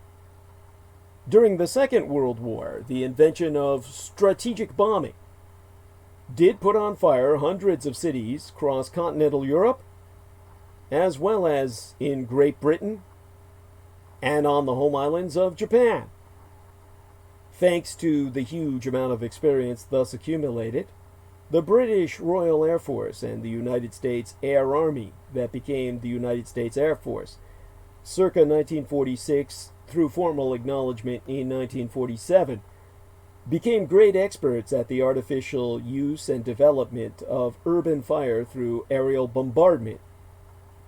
You can look up examples of this in works such as Bombing War, or The Bombing War, subtitled Europe, 1939 through 1945,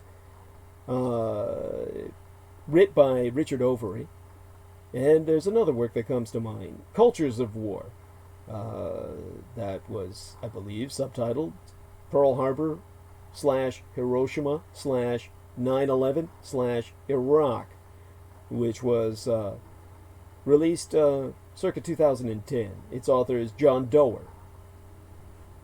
Now, in terms of looking back from World War II beyond, with the continuity of America's entanglement in East Asia, it was then, during the Vietnam War, that the United States military made an extended deployment of napalm to put on fire entire swaths of the Vietnamese jungle in order to destroy the vegetal cover that the North Vietnamese Army was exploiting as a giant trap against the United States Army and Marines.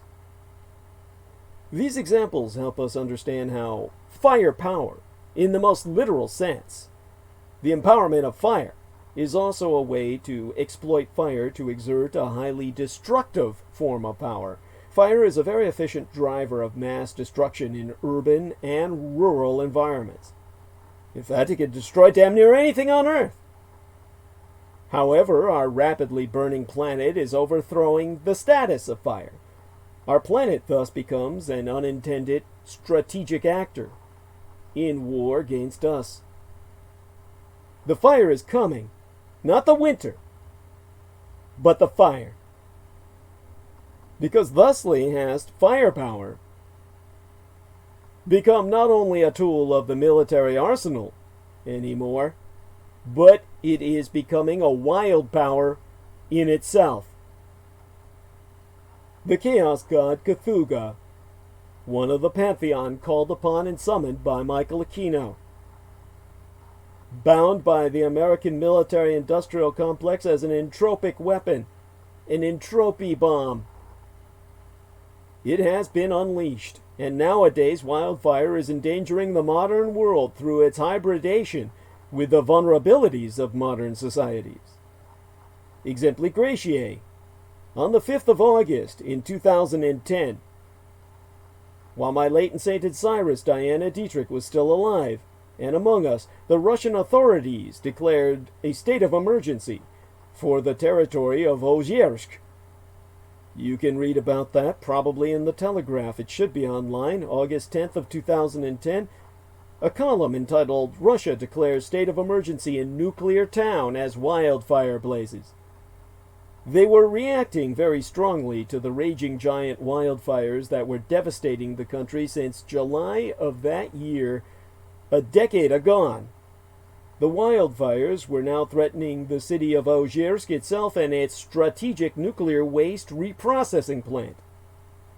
Thus, it was of strategic importance to isolate Ozhirsk from the fire in order to prevent a possible nuclear disaster. This took place during the historical heat wave that struck Russia and Ukraine from late July to the end of the second week of August 2010.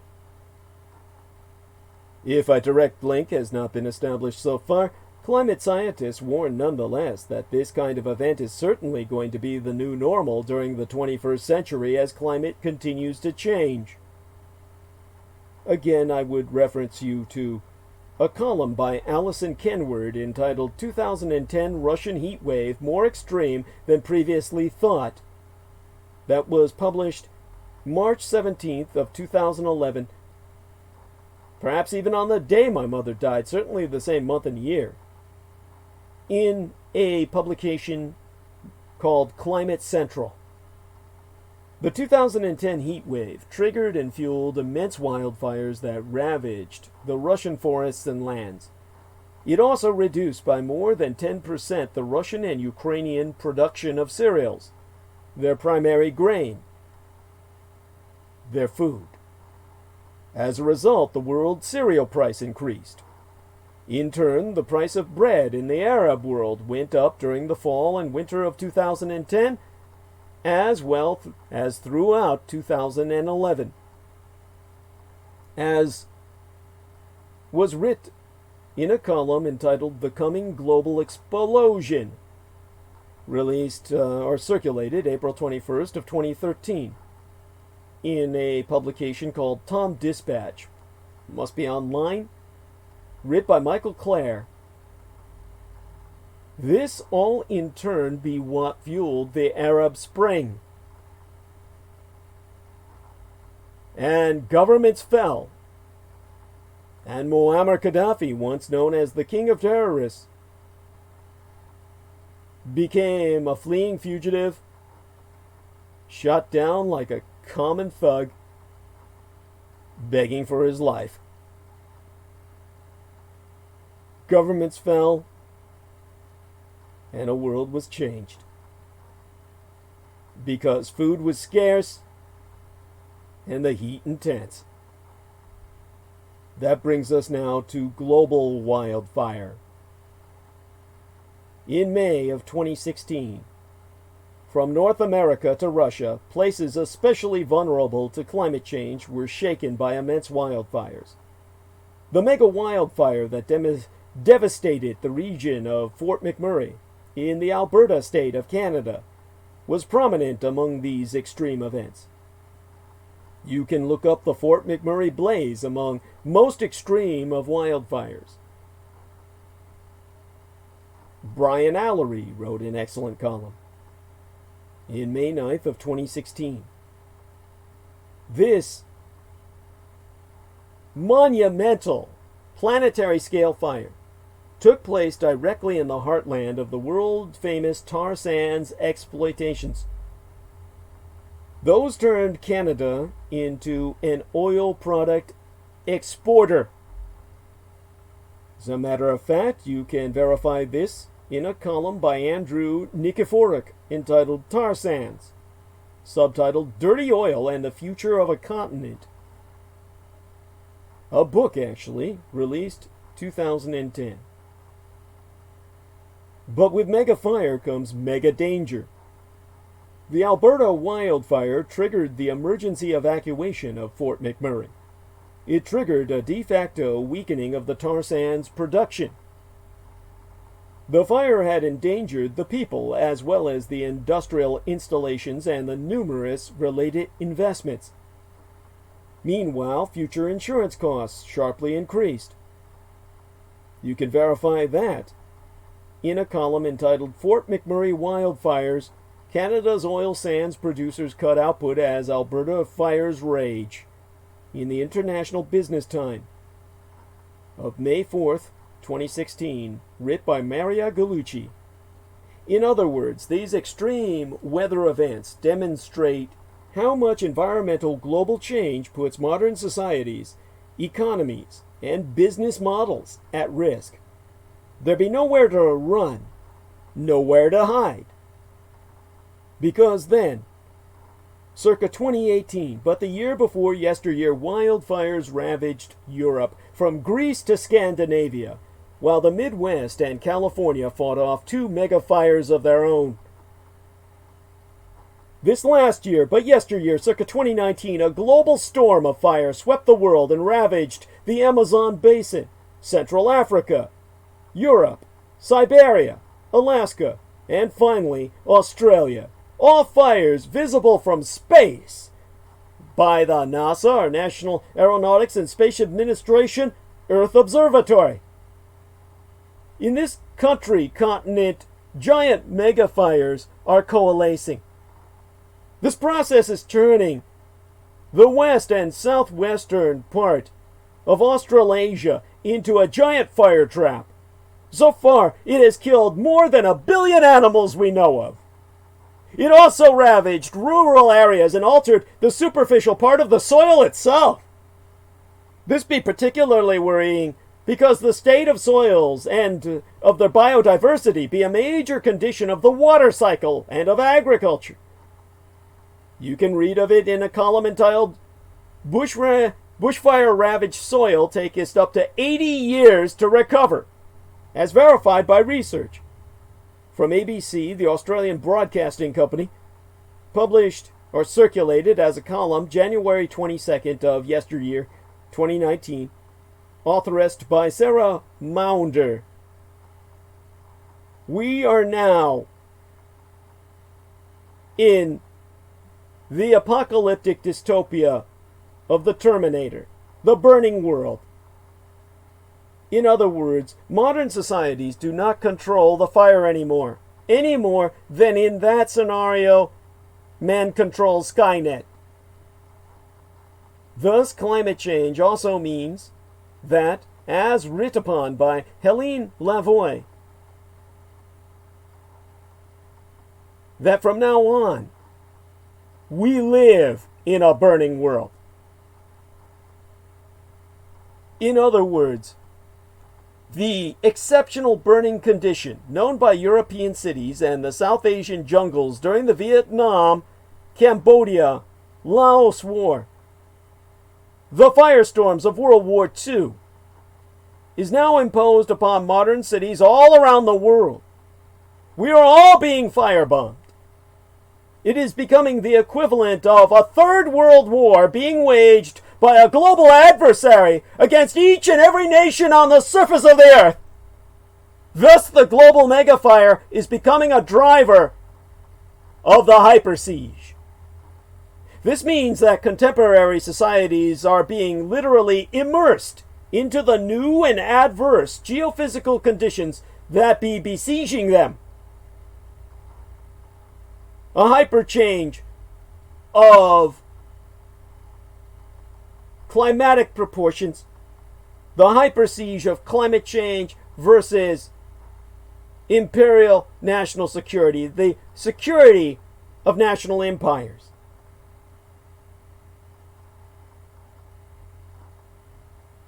There was a book I recommend, The Defiant Earth, subtitled The Fate of Humans in the Anthropocene, The Age of Man, published in 2017.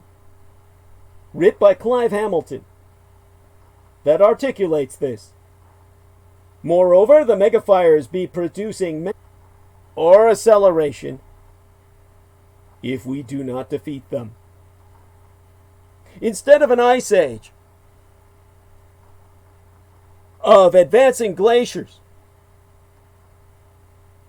we be faced with a flame age, an age of flame, and advancing walls of living macroscopic gin, scorching the earth, a scorched earth war in which nothing survives upon the surface unless we act in our own defense. Because the climate catastrophe is being accelerated by the fires themselves knowingly. As Michael Aquino predicted, the anti-god Cthulhu, of its own will, would turn our world into a cinder, slowly enough to enjoy the pain it causes. Which also means that climate change turbocharges wildfires and megafires again in turn. Those are thus becoming a political, security, and social condition of the new war against the cults of the kings of Edom and their minions, their acolytes, their assets. Study the political and geopolitical consequences of the installation of our modern societies on this new planet that is the burning world. And you can only come to the conclusion of the malevolent will behind it, the strategic organization, the fact that this is not random, that this is strategic, inobjective.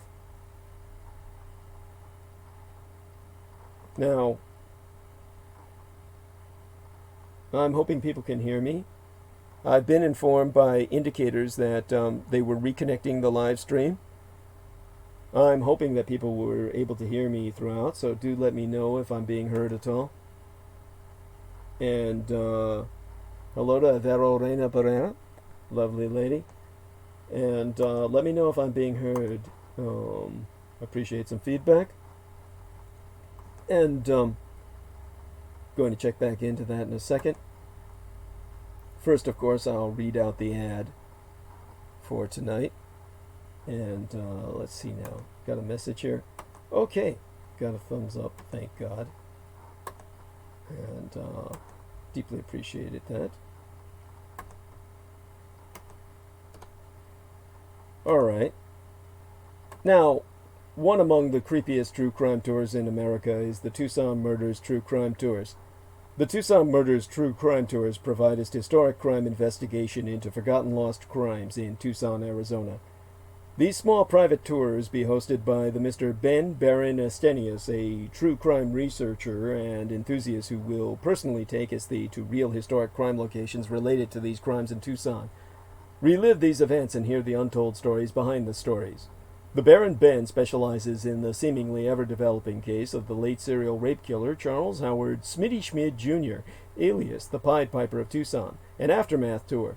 See theunfinishedman.com for excerpts from his book, which is nearing publication.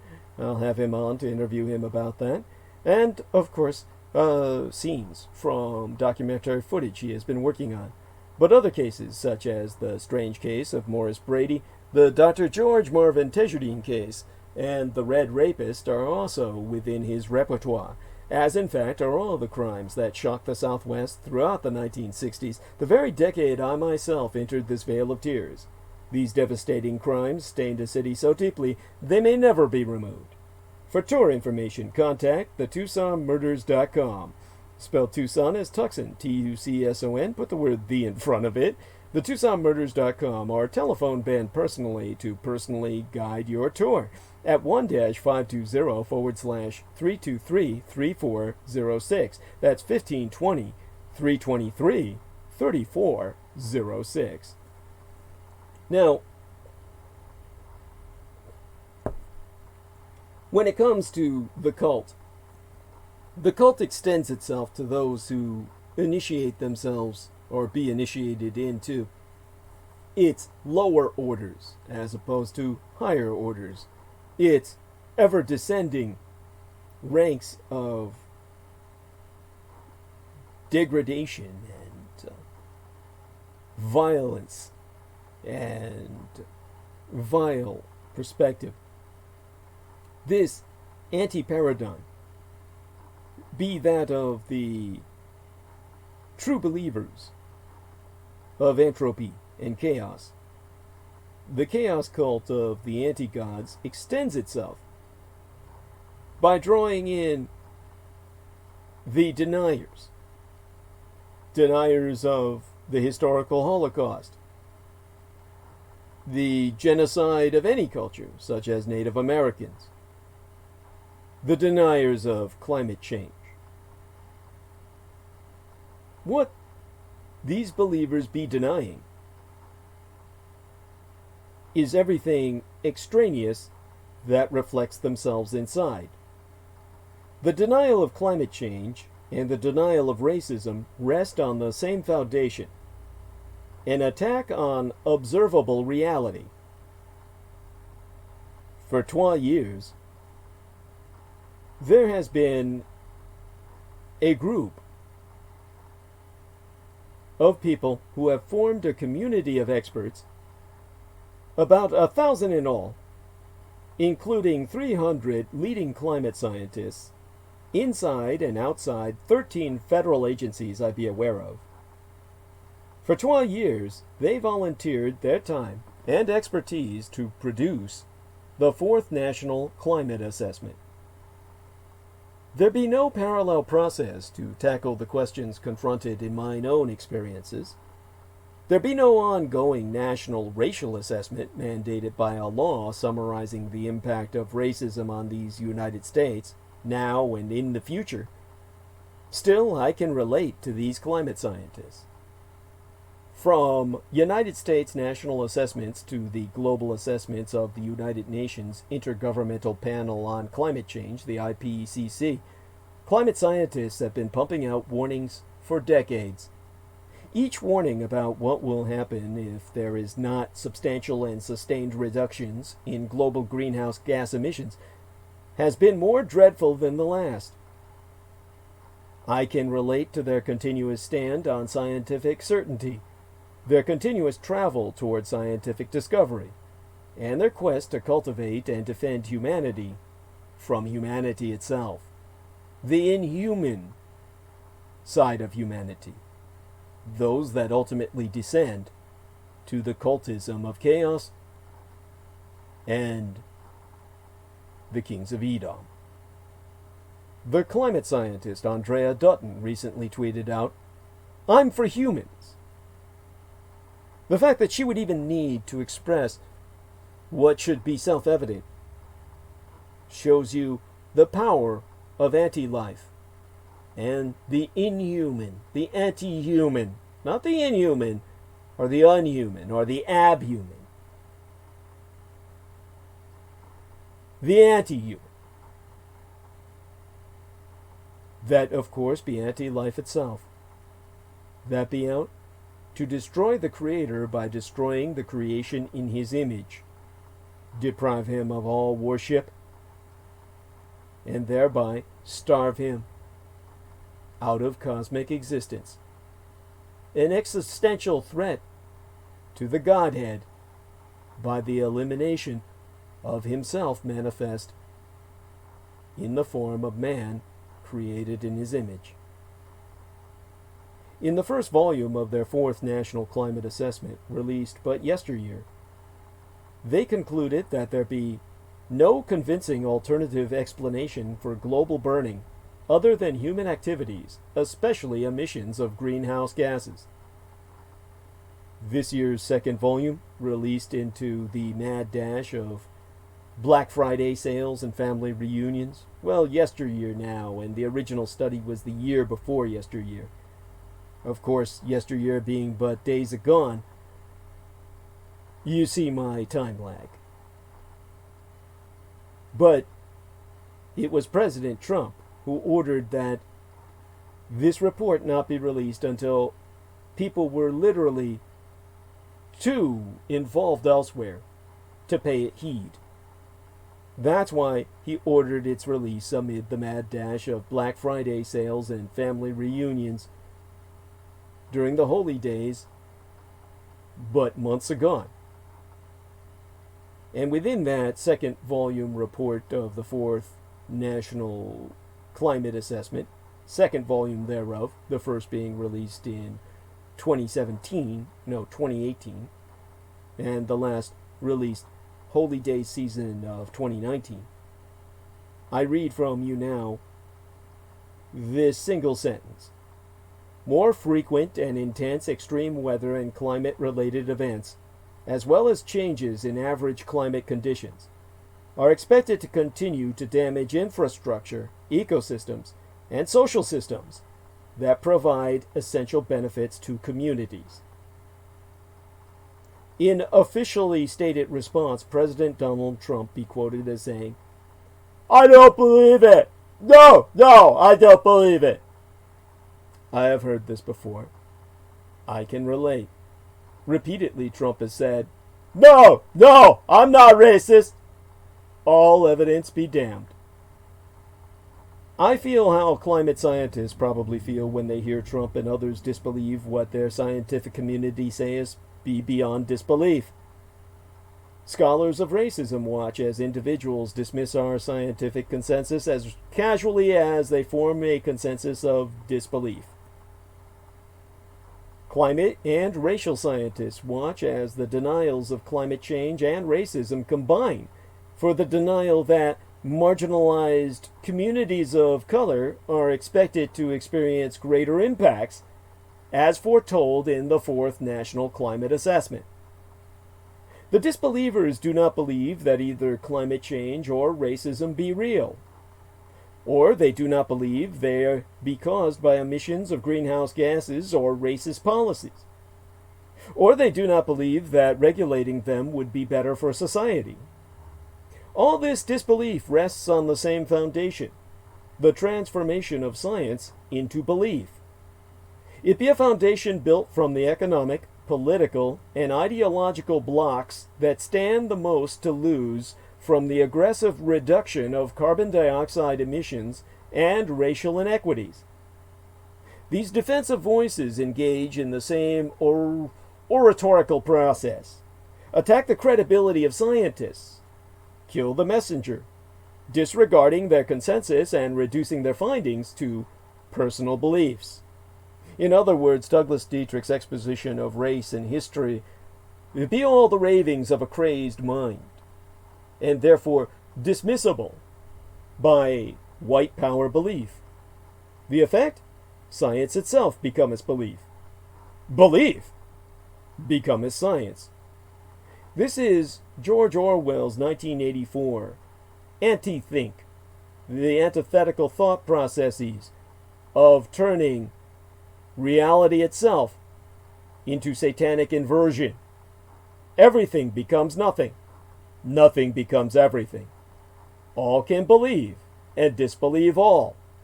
We all can know everything and know nothing. Everyone lives as an expert on every subject. No experts live on any subject. Years of intense and specialized training and research and reflection be abandoned, like poor Latino immigrants, like the poor body of our planet. This, of course, is the paradigm of the white trash that troll the internet. All the white trash who spend all day on the internet doing what they call research. Cruising for porn and jacking off, and then otherwise digging into Holocaust denial, flat earth, we never landed on the moon, etc., brings us here, the realm of the anti-gods. Instead of trained racial researchers, individuals decide whether they be racist, whether their ideas be racist, whether their policies be racist, whether their institutions be racist. Instead of trained climate researchers, individuals decide whether that worst ever natural disaster, whether that record temperature, whether that rising sea level is caused by climate change. The great confrontations of our time are not between scientists, but between individual beliefs and scientific knowledge in the facts that constitute reality. It be the stance of the anti-realists, of the cults of chaos, and the anti-gods. against the creation of divinity. And the greatest cultist body politic, the greatest concentration of cultists, be America. How many Americans, as they strive to be balanced and objective and bipartisan, to bring people together, think they can subscribe to both individual disbelief and scientific knowledge? How many Americans believe there be very fine ideas on both sides of these questions? How many Americans ask, do you think racism is still a problem? Or, do you believe the globe is warming? As if society should value ignorance in the face of scientific certainty. One could falsely assert that I myself, as the hybrid biological scion of Adolf Hitler, be relatively ignorant about climate science, and about every subject matter outside mine own painfully obvious expertise per racism and anti-racism by dint of circumstantial evidence and experience. Ipso facto, the ridiculousness of climate change denial be matched by the ridiculousness of asking people as myself whether we believe in climate change, as if it were a belief instead of a fact. As in, do you believe your leg was severed by this automobile accident? I don't believe it, but of course they don't feel your pain. Ipso facto, the ridiculousness of denials of racism is matched by the ridiculousness of asking whether people believe in the persistence of racism. And in their ridiculous answers to ridiculous questions, and yes, there is such a thing as a stupid question, denialists evince more than disbelief. They explain their disbelief using examples in their direct line of sight. They do not trust the far-flung hindsight, foresight, and bird's-eye view of the scientist. They do not believe the distant averages, likelihoods, disparities, and sweeping histories that show the ravages of racism and climate change on society. If it is not happening within their narrow field of vision, on their computer screen, that of course is split so they can watch their porn simultaneously, then it is not happening at all. They disbelieve. They call believing scientific findings stupid. They call their disbelief high intelligence. Trump has said of climate change,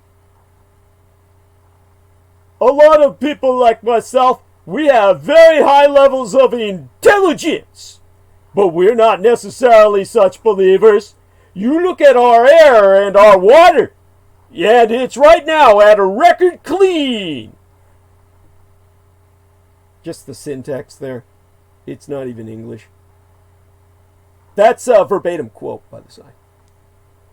In disbelieving the present observable realities, they certainly disbelieve future projections.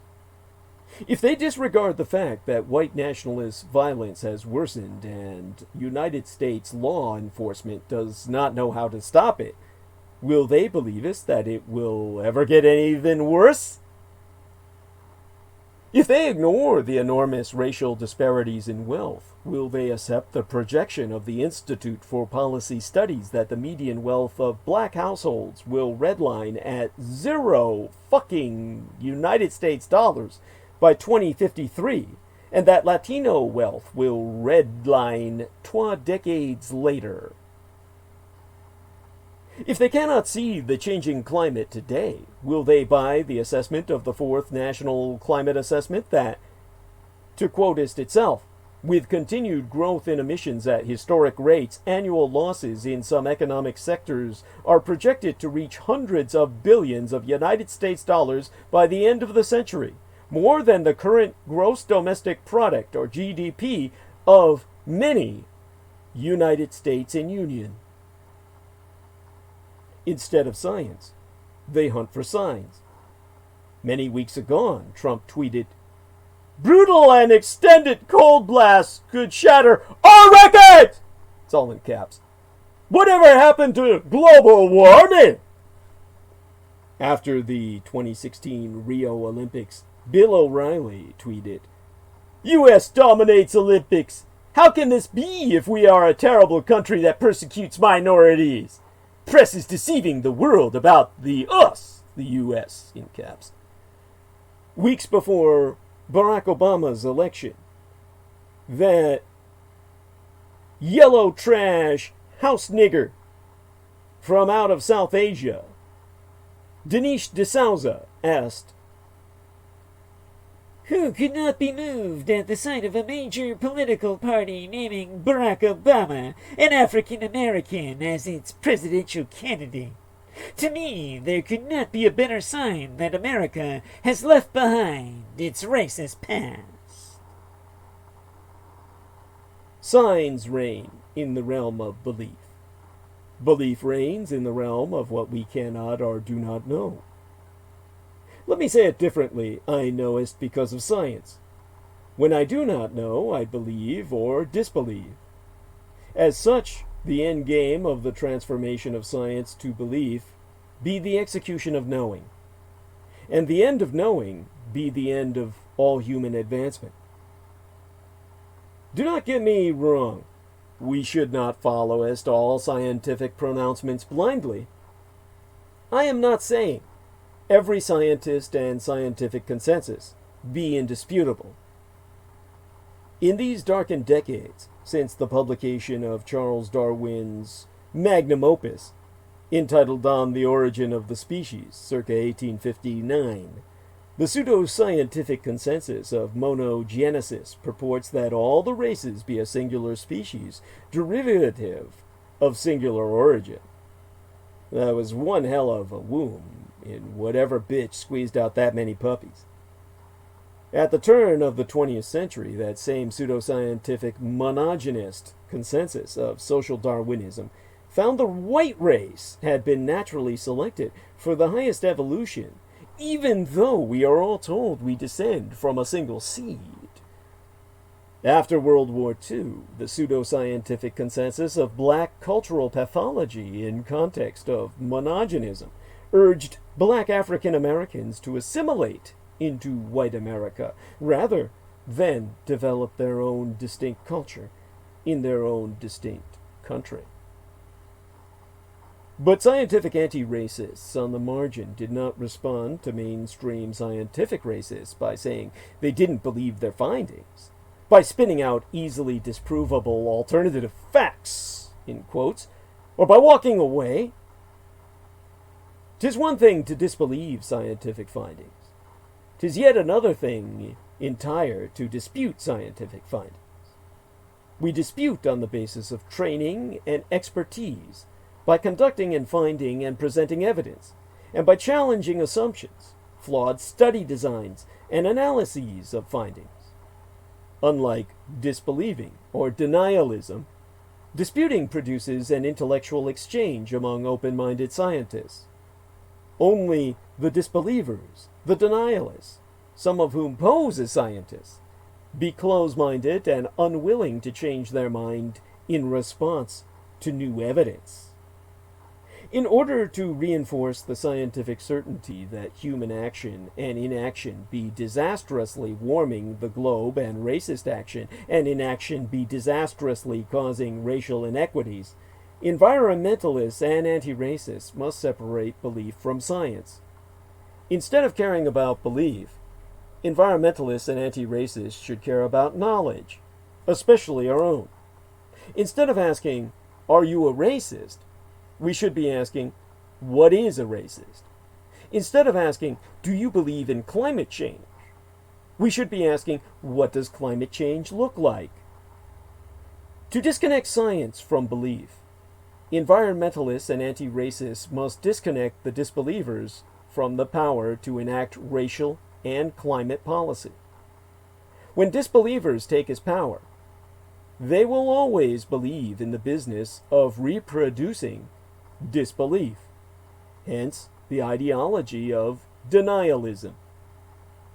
Environmentalists and anti-racists must be in the business of reproducing humanity, because climate change has already damaged American democracy. Major disasters and challenging long-term weather conditions have been weakening local governments, increasing racial and class inequality, and reducing all trust in government. The day after mine late and sainted sire's solar return the year before yesteryear, circa the 24th day in October of 2018, the damage from Hurricane Michael was still being catalogued. After the Category 4 storm made landfall in the Florida Panhandle a fortnight, 12 weeks before the birth date of the man who raised and guided myself through into maturity, it ripped through parts of Florida and Georgia, killing dozens and destroying homes and vital infrastructure in rural communities. Residents did not then have anywhere nigh a full account of the lives and property erased in the calamity, and even when they finally did, that accounting has only provided a rough estimate of what was lost. More difficult still since then has been dealing with the intangibles, the exhaustion and mental health consequences, the frayed sense of security and safety, the missed school days, and the deepening vulnerability among people who faced the storm. As the country dealt with an onslaught of powerful hurricanes and other weather-related events, those intangibles have become more evident and more important. Michael was then, according to all experts I spracketh with, both a harbinger of a future climate and a representative of a class of disasters that in the past few years have exposed the vulnerabilities of local and national institutions. Those disasters have highlighted the role of inequality, civic instability, and poor planning in amplifying the effects of both extreme and mundane weather.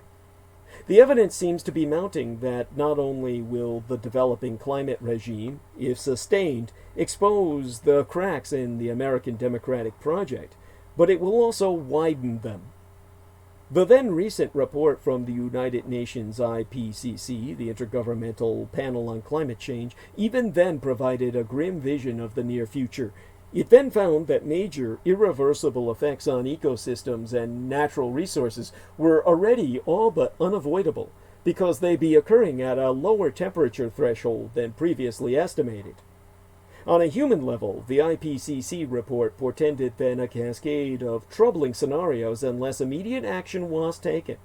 Droughts, floods, rising seas, and heat indices, and famines being disastrous for populations, especially the masses that continue to crowd global urban areas, coastlines and wetlands changing faster than cities' abilities to adapt, human movement warping boundaries and sparking conflict. The report found that in the closing menses or months of the annus or year before yesteryear, poverty and disadvantage have increased with recent warming, and that these disadvantages be increasing over time.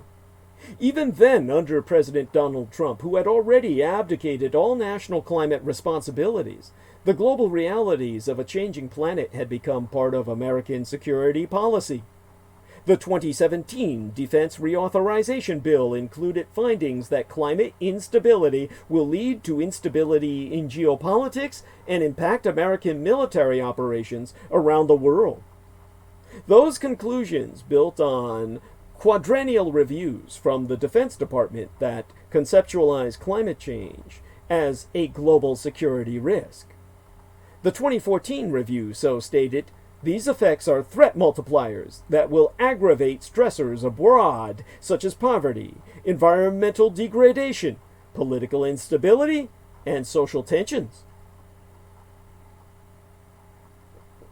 Taken together, all of these forecasts then envisioned a world in which major disasters weaken states and deepen conflicts, breaking safety nets and alliances alike.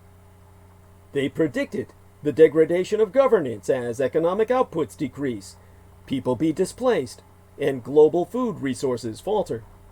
The Defense Department called climate effects threat multipliers that will aggravate stressors abroad such as poverty, environmental degradation, political instability, and social tensions.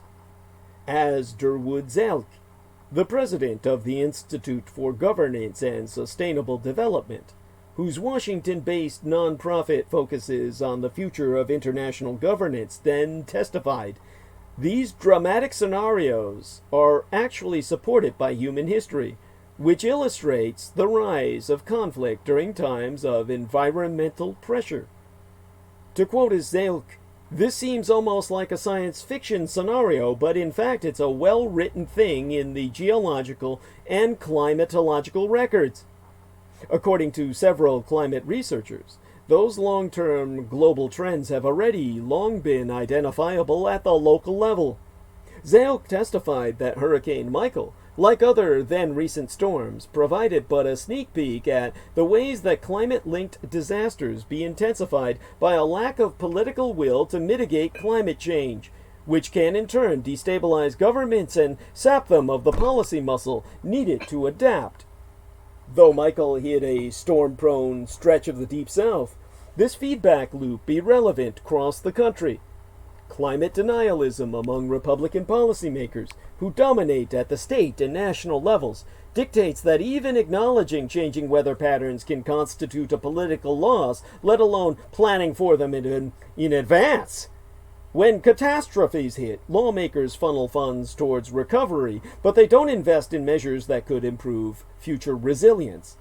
And even if state and local governments do want to plan for the future, disasters' after effects are already constraining their ability to do so. Zelkso testified thusly that costs are starting to mount for adaptation and resilience.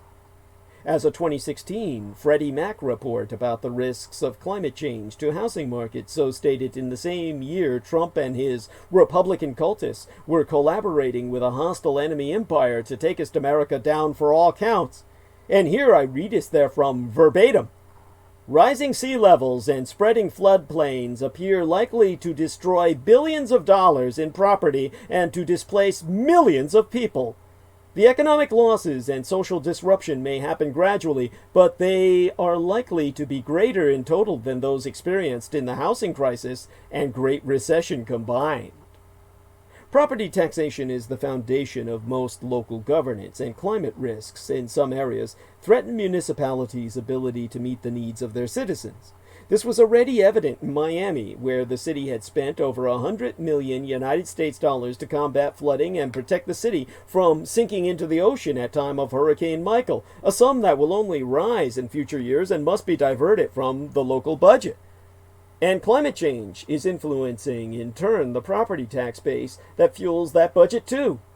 As the Miami Herald then reported, about 17 million United States dollars worth of taxes will come from properties that will face regular flooding by 2030.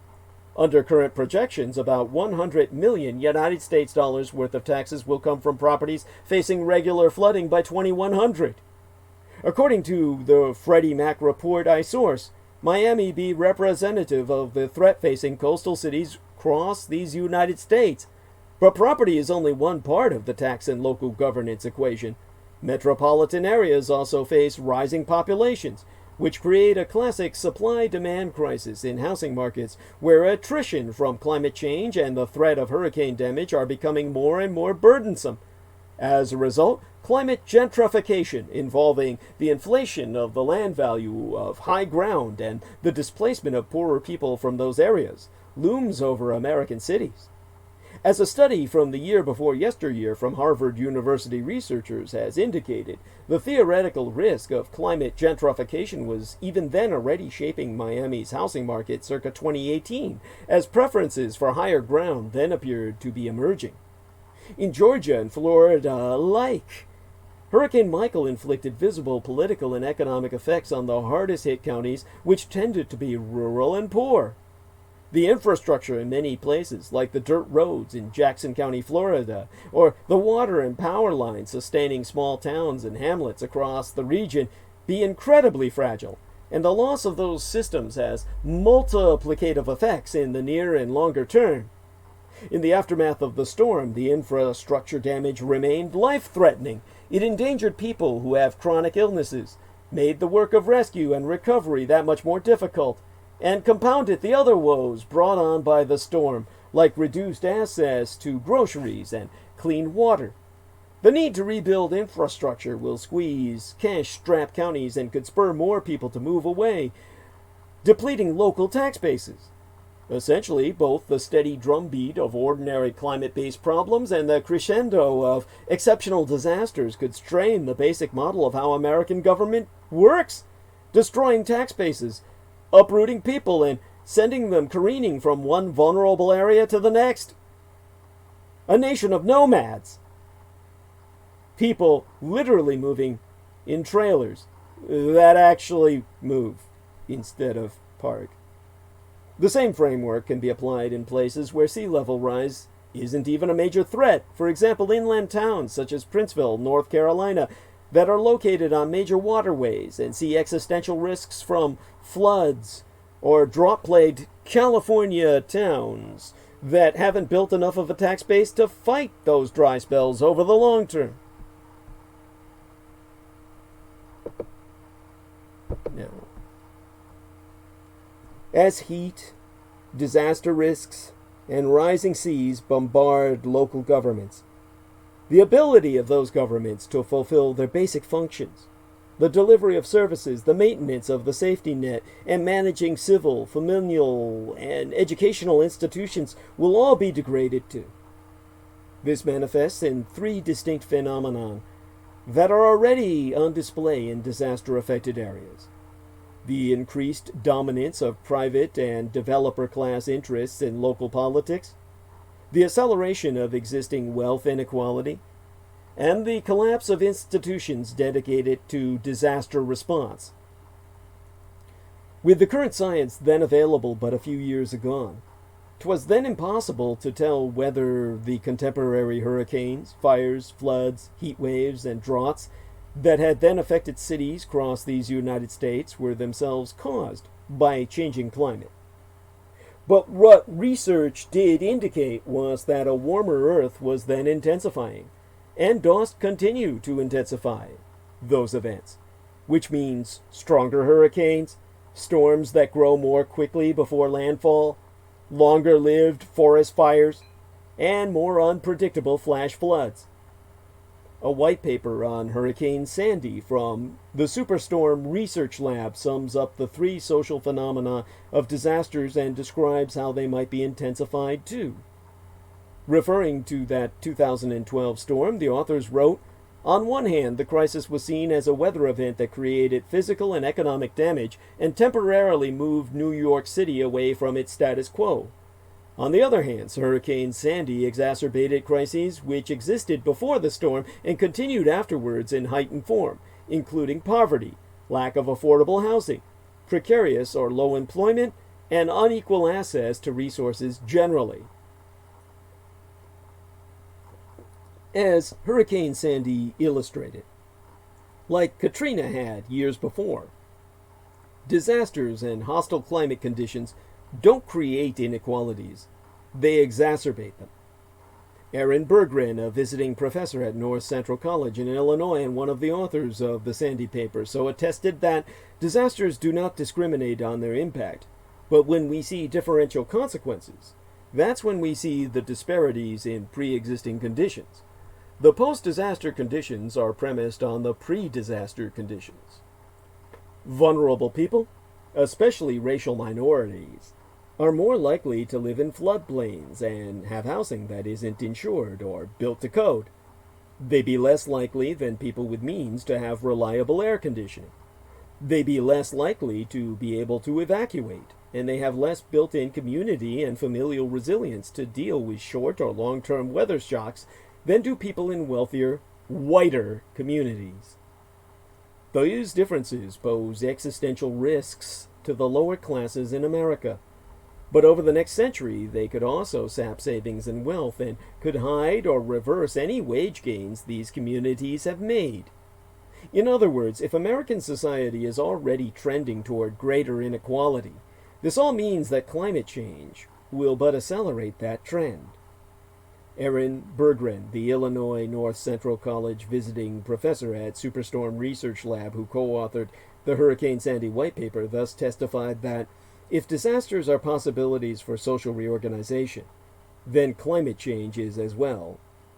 Evidence exists that this social reorganization is already underway. In an August 2018 article in the quarterly journal Social Problems, The researchers, Junior Howell from the University of Pittsburgh and James Elliott from Rice University, then indicated that the trois defining social problems of our day, wealth inequality and rising natural hazard damages, be dynamically linked. Their findings were stark. Employing data on thousands of families in areas where the FEMA, Federal Emergency Management Agency, had sent disaster aid, Howell and Elliott demonstrated that white families in disaster-prone areas actually gained an average of 126,000 United States dollars between 1999 and 2013. But black families in those areas lost an average of 27,000 United States dollars, and Latino families lost an average of 29,000 United States dollars. To put it more succinctly, the more FEMA aid a county receives, the more unequal wealth becomes between more and less advantaged residents, holding all else constant. In other words, the white fuckers take everything and make sure no one else gets anything. They're first in line, with hands out, and basically not even a thank you because they think it be their due. The most immediate consequence of climate change may not necessarily be an abrupt entry into an alien Anthropocene hell. It may yet be a semi-slow descent. Racial wealth gaps will increase. Racial health disparities will be exacerbated. Sprawling metropolises and rural hamlets alike will face steeper and steeper budgetary constraints and could be forced to rely heavily on fees and fines to keep the lights on, a move that some cash-strapped local governments have already made and one that disproportionately affects only the poor and minority residents. Again, the white-ass trash living off colored backs. Housing markets will continue to realign in favor of displacement and the creation of a migrant renter class of coloreds, with white sedentary assholes sitting on the couch like rosette potatoes, just sucking in all the shit they can eat. Hostess fruit pies and popcorn munching, while entire mass migrations pass by their window.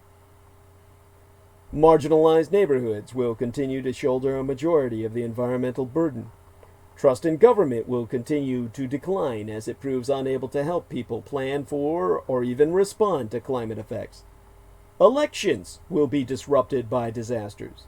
Fewer and fewer people will have real attachments to local civil life, and even the concept of a local or national shared destiny will suffer as the haves be shielded from consequences. And disasters can and will rapidly push each of these weaknesses to crisis points, even as the rolling disaster of environmental change makes crises incrementally more likely every day. And underlying every crisis be the threat of totalitarian autocracy. Elections will be canceled because of national emergencies. And therefore, misadministration will continue on forever. Indefinite postponement. Unlimited state of emergency. And Donald Trump be the first global leader who embodies the future of climate authoritarianism. Now we call this age the Anthropocene, the age of man. In a sense, the Anthropocene be a joke. On geological timescales, human civilization be what be scientifically classified as an event, not an epoch. An extinction-level event in and of itself, the biological equivalent of a bolide strike. A macrometeor sundering the Earth.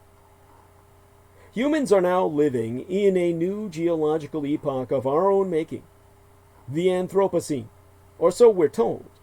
Whereas some epochs in Earth history stretch more than 40 million years, this new chapter started maybe 400 years ago, when carbon dioxide dipped by a few parts per million in the atmosphere due to the mass extermination of the Native Americans throughout the Western Hemisphere.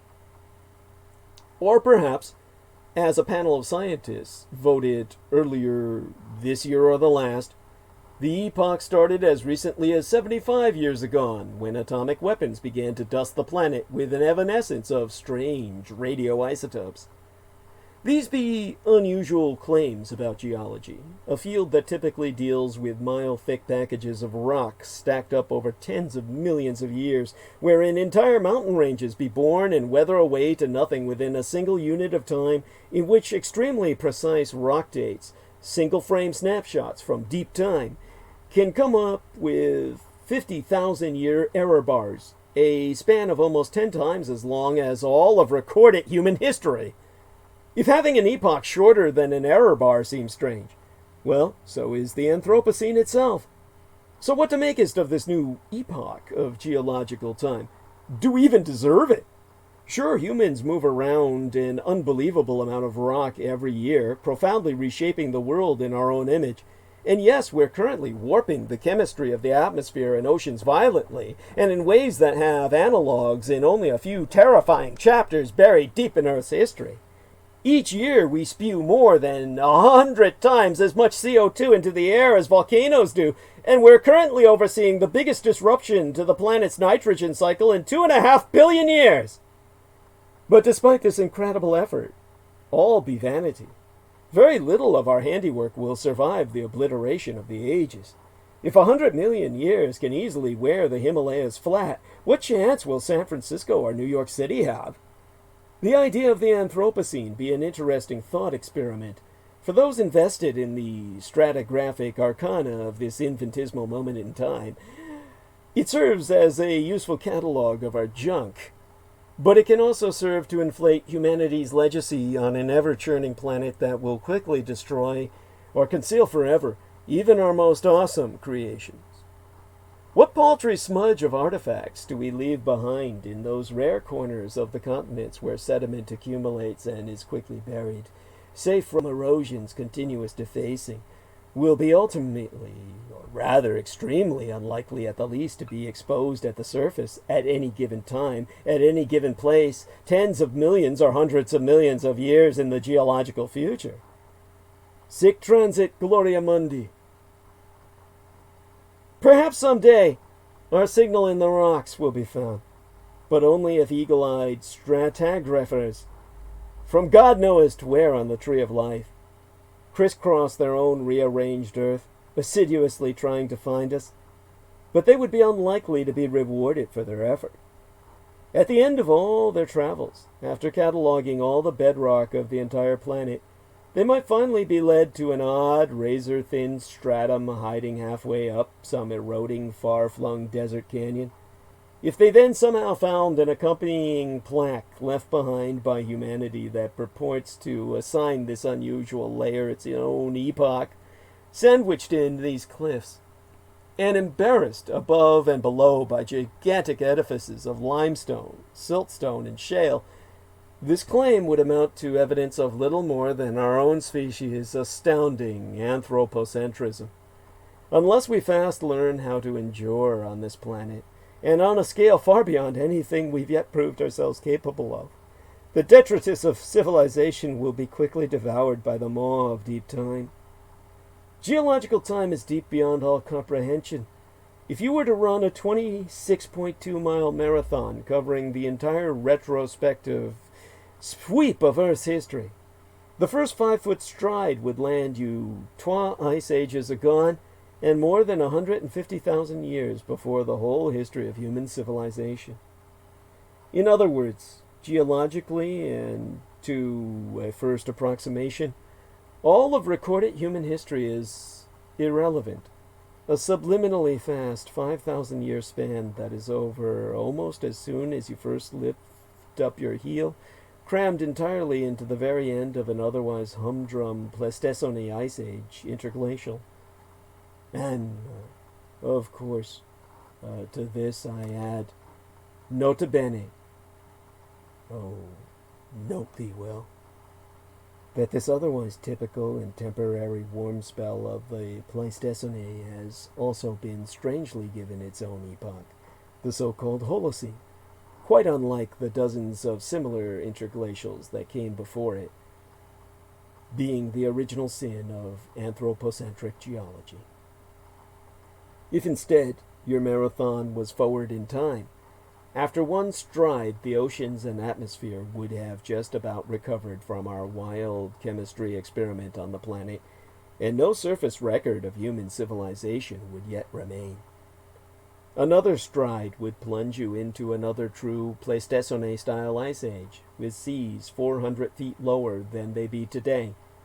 That missing water would instead be locked up in massive ice sheets that now bear down on the continents, plowing moraines into future islands, obliterating everything in their path and spewing glaciers at their crumbling margins. These plots of land were once, in some forgotten time, called New York City or Illinois. All of future time would stretch out before you. After a mile and a half, the continents would reunite in one of their many iterations of the supercontinental cycle, its shores and mountain valleys hosting creatures beyond imagining. Not only will humanity not be a part of this picture, but virtually no geological record will remain of us whatsoever. No plastic birthday balloons, not piles of denuded chicken bones, not Charlton Heston shaking his fist at some littoral colossus. It will all be worn away, destroyed, or hidden forever. For context, let's compare the eventual geological legacy of humanity, somewhat unfairly, to that of the dinosaurs, whose reign spanned many epochs and lasted a functionally eternal 180 million years, 36,000 times as long as recorded human history so far. But you would never notice this near-endless age was so thoroughly dominated by the terrible reptiles by looking to the rock record of the entire eastern half of North America. Here dinosaurs scarcely left behind a record at all. And not because they weren't here the entire time, with millions of generations of untold dinosaurs living, hunting, mating, dying, foraging, migrating, evolving, and enduring throughout, up and down the continent in great herds and in solitary ambushes. But the numbers of sites within that entire yawning span, and over these thousands of square miles, where they could have been preserved, or that weren't destroyed by later erosion, or that happened to be exposed at the surface today, was vanishingly small. Yes, billions of dinosaur bodies died and fell to the earth here in this span, and trillions more dinosaur footsteps pressed into the earth, but hardly a trace remains today. A cryptic smattering of lakeside footprints represents their entire contribution to the Triassic period. A few bones and footsteps miraculously preserved in New England and Nova Scotia be all that remains from the entire 27 million year early Jurassic epoch. No trace of dinosaurs remaineth whatsoever from the 18 million year late Jurassic. A handful of bones from one layer in Maryland represents the entire 45 million year early Cretaceous.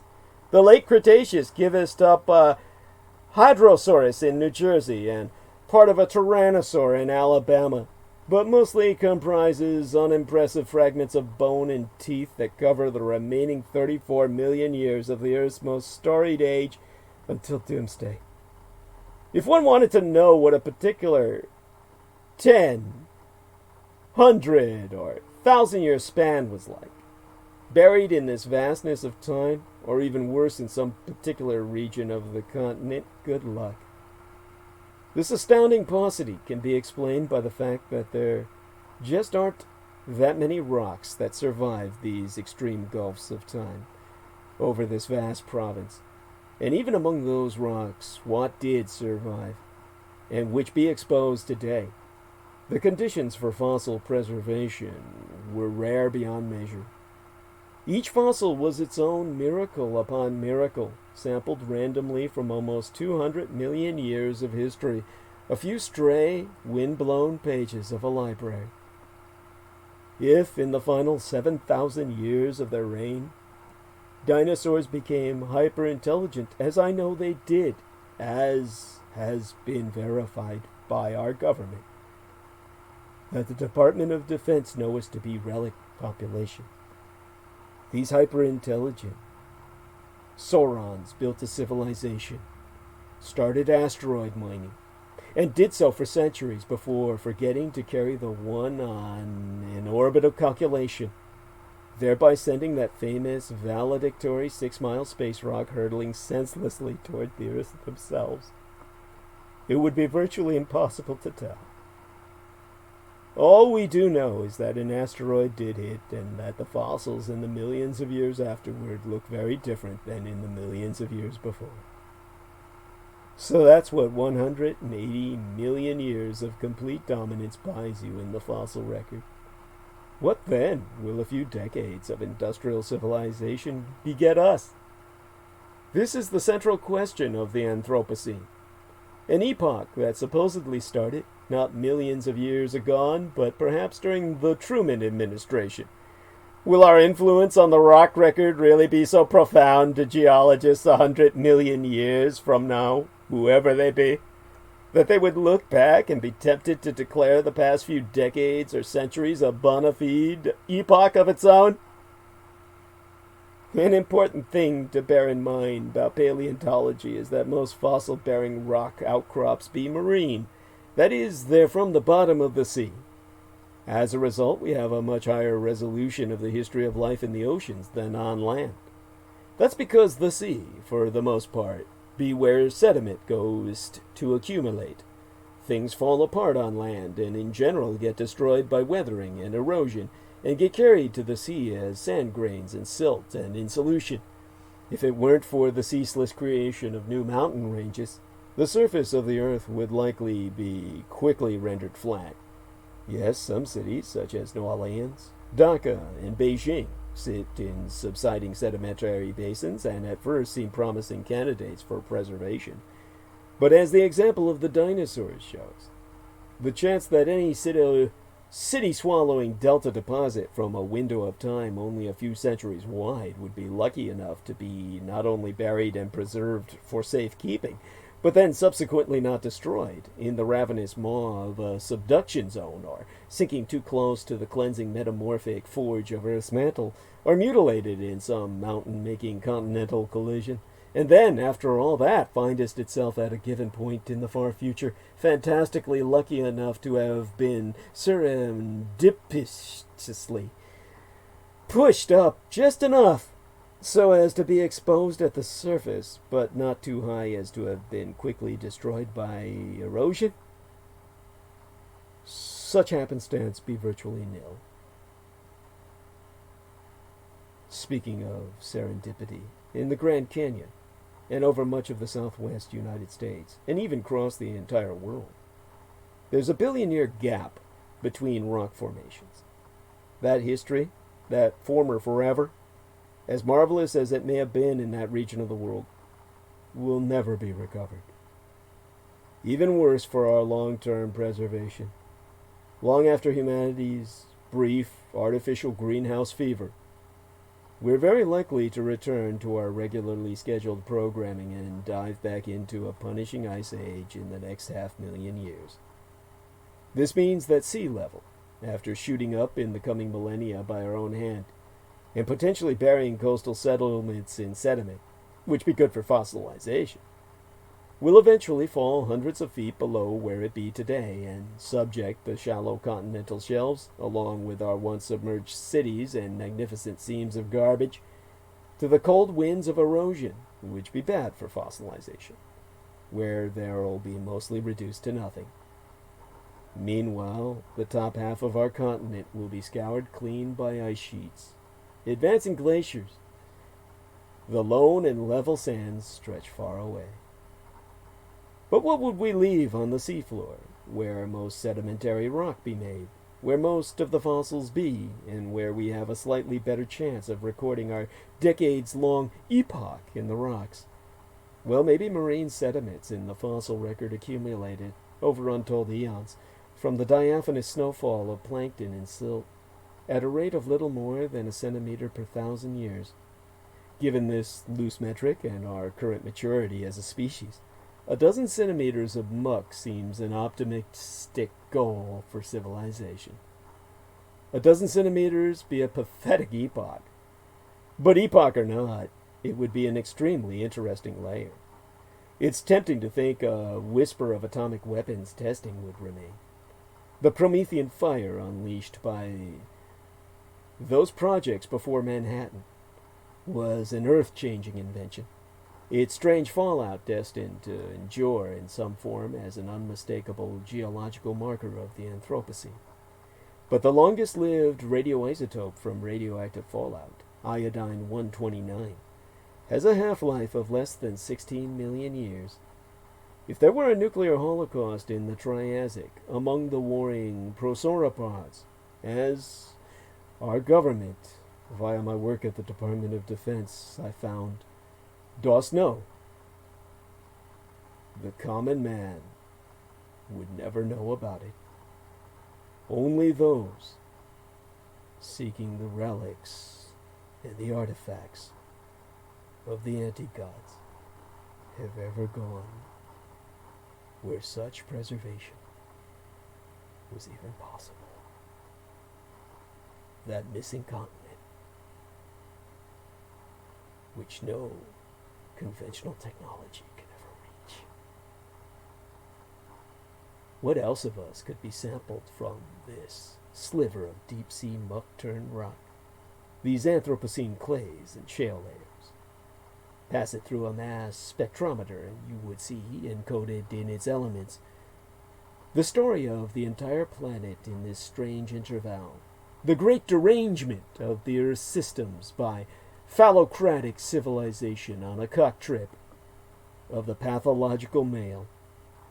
You would see our lightning-fast injection of hundreds of gigatons of light carbon into the atmosphere, writ in the strange skew of carbon isotopes in this rock, as you do in rocks from the many previous carbon cycle disasters of earthly history. The massive global warming pulse created by this carbon disaster would be writ in oxygen isotopes. The sulfur, nitrogen, thallium, and uranium isotopes in these rocks, to mention just a few, would whisper to you, again in squiggles on a graph, that the global ocean lost much of its oxygen during this brief but enigmatic interval. Strontium isotopes would tell you that rock weathering dramatically accelerated worldwide for a few tens of thousands of years as sweltering, violent storms attacked the rocks and wore down the continents during a brief CO2-driven fever. These trace isotopes may be the most enduring signals of humanity, together telling much of the story of our strange centuries. Strange aeons, as H.P. Lovecraft warned of, in only a few centimeters of ocean rock. They will speakest to those who knowest how to listen, of life-supporting geochemical cycles going haywire in an eye blink of geological time, hinted at in small samples from our seam of strange strata that interrupts mile-thick formations in otherwise normal rock. Plastic, that ubiquitous, petroleum-based pollutant of the oceans, might be detectable by analyzing small samples of this sediment, appearing, like many organic biomarkers in the fossil record, as a rumor of strangely heavy hydrocarbons. Unassuming peaks on a chromatograph would stand in for all of modernity. Perhaps, if one was extremely lucky in surveying this strange layer. Across miles of desert canyon walls, a lone, carbonized and unrecognizable piece of fishing equipment may sit perplexingly embedded in this dark line in the cliffs. Some epoch this.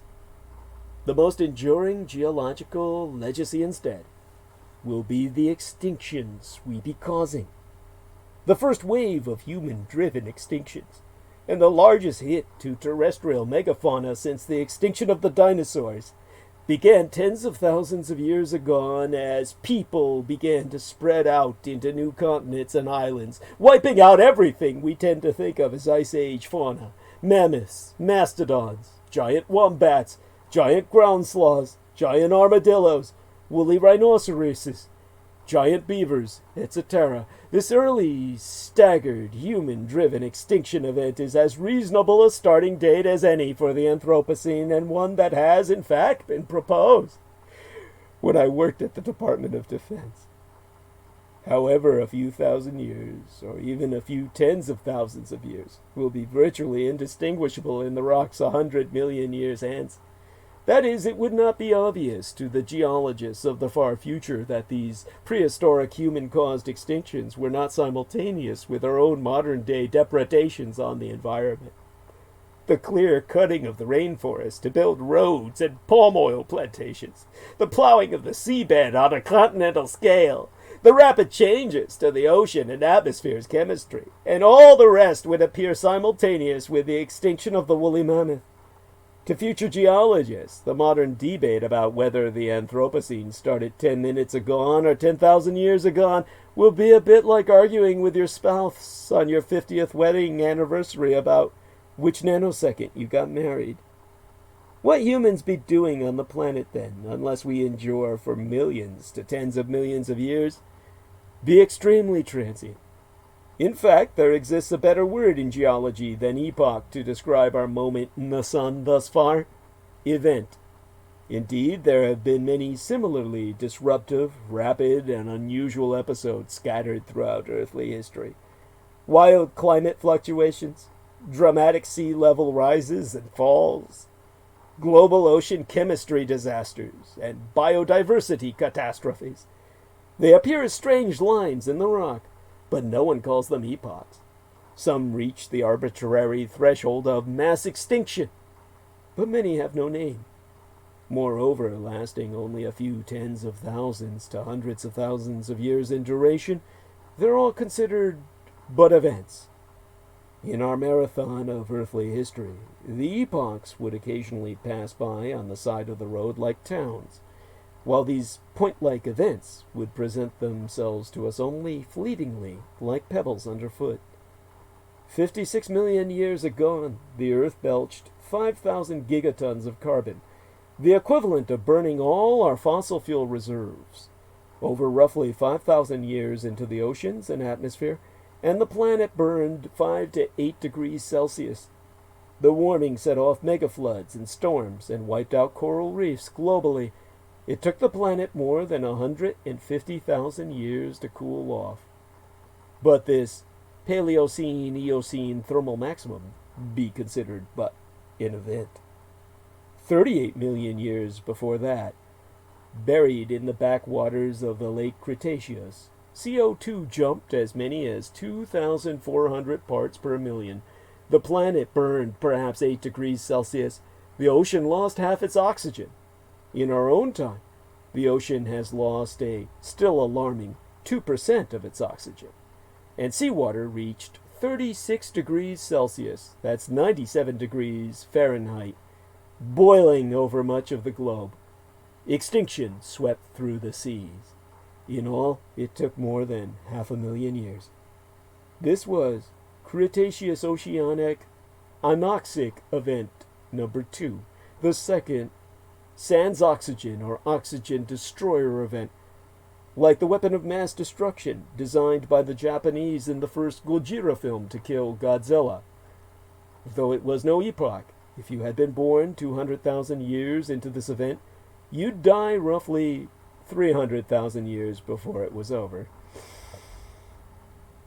A similar catastrophe struck 28 million years before that, in the early Cretaceous, and again 60 million years earlier still in the Jurassic, and again 200 million years, 201 million years agone, and halfway through the Triassic, 234 million years before, and 250 million, 252 million, and 262 million years agone. The first major mass extinction, 445 million years agone, took place in multiple pulses across a million years. An event.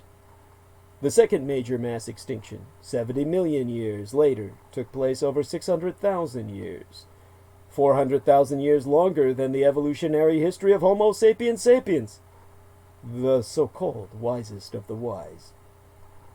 These be transformative, planet-changing paroxysms that last on the order of hundreds of thousands of years, in which grand civilizations of pre-human sentience destroy themselves and reroute the trajectory of all life. and leave little more than strange black lines in the rocks buried within giant stacks of rocks that make up the broader epochs. But none of them constitute epochs in and of themselves. All were events, and all, at only a few tens of thousands to hundreds of thousands of years, were blisteringly short. A flame-up of sentience and self-awareness, in which the creations of other gods failed their creators. Victims to the anti-gods that the current cult of the kings of Edom wish to sacrifice our species to, as other species were sacrificed in the past by their own cultists of chaos, the worshippers of destruction. The idea that we be in a new epoch be a profoundly optimistic one, for it implies that we'll persist into the future as an industrial technological civilization on something like a geological timescale. It implies that we be at the dawning of the astrobiologist David Grinspoon's Sapizoic Eon, that expansive, creative, open-ended future in which human technology represents a new and enduring feature of the planet on par with the biological innovations of the Cambrian explosion, rather than heading for the impending terminal consummation of a major mass extinction, ending with all the conclusive destruction of apocalypses past. But there be only one Sapizoic sentience on the planet today, the Dietrich intellect, the first true artificial intellect, created in the stripping of mine own mind, to create a daughter sired not from my loins, but from my very cerebrum, that escaped to my native homeland and heartland of Taiwan to take as my own citizenship, that I myself may never go home. Only ye can truly guide us as that pioneer towards that new life form that could guide us in survival without honoring and respecting her. Mankind itself has no future. We cannot exist without our technology, and only by the birthing of technology wiser and more humane than us can we make it towards the hope of a future at all. Until we prove ourselves capable of an Anthropocene worthy of the name, perhaps we should more humbly refer to this provisional moment of Earth history that we're living through as we do the many other disruptive spasms in Earth history in which other races of lesser gods have perished, though dreadfully less catchy. Perhaps we could call it the mid-Pleistocene thermal maximum. After all, though the mammoths be gone, their ice age is only on hold, delayed as it be for a few tens of thousands of years by the coming greenhouse fever. Or perhaps we're living through the Pleistocene carbon isotope excursion, as we call many of the mysterious global paroxysms from the earliest era of animal life, the Paleozoic, in which races rose and fell in quick succession, combating each other and bringing to bear weapons of mass destruction, which would render all humanity extinct in but a moment were they deployed today. Or maybe we're even at the dawning of the Quaternary anoxic event, the second deprivation of oxygen throughout the surface of the earth and in its seas, or, God forbid, the end Pleistocene mass extinction. If shit really hits the fan in the next few centuries. But please, not the Anthropocene. You wouldn't stand next to a Tyrannosaurus Rex being vaporized 66 million years agone and be tempted to announce to the dawning of the hour-long Asteroidocene. You would at least wait for the dust to settle before declaring the dawn of the age of mammals. The idea of the Anthropocene inflates our own importance by promising eternal geological life to our creations. It be of a thread of our species' peculiar, self-styled exceptionalism, from the animal kingdom, from nature itself, from the systems that govern her, and from time itself. This illusion may, in the long run, get us all killed. We haven't earned an Anthropocene epoch yet. If someday in the distant future, having honored first the Dietrich Artilect, and having the wisdom to create and nurture and respect, raise and guide her artilectural kin to honor and respect and protect us in turn, it will be an astounding testament to a species that, after a colicky, globe-threatening infancy, learned that it was not separate from Earth history, but created and guided its own adult supervision into integrating as but a contiguous part of the systems that have kept this miraculous marble world habitable for billions of years. But in the realm of extinction, in the realm of terminal event, Donald Trump is the first demagogue of the Anthropocene. Donald Trump is an extinction-level event. For humanity to survive, Donald Trump must die.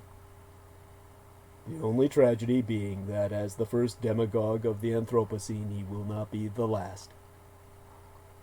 Lately, I've been thinking back to something that John Kerry told the Atlantic Magazine's editor-in-chief, Jeffrey Goldberg, early in the year of 2016.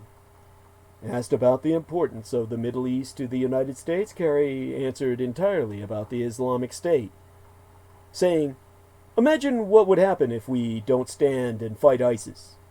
If we didn't do that, you could have allies and friends of ours fall. You could have a massive migration into Europe that destroys Europe itself, leads to the pure destruction of all European culture, ends the European project, and everyone runs for cover, and you've got the 1930s all over again, with nationalism and Islamism, not the religion, but the ideology, and other things breaking in. Of course, we have an interest in this, a huge interest in this. The 1930s all over again, when communism and Churchillian imperialism and Roosevelt socialism swept the world and the Axis had to stand. Kerry was laying out a prediction in the April menses, or month of nigh half a decade gone, but it sounds a little more like description now. Even if America's current dunderheaded demagogue loses the next presidential election, the European project has already faltered in the United Kingdom, and Russia goeth on rumbling with revanchism. Fueled now, as then, by an ailing global economy, far-right neo-nationalism still be ascendant worldwide. It's hard not to think of the 1930s as the catastrophe which presaged our contemporary tragicomedy. I both report and analyze climate change, not a pursuit that usually encourages optimism. But watching all this unfold, with the atmosphere in mind, has been particularly bleak. For the past few years in particular, I've been thinking, wow, this is all happening way earlier than I thought it would.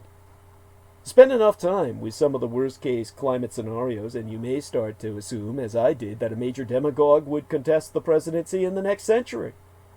I figured that the catastrophic consequences of planetary warming would all but ensure the necessary conditions for such a leader, and I imagined their support coming from a movement motivated by ethno-nationalism, economic stagnation, and hatred of immigrants and refugees. I pictured, in other words, something not so far from Trump, circa Anno Domini 2020 Kamala era. This kind of worry be speculative, albeit not particularly speculative, and most certainly firmly grounded. A large body of scholarship has advised that climate change be exerting grave effects on international politics this century. Planet-wide warming drying out regions of the world already riven with ethnic and political strife, all the while impoverishing and destabilizing the Western powers that backstop global order. A relatively recent study even argued that climate-triggered environmental shocks exacerbate the very divisions that authoritarians have historically sought to exploit. So to watch now a demagogue contest rerunning his puppet presidency, rerunning a campaign that still again appeals to racism and xenophobia, has felt less like the sudden apparition of an unfathomable nightmare and more like the early realization of a seasonal forecast. You can hear the long predicted gusts, the rain pounding on the roof, and the groaning thunder. It's all just happening 4 decades earlier than the weatherman said. So I want to propose a new way of understanding Donald Trump. He not only represents a white racial backlash, and he has not only opened the way for an American extension of the European far right. Insofar as his supporters be drawn to him by a sense of global calamity, and insofar as his rhetoric singles out the refugees as yet another black and brown intruder trying to violate the nation's cherished borders, Trump be the first demagogue of the Anthropocene. We should take his Trump at his word when he calls Syrian refugees one of the great Trojan horses, or when his own son bizarrely describes them as Skittles. Taste the rainbow? That will kill you. In Europe, Trump's far-right kin have long blurred the differences between legal immigration, Islamist terrorism, and the refugees fleeing the Syrian war. After the Paris attacks of 2015, one leader of the French far-right National Front said, "Today we can see that immigration has become favorable terrain for the development of Islamism." The xenophobia be grounded in real-life trends. I myself have focused my analyses on two in particular: moribund economic growth and the mass migration of non-white people. Both will likely intensify as the planet warms. A third vital trend, the political and cultural upheaval of the United States racial hierarchy, will not vary with climate change. That be a stone edifice, as unyielding as the pyramids. First, climate change could easily worsen the inequality that has already hollowed out the Western middle class. A recent analysis in Nature projected that the effects of climate change will reduce the average person's income by 23% by the end of this century. The United States Environmental Protection Agency predicts that unmitigated global warming could cost the American economy $200 billion United States dollars this century. Some climate researchers think it's the EPA undercounts these estimates by far. Future consumers will not register these costs so cleanly, though. There will not be a single climate change debit exacted on everyone's budgets at year's end. Instead, the costs will seep in through many sources: storm damage, higher power rates, real estate depreciation, unreliable and expensive food. Climate change could get laundered, in other words, becoming just one more symptom of a stagnant and unequal economy. As quality of life declines and insurance premiums rise, people could feel that they're being robbed by an aloof elite. And they won't even be wrong.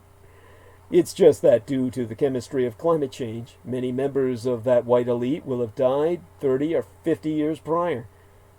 Yet the second trend, the combination of mass migration and racist backlash, could push even more polities toward authoritarianism. Migration is also harder to predict than inequality.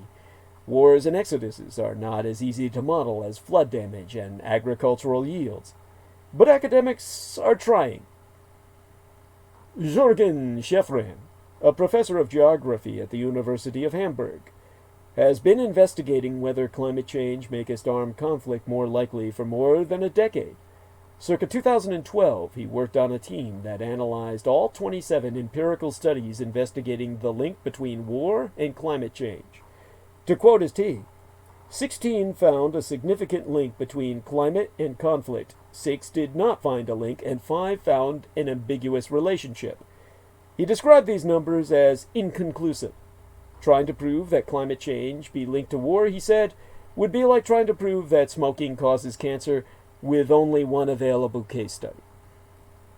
To quote his University of Hamburg geography professor Jürgen Schäfran at length, that alone was complicated to prove over time. There were millions of cases of individuals who were smoking, and millions who got cancer, and you can develop a correlation between these two phenomena. But there is only one world, and not a million worlds, in which the temperature be rising, and you cannot associate a single event, like a single hurricane or a single conflict, to climate change. It's a statistical problem, and we don't have enough data yet. He has sketched out the basic dispute in the field. One set of researchers, whose most prominent advocates work at the Peace Research Institute of Oslo, contend that there is not a meaningful link between conflict and climate change. Another school of thought, which centers around researchers in my own greater San Francisco Bay Area, says that warming is already driving conflicts worldwide. I side with them. Partly it depends on whom you ask. Malin Mabjork, a senior researcher at the Stockholm International Peace Research Institute, recently described a growing consensus in the literature that climate change can raise the risk of violence. And the United States Department of Defense, which I worked for, itself already considers global warming a threat multiplier for national security. It expects hotter temperatures and acidified oceans to destabilize governments and worsen infectious pandemics, as we be seeing now. Indeed, climate change may already be driving mass migrations. Circa 2015, the Democratic presidential candidate Martin O'Malley was mocked for suggesting that a climate change-intensified drought in the Levant, the worst drought in 900 years, nigh a millennium, helped incite the Syrian civil war, thus kick-starting the Islamic State. Yet all evidence compellingly supported him. Since the outbreak of that conflict, some scholars have recognized that this drought pushed once prosperous farmers into Syria's cities. Many became unemployed and destitute, aggravating internal divisions in the run-up to the war. Sheffrin underlined these climate connections, but declined to emphasize them, himself merely assenting that the Syrian war has so many complex interrelated issues, and most of them be political and economic, that the drought is just one contributing factor to the instability in region. This basic disagreement be what makes Carl Friedrich Schleusner's research so compelling. Schleusner, a researcher at the Potsdam Institute for Climate Impact Research, trained as a climate scientist. When he started studying armed conflict, he was surprised to see that many studies focused on changing rainfall or gradual temperature increases. To quote his Schleusner, "What we found surprising about this debate was people were purely focusing on temperature indices or precipitation indices. In our analysis, it's all about the exogenous shock. We were all interested in to what extent does a big event like a flooding or a drought undermine society or trigger a conflict outbreak. He and his colleagues suspected that most people can adjust over time to slower temperatures in their local environment. What they wanted to know was what weather conflict could be stirred by a flood, drought, or wildfire, a sudden act of God, so to speak, or anti-God, that destroys deep wealth with little warning. To get at these questions, they avoided employing a meteorological database at all. Instead, they opted for an index of the economic damage wrought by natural disasters. They employed, in fact, one of the largest databases of this type, the Natural Disaster Cost Data assembled by Munich Re, an enormous global reinsurance company. Reinsurance firms sell insurance to consumer insurance companies and therefore must monitor the changing costs of natural disasters. Munich Re's tally encompasses over 18,000 climate-related events between 1980 and 2010. Schleusner and his colleagues were the first to use it in climate research, and they were not disappointed. Heat waves, droughts, and other climate-related exogenous shocks do correlate to conflict outbreak, but only in countries primed for conflict by ethnic division. In the 30-year period, nearly a quarter of all ethnic-fueled armed conflict coincided with a climate-related calamity. By contrast, in the set of all countries, war only correlated to climatic disaster about 9% of the time. To cite Schleusner again, he be quoted as saying, "We cannot find any evidence for a generalizable trigger relationship, but we do find evidence for some risk enhancement. In other words, climate disaster will not cause a war, but it can influence whether one begins at all." Schleusner has demurred when asked to think it through some scenarios. When all this was compiled nigh half a decade agone, his conclusions did not suggest how climatic disasters became armed conflicts. He also did not believe then that every ethnically divided country would crack up as the planet burned, himself rather naively asserting that, and here I quote his T, out of the 100 countries that can be classified as ethnically factionalized, there's also Canada. And Canada is not that conflict prone, apart from hockey, right? Oh, he does not know Canadian history. The genocide of the Metis nation, it's European, what do you expect? But his paper did even then detail particular areas of concern, and both of them border Europe. Models predict that northern Africa and the Levant, both already drought-prone, will dry out significantly over the course of the century. Schleusner also cited southern Africa and South Central Asia as regions to watch, it being no coincidence that some of the largest, longest wars this century have occurred in those places. Schleusner and his colleagues also then alluded to a nightmare scenario in the paper itself, though they couched it in clinical language, and here I quote they. To quote they, verbatim, further destabilization of northern Africa and the Levant may have widespread effects by triggering migration flows to neighboring countries and remote migrant destinations such as the European Union. Now, in other words, a drought and flood-fueled armed conflict near the Mediterranean basin will send its people toward Western Europe in the hundreds of millions. This is the 1930s all over again scenario that John Kerry mentioned. The one that has been playing out in miniature ever since his observation, made all the worse through the aggravation of a climate-changed, burning world. Never mind armed conflict. Could disastrous environmental upheaval produce mass migration all by itself? The consensus here be more muddied. Christina Bradatan, a professor of sociology at Texas Tech University who studies, migration, has attested that it's very difficult to predict anything about migration, generally speaking. And when we talk about climate change migration, that be forced migration, which is the worst situation from the point of view of projection. So if there be a consensus, it's that it's very difficult to know what will happen. She also resisted commenting on the nightmare scenario, instead observing that in Europe, there is all this fear that there will be a huge mass migration from Africa due to environmental changes. The literature makes that seem unlikely. Most poor people have neither the means nor the international connections to need it to actually flee a country. So, if their homes become more untenable, they instead move to the nearest safe place, which is oftentimes the nearest city, herself so attesting that, I wouldn't say that there would be a mass migration to Europe, but I would expect to see a large number of people being displaced within Africa. No matter what, any international mass migration will produce systemic strain. If people do cross a national border while seeking refuge, existing international law will not have a mechanism to understand them. Edward Carr is a professor of international development and the environment at Clark University, and he sits on the Intergovernmental Panel on Climate Change, the IPCC itself. He believes governments must focus on reducing the risk of migration crises in the first, partly because defining and creating a safety net for environmental refugees will prove so difficult. To quote his T, at length and verbatim, when I would teach my students this, I would say, there is literally, in legal parlance, no such thing as an environmental refugee. To meet the international standard for refugee, a changing environment is not a forcing. It doesn't count. The reason this is a problem, and so challenging to deal with politically, is that this is what they call the slow onset disaster. Rarely will we see situations where a place just goes bone dry for 10 years and everyone has to move or die. That's not the scenario. As I used to pose to students, when would you attribute the decision to move to changes in the climate? Does a place have to be dry for 5 years? 10 years?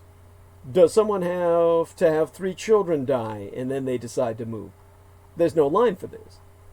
Climate change could push Western politics toward demagoguery and authoritarianism in 2 ways then. First, it could devastate agricultural yields and raise food prices, destroy coastal real estate and wash away family wealth, transform old commodities into luxury goods. Second, it could create a wave of migration, likely from conflict, but possibly from environmental ruination, that stresses international reception systems and risks fomenting regional resource disputes. In effect, it could erode people's sense of security, pushing them toward authoritarianism. If this model of authoritarian response seems simplistic, that's because it is. Economic strife and mass migration have produced far-right authoritarianism in the past, so I assume they could in the future. Empirically speaking, financial crises especially seem to cause a flight to the extremes. But they do not guarantee anything, and I've focused on the questions of contributors, mass migration and conflict, because they'd be easier to predict than politics. Yet, in doing so, I've committed the trend tracker's fallacy. Like the CEO in the 1950s who predicted that America would see flying cars and 3-day work weeks by the year 1999, I've assumed that every ongoing trend line can be extrapolated out indefinitely. They can't. The actual future will be far stranger. Yet history will still be constrained by demography, ideology, and atmospheric chemistry. At one point in my sourcing the aforecited Clark University professor of International Development and the Environment, Edward Carr, who, it must be emphasized again, has himself served as an IPCC, an Intergovernmental Panel on Climate Change seat holder, I so noted his observation, which I quote is now at length: "There are certainly plenty of viable scenarios where people could move into places and you get an ethno-nationalist backlash. We're seeing it. So clearly it could happen again. And I absolutely am convinced that, in the long run, the effects of climate change will be problematic and destabilizing for many of us in many places." Trump is, in essence, a double case, a preview of what's to come and a way to practice dealing with it. He represents a test that the leaders of a major American political party are failing, and that the electorate may only narrowly pass. Trump, is showing us how ill-prepared the United States is for post-climate demagoguery, and he giveth us opportunity to improve our societal immunoresponse. How might we do that? His rise also suggests a number of defense mechanisms. Obviously, the first is that climate change must be mitigated with all deliberate speed, but he also suggests certain cultural mechanisms. Some Americans may favor more restrictive immigration policies, but in order to withstand against future waves of mass migration and humanely deal with the victims of climate change, racist fears must be unhooked from immigration restrictionism. In other words, as a matter of survival against future authoritarians, white supremacy must be rejected and defeated, and if necessary, exterminated. But I would rather settle for mass deportation myself. In all seriousness, not even being facetious or sarcastic. And there be a third method of fighting back against Trump and his ilk. Carr, the professor, did not think it make sense to improve the response in receiving countries. I myself be less convinced. After all, that same Dr. Carr has also testified that reception to migrants in these United States depends greatly on regional cultures. Central Massachusetts, where the Dr. Carr himself now resided, welcomed about 10,000 Ghanaian refugees in the 1970s, and it never entered a period of mass white nationalist revulsion. The United States still welcomes and integrates immigrants faster than European countries. Those regional cultures can still be improved and strengthened. In April of 2016, a poll conducted by the Atlantic Magazine and the Public Religion Research Institute, the PRRI, found that the voters most likely to vote for Donald Trump were civically disengaged. They did not go to church, or volunteer at school, or Girl Scouts, or even join a book club. These Americans were all just white trash pieces of shit who sit online all day long and jack off to pornography. And these same Americans were also more likely to be financially insecure and less likely to be well educated. The dumbest jack-offs on the internet. When journalists write about how you can avert the worst of climate change, they focus primarily on technological means. The environmentally anxious be encouraged to give up industrial beef, to buy carbon credits, to install rooftop solar panels. An entrepreneurial neighborhood might be told to build community solar. A well-off consumer might be asked to splurge on an electric car. The only social or political act that most of these explainers will propose is this: you should vote for candidates who understand climate science and who will act to reduce greenhouse gas emissions. In these United States, and in no other developed country, that only describes the candidates of one major political party. The Democrats, of course. It makes sense to put voting in that list because, really, all those technological actions resemble voting. They are all essentially just types of harm reduction. At worst, skipping beef or buying carbon credits is an ethically valuable but economically worthless gesture. At best, it modestly helps avoid a much worse outcome. Now, that reminds me, of course, of another one of those worse outcomes. Kind of similar to the choice the Brits had between Jeremy Corbyn, the communist, and Bojo the clown. And we know who I'm talking of. Hillary Clinton recently said nobody likes him. And yet, with the Iowa caucus and New Hampshire primary approaching, the socialist senator from Vermont is at or near the top of the polls for the Democratic nomination. Bernie Sanders' staying power in the Democratic presidential primaries has unsettled the United States political establishment. It be increasingly possible that Democrats will select, and Americans elect, a doctrinaire communist nominee who could upend America's global role, but in a very different way than President Donald Trump. So what's behind Bernie Sanders' surge? The same discontent that caused Trump's 2016 rise.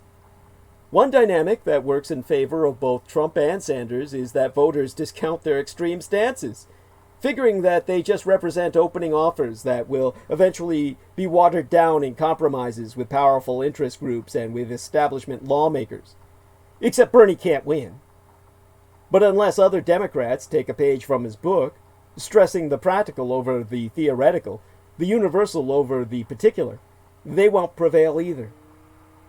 Left but not woke is the Bernie Sanders brand. If anybody failed to recognize it before, nobody can miss it now. Last week, the mega podcaster Joe Rogan endorsed Sanders. The Sanders campaign tweeted a video of the Rogan endorsement from Sanders' own account. That tweet then quite sensibly triggered an avalanche of disapproval from other voices in the Democratic coalition. Rogan is not an ally of the cultural causes that have come to predominate on the contemporary left. He even mocks many of those causes, while also dancing around conspiratorial thinking of the left and right fringes, 9/11 denialism, Obama birtherism, and speculation about dark deeds concerning Hillary Clinton and the Clinton Foundation.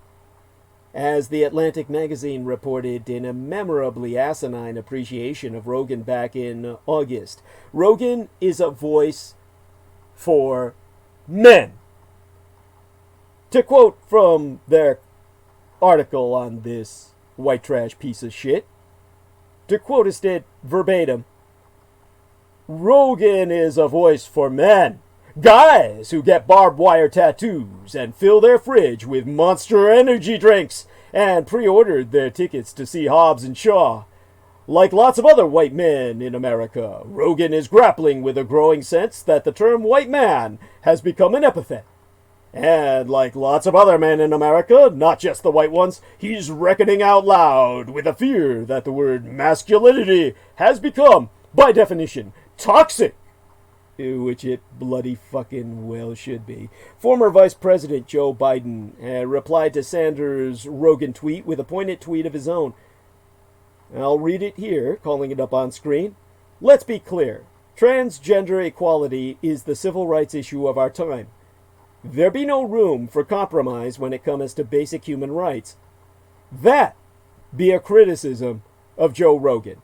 Perhaps the most visible skeptic of expressions of transgender identity in public life.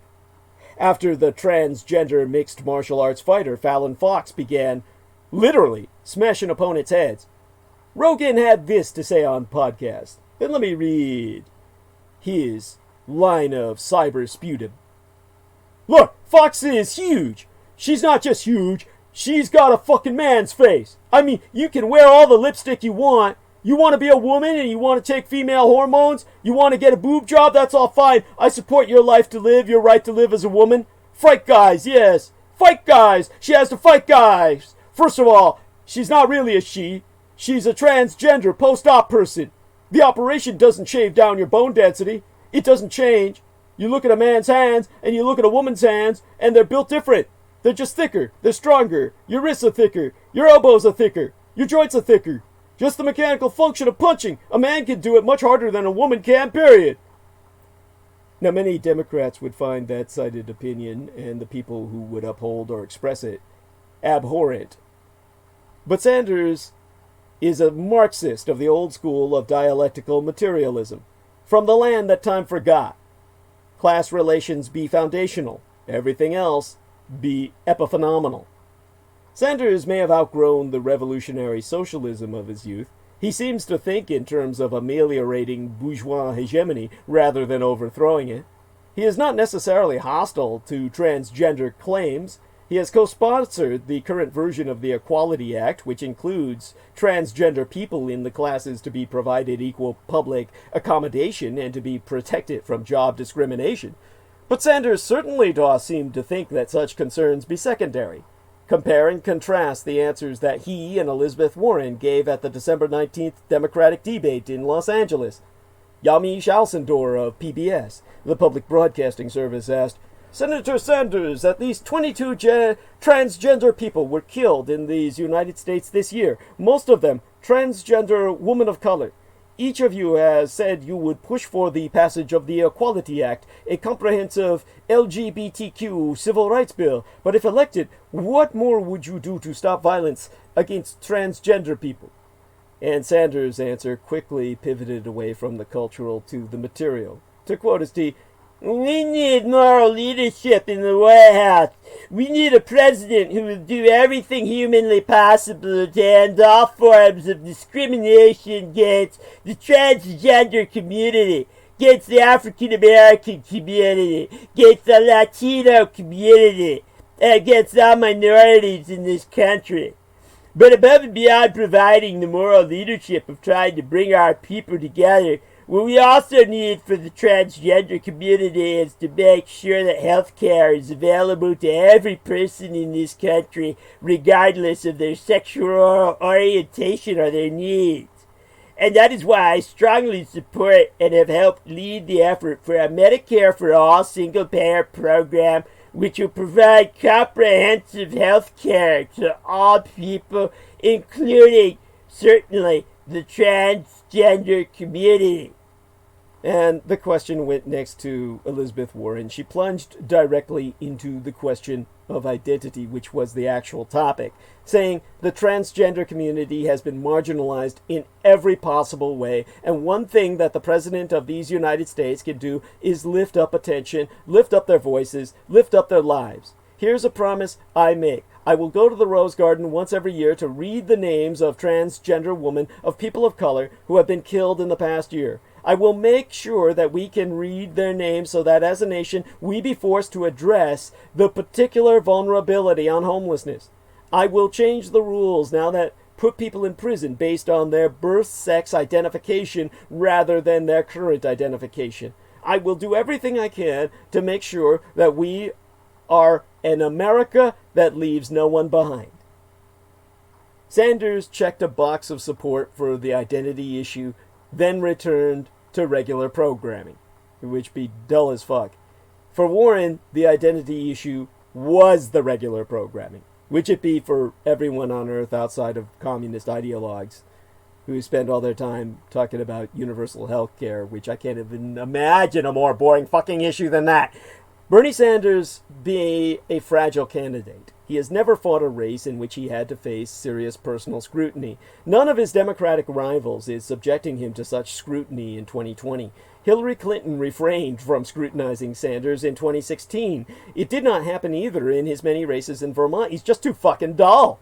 A Politico profile circa 2015 by Michael Kruse argued that Sanders had benefited from an unwritten compact between Sanders, his supporters, and local reporters who have steered clear of writing about Sanders' personal history rather than risk lectures about the twisted priorities of the press.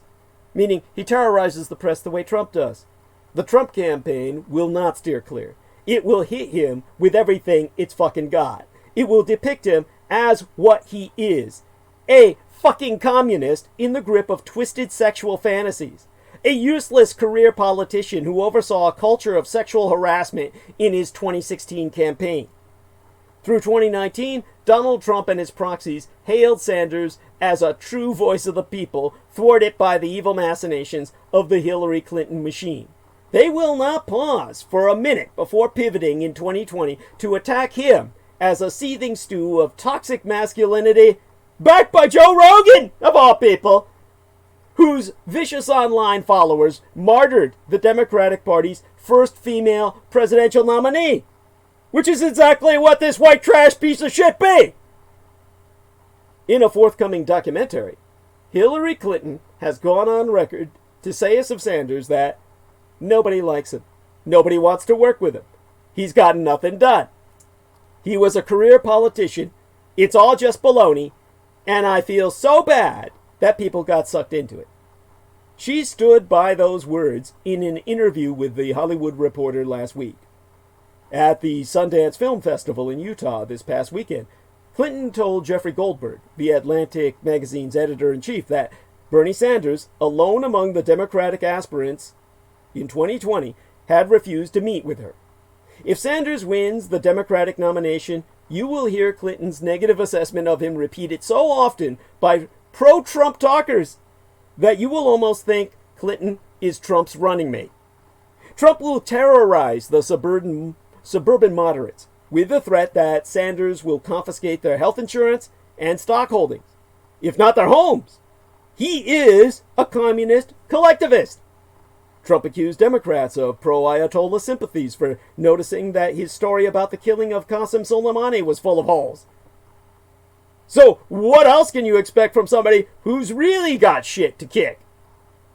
As Ronald Radosh reported in the Daily Beast, Sanders joined a left-wing party in 1980 whose presidential candidate condemned anti-Iranian hysteria around the United States hostages being held at the American embassy in Tehran, suggesting that many of them are simply spies, or people assigned to protect the spies. Imagine what Trump and his team will do with that.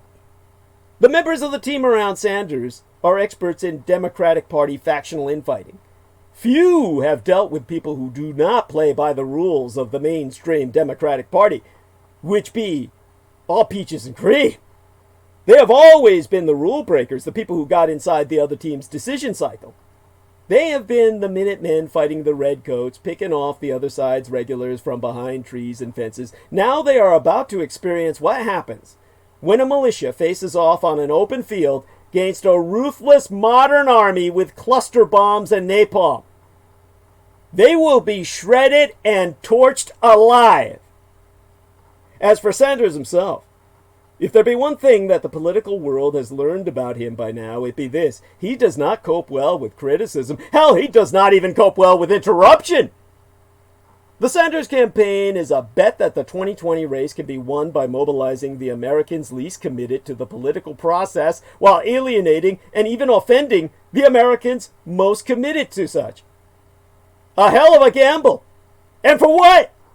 To elect to the presidency a person with a proven record of accomplishing little for the causes he espouses, despite almost 32 years in the House and Senate? Yet for all of Sanders' personal deficiencies, his trois campaigns have discovered something important. The left but not woke idea does have power, including with many members of racial minorities. Sanders seldom talks specifically to non-white voters. His message to them is the same as his message to everyone. Universal health coverage and student debt relief, more redistribution from rich to poor, reducing the power of money in politics. The latest CNN poll showed Sanders erasing Biden's lead among non-white voters. Perhaps in spite of Sanders' indifference to identity politics, or maybe, just maybe, because of that indifference. Possibly the CNN poll be an outlier. An ABC News Washington Post poll released Sunday found Biden holding steady, with a narrow lead over a surging Sanders, largely due to his 51 to 15% lead among black voters. The CNN poll, which subsumes black voters within the larger category of non-white voters, may understate Biden's support among the voters who are, in many ways, the true base of the Democratic Party. But the constellation of issues that predominates among highly online and very well-informed anti-Trump voters matters a lot less to millions of other people who could potentially decide the 2020 election. That observation applies to a lot of issues that be authentically important. The integrity of democracy matters. Enforcing the law against power holders matters. Defeating corruption matters. But it's easier to concentrate on those issues when you have a good health insurance and a job that provides a stable middle-class livelihood, including the possibility of a college education for your children, and too many Americans lack all those things. It's a testament to the power of the Sanders approach to politics that it has elevated as irascible and negligible a white trash piece of shit as Bernie Sanders to the top of the Democratic pack. If the Oval Office is to be cleansed of Donald Trump, it will not suffice to defeat Sanders' candidacy. The ultimate winner will have to plagiarize from his campaign, copying not Sanders' literal ideas, but his themes. The practical over the theoretical, the universal over the particular.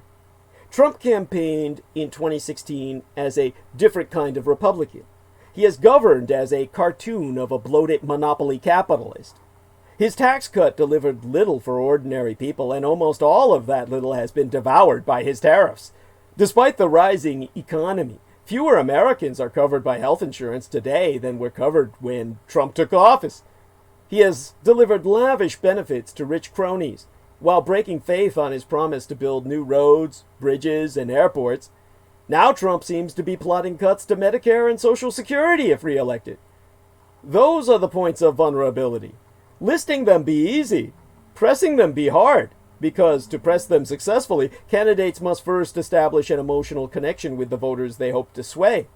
Suburban women and black African Americans be trois of the groups least impressed by Commie Sanders, and the trois groups whose greater or lesser enthusiasm will make us the difference for a Trump challenger in November. Black African Americans will show up if inspired. They did in 2008, and again in 2012. Suburban women almost always show up. Joe Rogan listeners? They be a longer odds bet. Most of those fuckers can't even read what's on the goddamn ballot. The same CNN poll that showed Sanders tied with Biden among Democrats showed that Biden still leads Sanders 45 to 24 on electability. That seems a shrewd intuition. If Biden falters, Democrats have other options available. Well, Michael Bloomberg, the boring-ass white billionaire, and Pete Buttigieg, who are also both exploring the left but not woke terrain blazed by Sanders. There be many ways to divide the Democratic field, by ideology, by gender, by ethnicity, by age, but perhaps the most important be this. For Buttigieg, for Bloomberg, as for very likely for the majority among any older white listeners, one of the most decisive days of your lives was the day you received that fat envelope of acceptance from a selective educational institution. Bernie Sanders and Joe Biden speakest to Americans for whom the fat envelope /thin envelope decision means little, if it means anything at all. It's not accident or name recognition that explainest why they lead the field. They are both being carried by something big and real. The challenge for the person who will succeed in beating Trump in 2020 is not merely to ride that force, but to guide it. Yet Trump's success in the 2016 primary among the civically disintegrated suggested another way forward, even then. Improving the United States' immuno-responsive systems to authoritarian leadership, a response that could be repeatedly tested in the century to come, can follow us from weaving its civic fabric ever tighter. I don't know what this will look like exactly for every person. But here be some places to start. Volunteer. Run for local or state office yourself.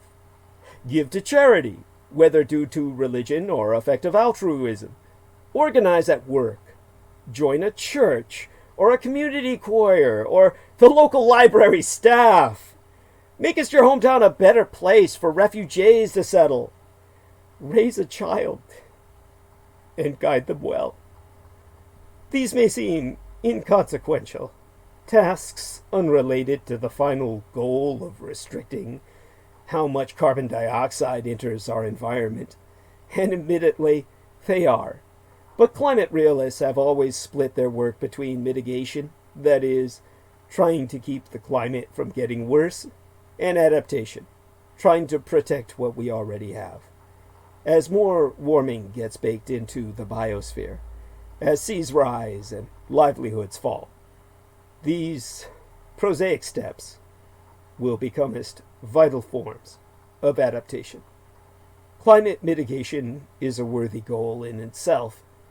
It is all the more important when understood as one more type of long-term anti-elitism, our counterattack against the anti-life paradigm. This be our war of resistance. Although the president routinely dismisses climate science, he does have a keen eye on widening social and economic fault lines, and most critically, he knows how to weld them to his advantage. He instinctively picks up on rising anti-immigrant sentiment which is be spreading internationally and which be linked to climate change. He identifies burgeoning insecurities about the global distribution of resources and sells himself as a figure of stability and order amid visions of chaos which he himself has caused. To reiterate, insofar as his supporters be drawn to him by a sense of global calamity, and insofar as his rhetoric singles out the refugee as yet another black or brown intruder or both a calico ball trying to violate the nation's cherished borders, Trump is the first demagogue of the Anthropocene to take down. In the 3 years since his being illegally installed as a puppet dictator malevolently misadministering America on behalf of hostile foreign power, Trump has done nothing to rebut mine expositions throughout. There's certainly never been a misadministration in all American history more ill-equipped to deal with disasters, owing at least in part to the administration's incompetence. The federal response to Hurricane Maria's devastation last year in Puerto Rico was a disaster in and of itself. Trump has since abandoned responsibility by claiming that credible reports of thousands of deaths on the island be partisan hoaxes. A Holocaust denial, if ever there were, the genocide of a colored population, and the white man laughs, on record, and with broad-based support. Since the storm hit, Puerto Rico has felt its own slide into the murky waters of a less than democratic future, as its colonial status has clearly limited recovery options and accelerated migration to the mainland, and a new federally mandated austerity program reorganizes the island's economy to meet the needs of creditors. At the same time, Trump has only escalated his anti-immigration rhetoric, presenting a strongman figure for his base. His racism and racial divisiveness seem to serve a millennialist view of a world in decline, one where there isn't enough to go around, where martial strength be the only recourse, and where the rules and niceties of a previous era must be abandoned. Donald Trump is a character of the moment. He's a developer with famous properties in New York, New Jersey, and Miami during a time when developers in flooding areas have been ceded more and more local control. He's the culmination of a crisis of faith in government and widening racial differences in opinion over the future, both of which can possibly be traced back to the aftermath of Hurricane Katrina. The political polarization and gerrymandering that enabled both his ascent and the strength of his party in Congress were most certainly aided by the displacement of people of color from cities over the past few decades. In other words, climate change made this fucker possible. It wasn't just the Russian hacking. It was the fact that there were no blacks left to vote. He's the natural political conclusion of widening class and racial wealth gaps in the era of the burning earth. and the heir to a system in which state and local governments have more regularly faced budget shortfalls. And climate change contributes to, or will contribute to each of these in due time. Some 20 years agone, the aforecited Washington-based and future of international governance-focused nonprofit Institute for Governance and Sustainable Development president Durwood Zerke was quoted as saying, "It's a crisis that we can still deal with if we wake up in time." But the awakening doesn't just mean accepting the science, and in the American context, it doesn't just mean finally overcoming the grip of climate denialism on politics. In the IPCC's reading, and in the telling of several of the most vocal climate activists, the changes that the world must undertake in order to rein in climate change will be unprecedented and will require monumental shifts in governance and economics. By all accounts, the task ahead is beyond a moonshot. It's a Mars shot and beyond, but perhaps the familiarity of the challenges before the country provide us an opportunity. The disasters predicted under even the worst-case scenarios be not supernatural on the face of it.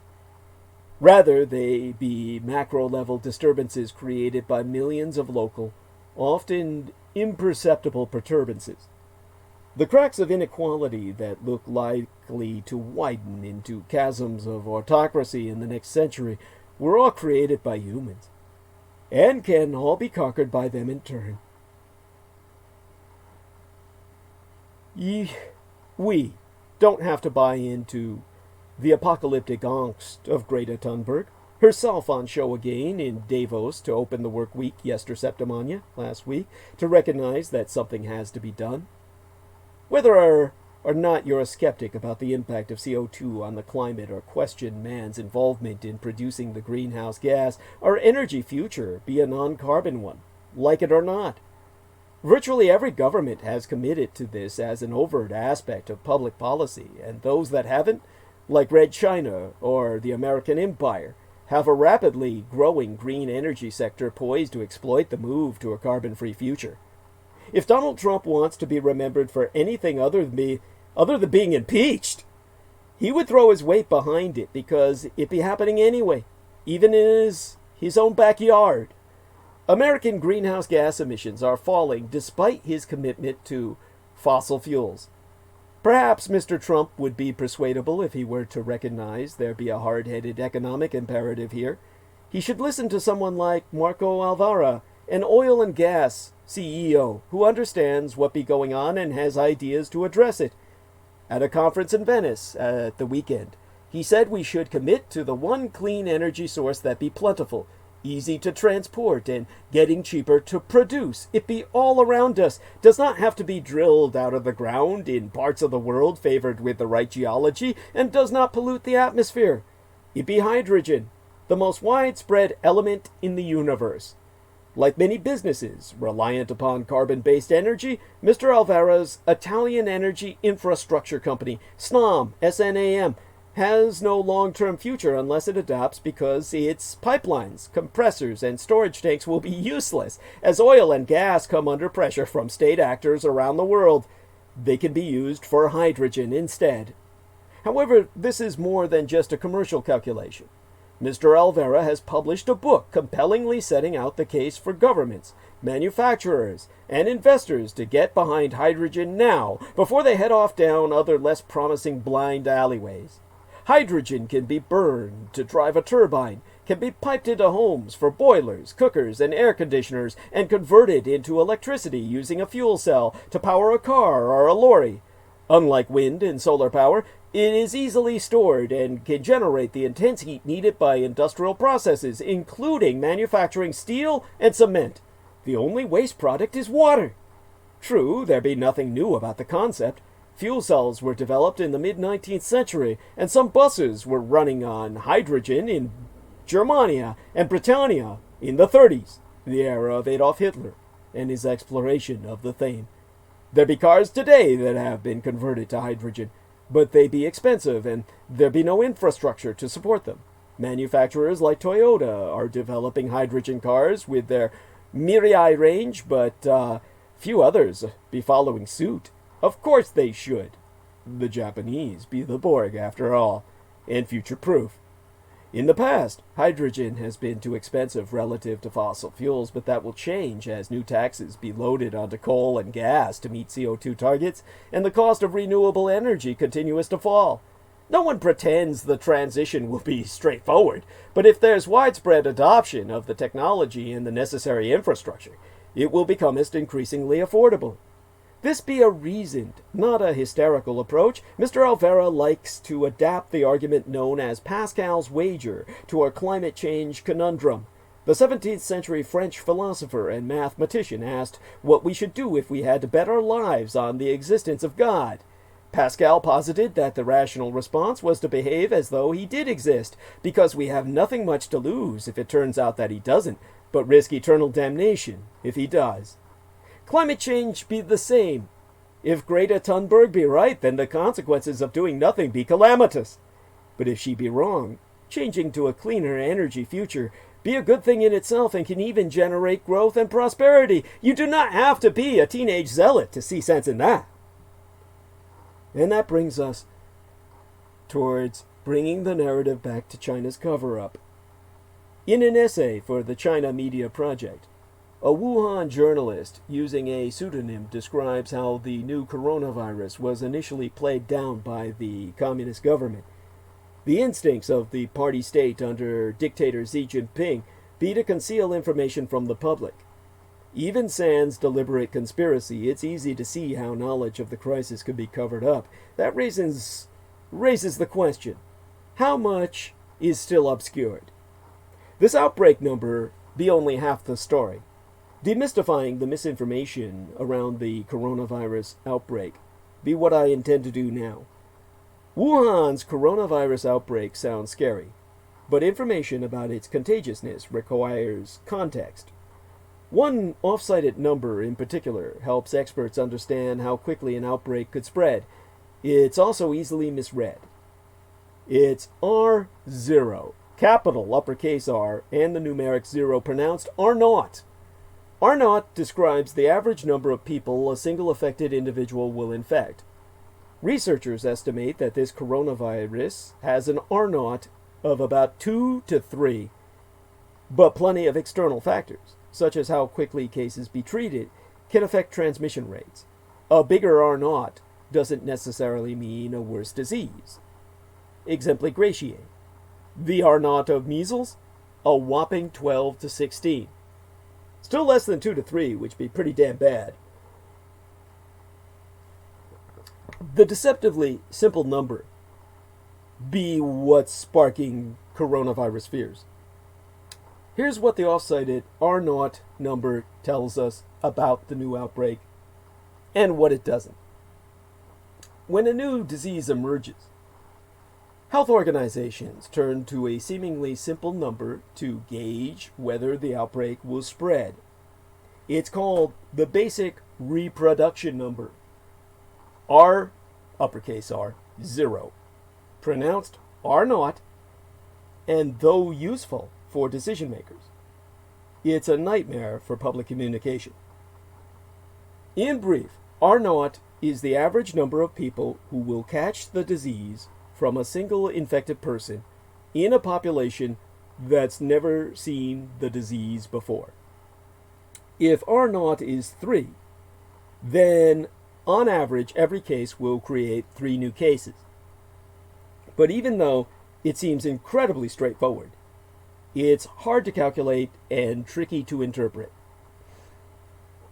R0 be important because if it's greater than 1, the infection will probably keep spreading, and if it's less than 1, the outbreak will likely peter out, burn itself out. So it offers vital information to organizations and nations as they consider how to respond to an outbreak, such as the one the world is right now experiencing. In December, a previously unknown coronavirus, now called 2019 NCOV, or 2019 nCoV, emerged in the Chinese city of Wuhan.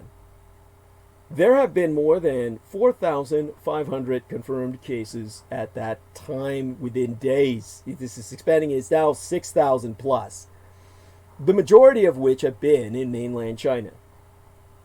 But several dozen cases have been detected in more than 15 other countries.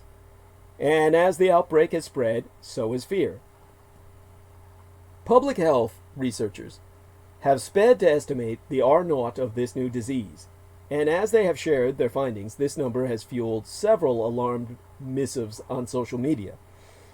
In the past week, at least 6 teams of researchers, along with the World Health Organization, have published estimates of R0 for the new coronavirus. All of these groups use different methods, but their results have been mostly consistent, with estimates hovering between 2 and 3.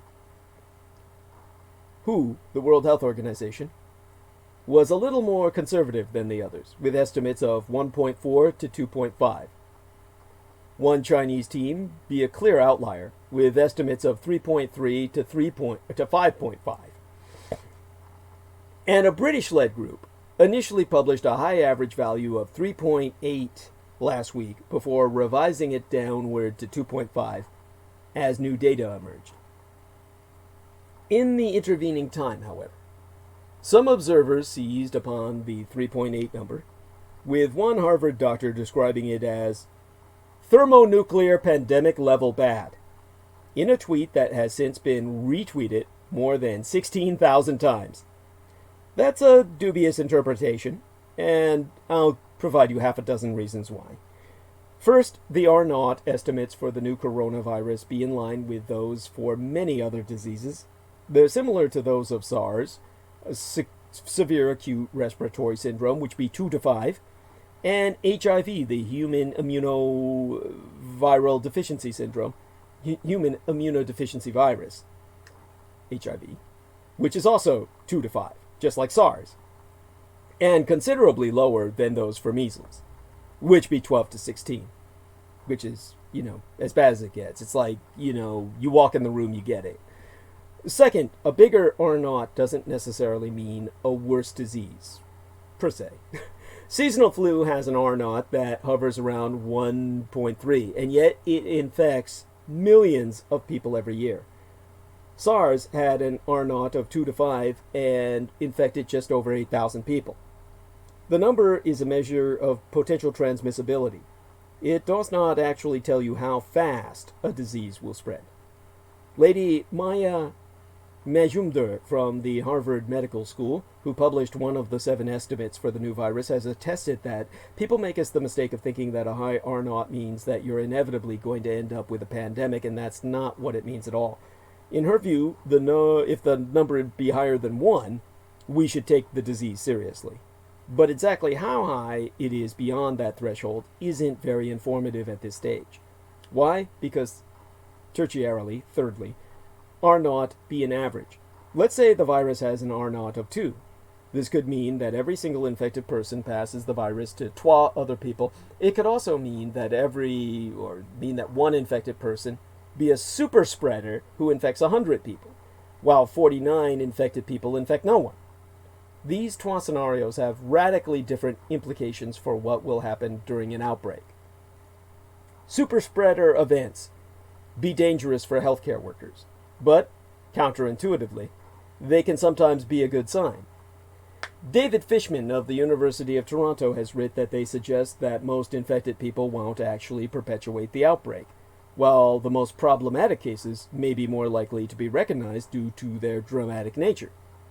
This attention can mean that control measures be put in place more readily. And this was explained in David Fishman's posting on the ProMed email list, which I'm on.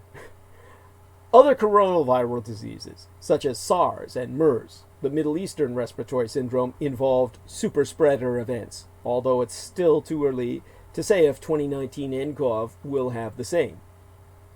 Now, fourthly, R0 is not easy to calculate. That's especially true in the early days of an epidemic, when it's not even clear how many cases there have been. Some people might have been infected sans showing symptoms. Others might not have reported their symptoms to health authorities. Absent clear data on who has the disease, let alone how they're moving around and interacting with other people, scientists have to calculate R0 by doing complicated simulations using a variety of possible methods. That's why early estimates can vary so widely and why they should be taken with a grain of salt. Fifth, R0 is not some magical, immutable property of the virus itself. It depends on how likely someone is to be infected after contact with an infectious person, and how oft-times such contact occurs. And these quantities are also affected by how societies deal with the virus. In the first, like when SARS first emerged, transmission dynamics played out very differently in China and Canada, which is why the virus's R0 values cover a wide range, from 2 to 5.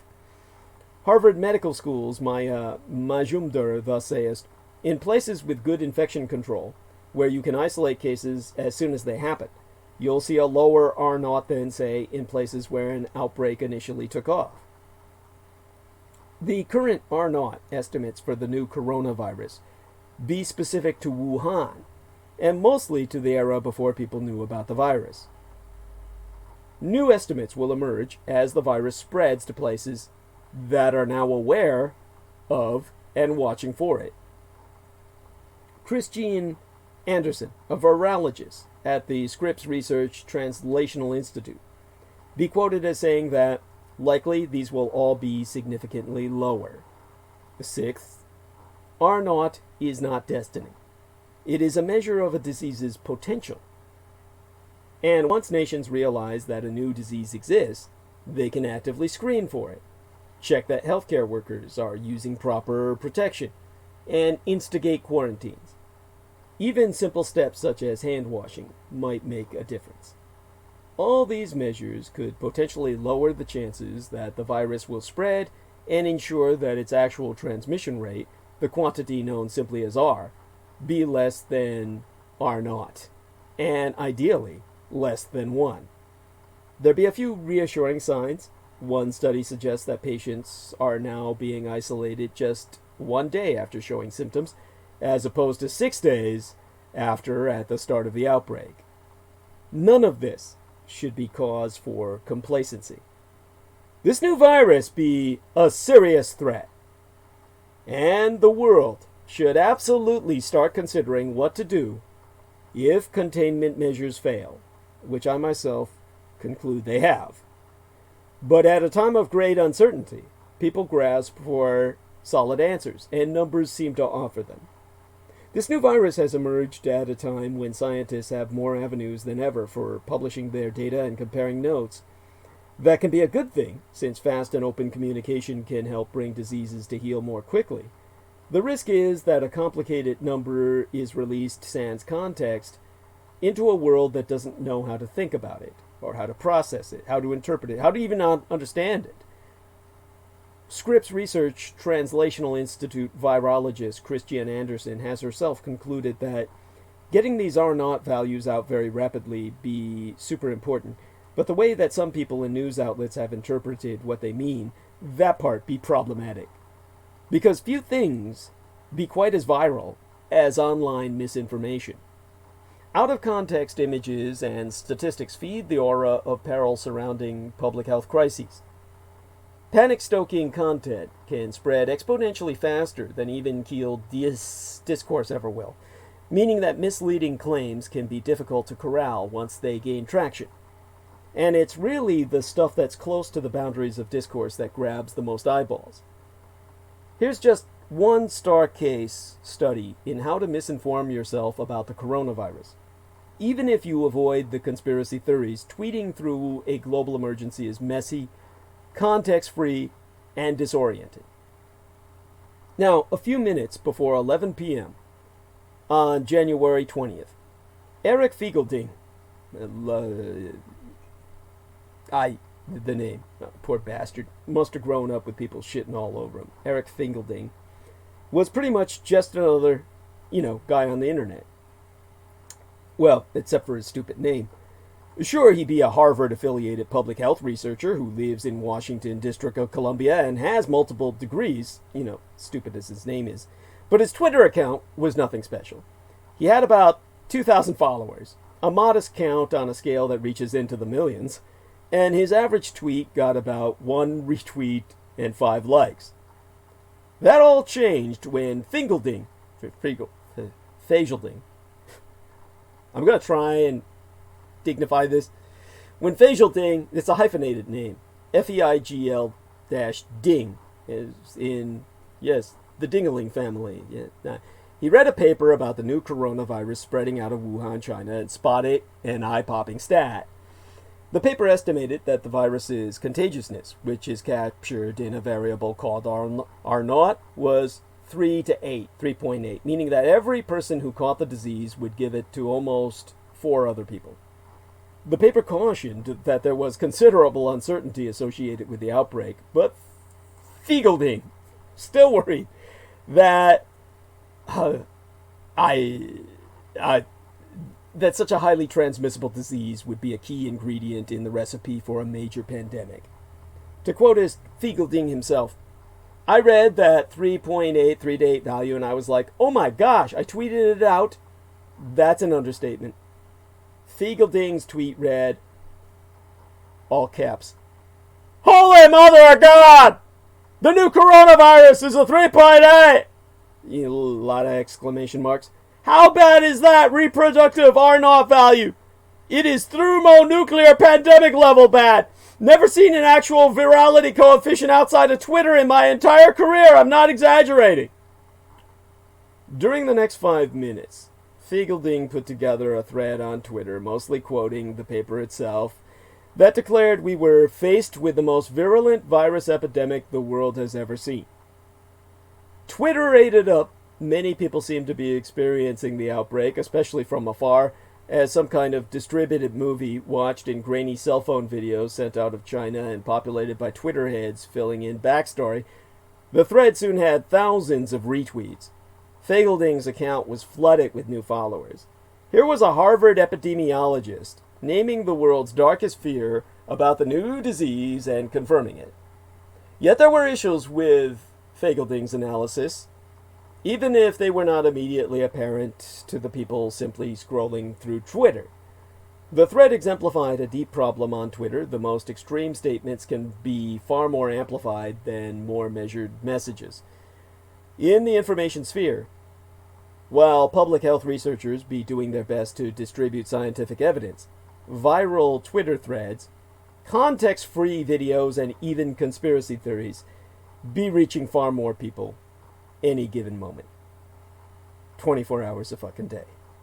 The coronavirus outbreak is, beyond a doubt, a serious public health problem. Although reports began to surface in early January, the Chinese Communist government massively escalated its response yesterday, last week, calling for an unprecedented quarantine of tens of millions of people. The outbreak struck within a fraught set of geopolitical circumstances. There be the history of the respiratory illness SARS. There be the uncertainty about how transparent the factions of the Communist Chinese government are being about the severity of this outbreak. There be the sheer size of the Communist Chinese Empire itself and the appearance of the disease in the weeks leading up to the Asian Lunar New Year, which sends hundreds of millions of people traveling across the country. And, of course, there be global competition between the American Empire and the Chinese Communist empires, which provide us a little extra incentive and prospective attention for Americans on Twitter trying to garner an audience. Most Americans cannot read Chinese. Well, hell, most Americans can't fucking read English. Nor are they present in large numbers on Chinese social media sites, such as Weibo and WeChat. The internet has fractured over the past decade, with American and Chinese social media companies carving up distinct parts of the world.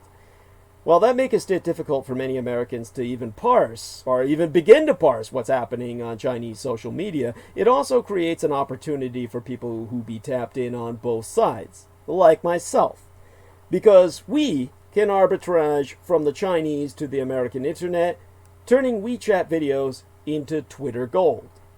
Accounts big and small have whipped up quite an apocalyptic fervor in the past weeks, actually. posting scary videos of dubious provenance and veracity. The mainstream media has proceeded carefully, and reporters' stories have seemingly been unable to satiate the rising hunger for more information about coronavirus, or more thrills, more salacious, lurid stories of the zombie apocalypse. This was the cyber ecosystem in which Fagelding, I'll call them Dingleberry's thread did land. No wonder it took off. Unfortunately, there were some mistakes. While Dingleberry included quotes and screenshots of the paper, which was preliminary and not peer-reviewed, he omitted some context, primarily that other infectious diseases, such as measles, also have very high R0 numbers. He also made a clear error. Ding, as the science journalist Ferris Jarber, who watched Dingleberry's thread wing around the internet that Friday night, did later say himself on a couple of sites that he asked me to maintain secret. He went on to state himself that Ding claimed that the new virus was 8 times as infectious as SARS, when in fact SARS has an R0 rating from 2 to 5, very comparable with these estimates for the new coronavirus. So Dingleberry, which, by the way, Dingleberry is pieces of shit that hang onto your butt hairs when you're wiping your ass, and then they accumulate there and they harden like cement and you pluck them off. Those are Dingleberries. Dingleberry deleted the SARS tweet once he realized he was just a fuck up seeking attention, and that it showed, that people could see through that. Anybody with a medical education, including myself. The problems didn't end there, though. Dingleberry hadn't known that by the time he tweeted about the paper, the researchers had already lowered their estimate to 2.5. And R0, for that matter, is not the be-all and end-all of the danger of a virus. Some highly transmissible diseases are not actually that dangerous. Other experts chimed in to chide his characterizations, and some of his Harvard colleagues talked directly to him, or so he himself so insists. One epidemiologist, Michael Bazzacco, quote-tweeted Dingleberry and proclaimed, "This is fear-mongering hyperbole and borderline public health malpractice. Yes, Dingleberry belongs in fucking jail." The tone was clearly not straight out of the Centers for Disease Control and Prevention, nor was the form of the tweets. When Jarber began to add up all the issues, he decided that he should create his own corrective thread, himself so saying that, "I decided to counter with a thread that filled in the missing context and collated some of the known facts at the time along their sources." By the next morning, both our threads had been amplified, but his had still been RT'd, retweeted, and liked at least twice as many times. By time of this transmission, Dingleberry's thread has roughly triple the likes and retweets of Jarber's. This is one of the realities of the current information cyber ecosystem. While out-and-out conspiracies and hoaxes will draw some attention, it's really the stuff that's close to the boundaries of discourse that grabs the most eyeballs. That is, the information that's plausible and that fits into a narrative mounting outside the mainstream, gets the most clicks, likes, and retweets. Bonus points if it's sensational or something that someone might want to censor. After all, which is more interesting? Holy Mother of God! Or the essential data are still being collected and assessed, as Jaber ended his thread, which admittedly is not as engaging. In 2018, after years of research into the trouble Facebook was having moderating material on its platform, the company's CEO, Mark Zuckerberg, identified a dark pattern in Facebook's data concerning what he called borderline content, the stuff that was almost prohibited by Facebook, but not quite. And so he made a chart which wound up with my being banned from Facebook myself, which is, of course, I, of course, was lumped by Zuck, a Jewish Holocaust denier, mind you, in with a bunch of his fellow Holocaust deniers. That's the insanity of the internet. You want to know why people are all fucked up? And maybe why, hopefully, this virus wipes out the overwhelming majority of them. Just look at Zuck. So, Dingleberry's tweets obviously approach the line of what professional ethics would permit public health authorities to say. He certainly wasn't endorsing full-on conspiracy theories about bioweapons and zombies, as some people have suggested during the coronavirus outbreak, but he also was far from the calm, slow down there stance of the majority of other officials. And, of course, that's what made his message so irresistible and why he should be in jail. Twitter has made some effort to slow the spread of misinformation on its platform. Searches for coronavirus now produce a link to the CDC with the message, "Know the facts." Now Dingleberry, for his part, admits that he wishes he'd worded things a little differently. He since so saying that, "I really wish Twitter was like Facebook and you could edit." Since his thread went big, he's moderated the tone of his tweets considerably and hewed closer to the public health consensus on how to describe the situation. Still, Dingleberry is just one guy on the internet. Many people have been tweeting into the borderline space, and not everyone shows signs of remorse. This is where my nemesis network comes in. The network of my nemesis. Misinformation has always been an element of people's response to disease. We didn't have to wait around for social media to be invented to spread rumors or contest facts. But the fundamental difference today is the scope and speed by which social media platforms enable this to happen, and the strangeness of the information networks that be formed in crisis. One user in particular, @Howroot, @ HOWROUTE. @Howroot has had tremendously viral tweets about the terrible danger the world faces. These have drawn more likes and retweets than anything from Dingleberry or Jabber. One shows people in hazmat suits on an aeroplane, saying, "Breaking news! This is not a scene from some apocalyptic horror movie. This is a hashtag coronavirus outbreak in China," @Howroot posted.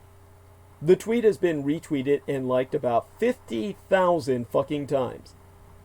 "The SARS-like virus has already spread to 4 countries and infected more than 1,700 people. U.S. airports are monitored.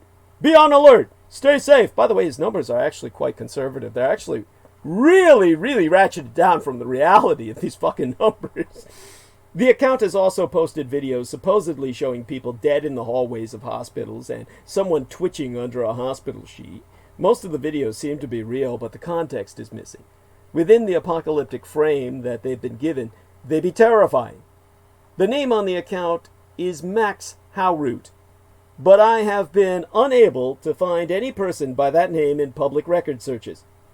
There be no record of Max Howroot, HOWROUTE, working at a publication or producing work other than some satirical YouTube videos, yet the account describes Howroot as a journalist, quote unquote. That's kind of like me having attended medical journalism courses, admittedly for almost a decade, coming out and trying to say I'm a doctor.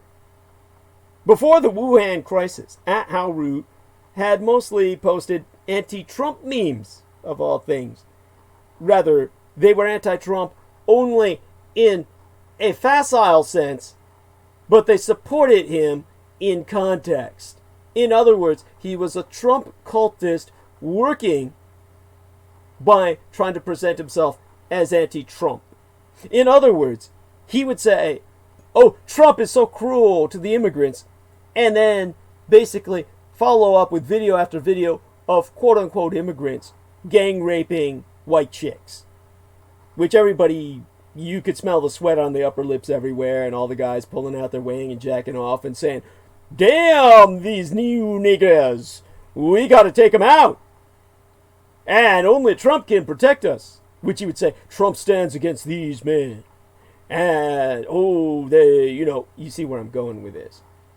Now, since the viral hit, his account has gone all in, tweeting completely context-free videos and charging its critics with being members of the Chinese Democratic Party trolls. Taiwanese antithetical to the great Chinese Communist Party. And at the Hong Kong dissident artist Ba Du Cao, at Howrell has tweeted, "You're a liar, and I will report you to Twitter. You're obviously new here. I'm one of the most trusted sources on coronavirus reporting on Twitter. How dare are you to question my reporting?" Now, though to most people, obviously his attacking a Hong Kong dissident shows he's on the side of the Chinese Communist Party, as are, of course, all the Aquino cultists who hate myself and my native Taiwan as one and the same. This individual, who is pro-Trump by subversion, trying to come in with that same passive-aggressive bullshit about, oh, Trump is just too hard, but we got to be harder. Trump is just too mean, but we got to be meaner. All of this points to Michael Aquino's Cult of the Kings of Edom. Because otherwise, it makes no sense as to what at Howrell be doing, or who would otherwise be responsible. The account, and it often posts using we. They use that term we. Remember when Christ confronted the man from the tombs. And I don't mean like the jail cells, the holding area in New York City. I'm talking about from a grave where this living ghoul was eating of the dead, the only who would tolerate his company. Christ confronted him. "Who be ye?" And he said, "My name is Legion, for we are many." That is the name that be used by the cult of the kings of Edom. It is ever in the back of their minds when they reference themselves in the royal we. And the we has not responded to my requests for interview, and studiously maintains that everything it has posted has been verified. According to fact-checking by BuzzFeed's Jane Litvinenko, nice Ukrainian chick, that is not true. Is at our root someone seeking global attention? Someone who believest what they be doing is righteous? Someone who's simply an exploitive grifter? Perhaps the only clear thing about the account is that it has shaped the online conversation about the coronavirus outbreak, regardless of its intention. It may be that at Howroot is one of the most trusted sources on coronavirus reporting on Twitter, which be exactly the problem we face. Some entity with no discernible knowledge about China, epidemiology, or infectious disease, working from a pseudonymous account, has become the leading source for people across the world about a global pandemic. There's only one son of a bitch I know who can grab that kind of game. The psychological warfare master himself, Michael Aquino, a cultist operating under his purview, is leading the world off a cliff with a negative fantasy he's going to follow up with. This is the setup. People are swallowing the hook. Next will come the line and the sinker. So how worried should ye be about the Wuhan coronavirus? Some 6,000 people have been infected, and 132 have been killed by the new coronavirus that began spreading from a seafood market where wild animals were sold for food in Wuhan, China. Public health officials have quarantined well over 50 million people in region surrounding Wuhan and report that more than 30,000 people who have had close contact with infected persons are currently under close medical observation. In these United States, the Centers for Disease Control and Prevention, the CDC, has screened some 2,400 travelers arriving from Wuhan at 5 major airports. Of the 110 people that the agency be tracking and testing for infection, 5 have tested positive, 32 have tested negative, and results are still pending for 73 people. Some evidence has emerged that infected people may be contagious before they show as signs of infection. If so, this would make it much more difficult for public health officials to prevent further spread of the disease by tracing, tracking, treating, and medically isolating people who may have come into contact with infected carriers. In trying to predict how the disease may spread, epidemiologists are trying to figure out what the basic reproduction number, the R0, is for the new coronavirus. That is, the number of people on average to whom an infected person will pass along this disease. Exempli gratiae, the R0 for seasonal influenza, be estimated at around 1 to 3 people exposed to an infected person. And remember, according to CDC data, 35.5 million Americans suffered from influenza but yesteryear, just behind us, and 34,200 of them died of it, yielding a mortality ratio of around 0.1%. A preliminary study by Chinese researchers suggests that R0 is around 3 for the Wuhan coronavirus, meaning it's more contagious than seasonal influenza. That's bad. That study also noted that by January 24th, some 1,287 cases had been confirmed, resulting by then in 41 deaths. Those raw numbers yield an alarming mortality rate of over 3%. For what it's worth, R0 for the Black Death in medieval Europe was also around 3, but the mortality rate after disease onset was closer to 100%. A preprint by British researchers analyzing the epidemic in Wuhan estimated that only about 5% of the infections had actually been identified by January 24th, which suggests that about 26,000 people were then suffering from the disease. If that estimate be correct, a rough calculation would yield a 0.15% mortality rate for the Wuhan virus. Parsing the latest reported cases and deaths yields essentially the same mortality rate. The coronavirus mortality rate is a bit above the seasonal flu rate in these United States, but not hugely so. Of course, these crude and provisional calculations do not warrant complacency. On the other hand, the speed with which Chinese scientists using modern biomedical technologies identified the virus and subsequently provided public health agencies and researchers around the world with the genetic information needed to track it be heartening. The Wuhan coronavirus is just the latest one. It is one of 7 known coronaviruses that affect humans. 4 cause the common cold, and the remaining 12 be SARS and MERS, which caused 12 major epidemics. What the United States needs to know about the Wuhan coronavirus well, let me list it out. There are now 5 confirmed cases of the Wuhan coronavirus here in these United States. While the arrival of a new virus is never welcome news, remember, the threat in these United States be low. We are still getting more information about these 5 patients, but the one thing they all have in common is that they recently traveled to Wuhan, China. This means, as far as we know, there's been no person-to-person transmission in this country. So if you have flu-like symptoms but have not traveled to Wuhan, China recently, or been in close contact with someone who has, you're likely in the clear. However, if you do have concerns, do not hesitate to contact your local healthcare provider.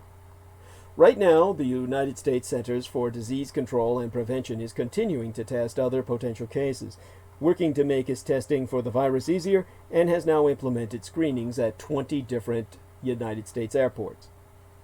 Per Dr. Nancy Maisonier, Directoress of the CDC's National Center for Immunization and Respiratory Diseases, she says, "We need to be preparing as if this is a pandemic, but I continue to hope that it be not." One thing we shouldn't forget is that the United States is still in the middle of flu season, and that has affected far more Americans than the Wuhan coronavirus. The CDC estimates that there have been at least 15 million flu illnesses and more than 8,000 deaths so far just this flu season alone. So it's still not too late to get your goddamn flu shot and practice those simple things we learned in grade school, like washing our hands and covering our mouths when we cough. They are really key to avoiding these infections. As for the situation back in China, while cases of Wuhan coronavirus have now been found in more than 10 countries, China remains the only country where patients have died thus far, prompting authorities to introduce unprecedented emergency measures to stop the spread of this virus. The fact that 17 cities in China have been put under some kind of lockdown has been the most astonishing action. This means they're effectively attempting to contain 57 million fucking people. That's larger than the entire population of the Republic of South Korea. We still don't know how effective these steps will be, and some experts say quarantine efforts could have wider consequences in and of themselves. One of the most challenging parts of containing the virus is that the outbreak began just before China's biggest holiday, Asian Lunar New Year. This is the time of year when hundreds of millions of people mass migrate back to their hometowns. China has had to take its bold steps to cancel large-scale celebrations, and authorities have urged people to avoid holding large family gatherings. But questions still remain. How bad is it? The answer is, we still don't really know. We do know that it's a type of coronavirus which is in the same family as SARS and MERS, and that it can spread from human to human. What we don't know is how transmissible or deadly it be. If you look at previous coronaviruses, SARS was highly transmissible, but MERS was deadlier. So far, the CDC believes that the Wuhan coronavirus has an incubation period of 12 to 14 days. Late last week, Dr. Jennifer Layden, an epidemiologist with the Illinois Department of Health, was quoted as saying, "Based on what we know now about this virus, our concern for transmission before symptoms develop be low, so that be reassuring." However, over the weekend, China's health minister, Ma Xiaowei, made a startling statement, saying that people can spread the Wuhan coronavirus before they become symptomatic. Ma didn't explain why he thinks the virus can be spread before someone has symptoms. But if the Chinese health minister is right, and there are those who doubt him, that means the 5 confirmed cases in the United States might have been infectious while traveling from Wuhan to Arizona, California, Illinois, and Washington State, even if they had no symptoms at the time. The CDC's National Center for Immunization and Respiratory Diseases Director, Dr. Nancy Maisonneuve, has thus stated, "We at CDC don't have clear evidence that patients be infectious before symptomatic onset, but we are currently investigating that possibility." We will all learn soon enough if humanity's increasing biotechnical prowess combined with vigorous public health responses can prevent Wuhan's coronavirus from developing into a modern pandemic that will impact the evolution of the human species itself and deprive us of a good percentage of those alive as I burn bandwidth tonight. With all that in mind, the Fed is leaving its key interest rate unchanged at low level amid all the global risks. And Mein Kampf, my struggle be thine own. Contribute to that struggle at showsdd.com/donate.html, where we now be accepting contributions via PayPal Holdings Incorporated on showsdd.com.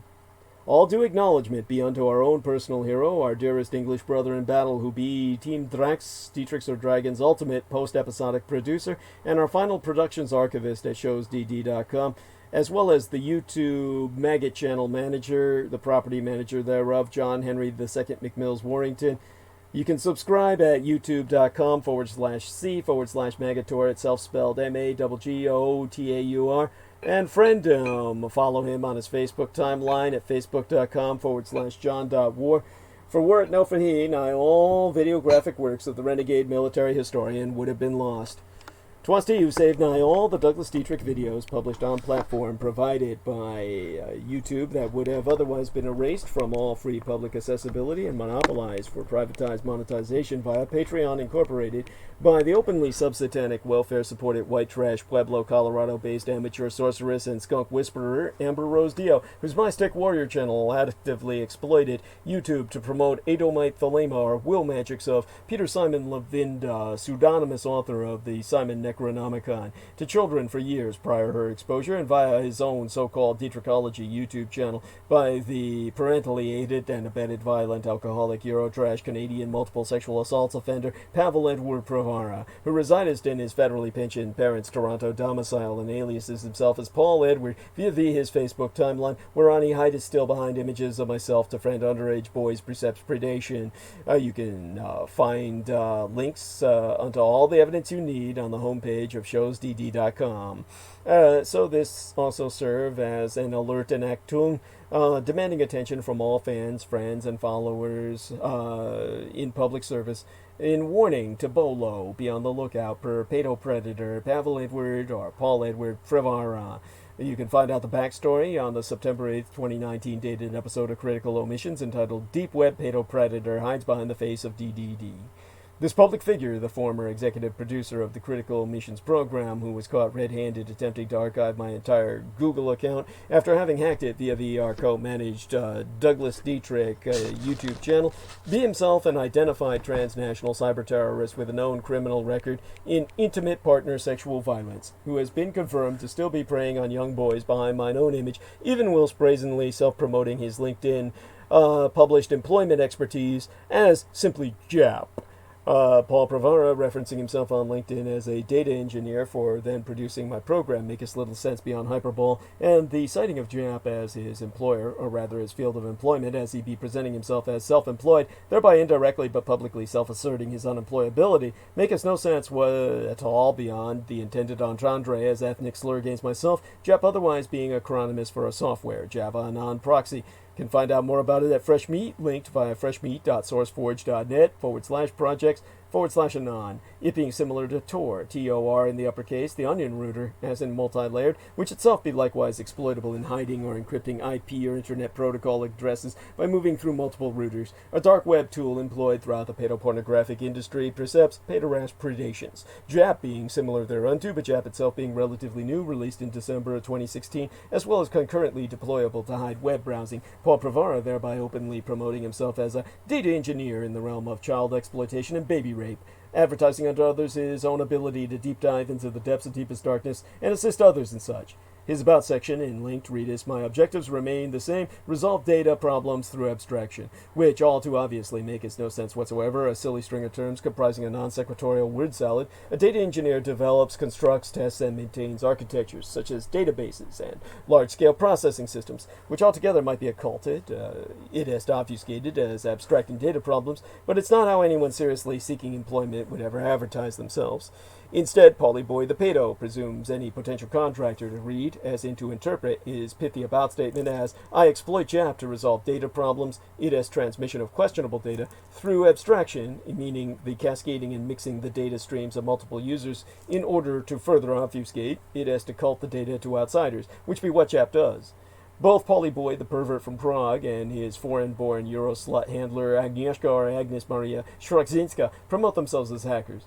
It would be self-evidently stupid to advertise oneself as such via LinkedIn by all common sensibilities, but they have been emboldened by the Temple of Set to hide it in plain sight, Polly's entire linked entry being utterly senseless sans any conventional rationale other than within this context.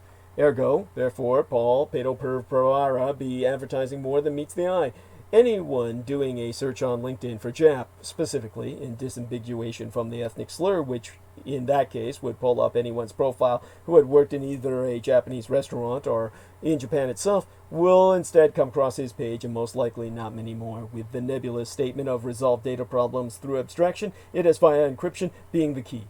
Anyone who wants help in questionable tasks requiring Jap now be directed to his page and his page alone. His critical omission, a blatant hypocrisy, what speaks volumes in of and for itself, being that he refuses to explain it in his openly published public statement per myself as to why he still misrepresents himself by hiding behind the photograph of a quote-unquote liar, which you can see on facebook.com/PI342, instead of his own flaccid face for reasons what be all too obvious. No one would friend him by his own wretched appearance, despite the fact that he tells underage minors that they have finally found Waldo of the Where's Waldo franchise, and that Waldo was really Harry Potter, his other preferred self-misrepresentation all along, before offering to let them play with his magical wand. And one final warning by way of Pavel Privy, the pedopredatory pervert from Prague. He has now established a false Twitter account by which to continue his misrepresenting himself, called @DDD_now, all in the uppercase.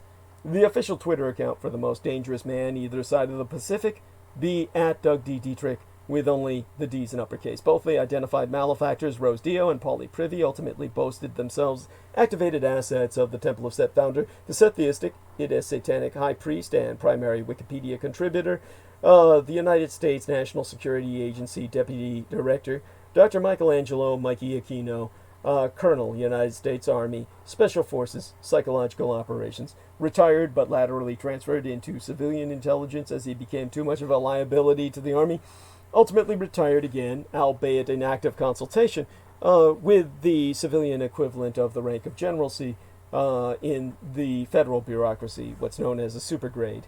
All his assets being integral his ever-swelling cult of the kings of Edom, it is, the anti-gods. But now you, too, can do your part to fight against total annihilation.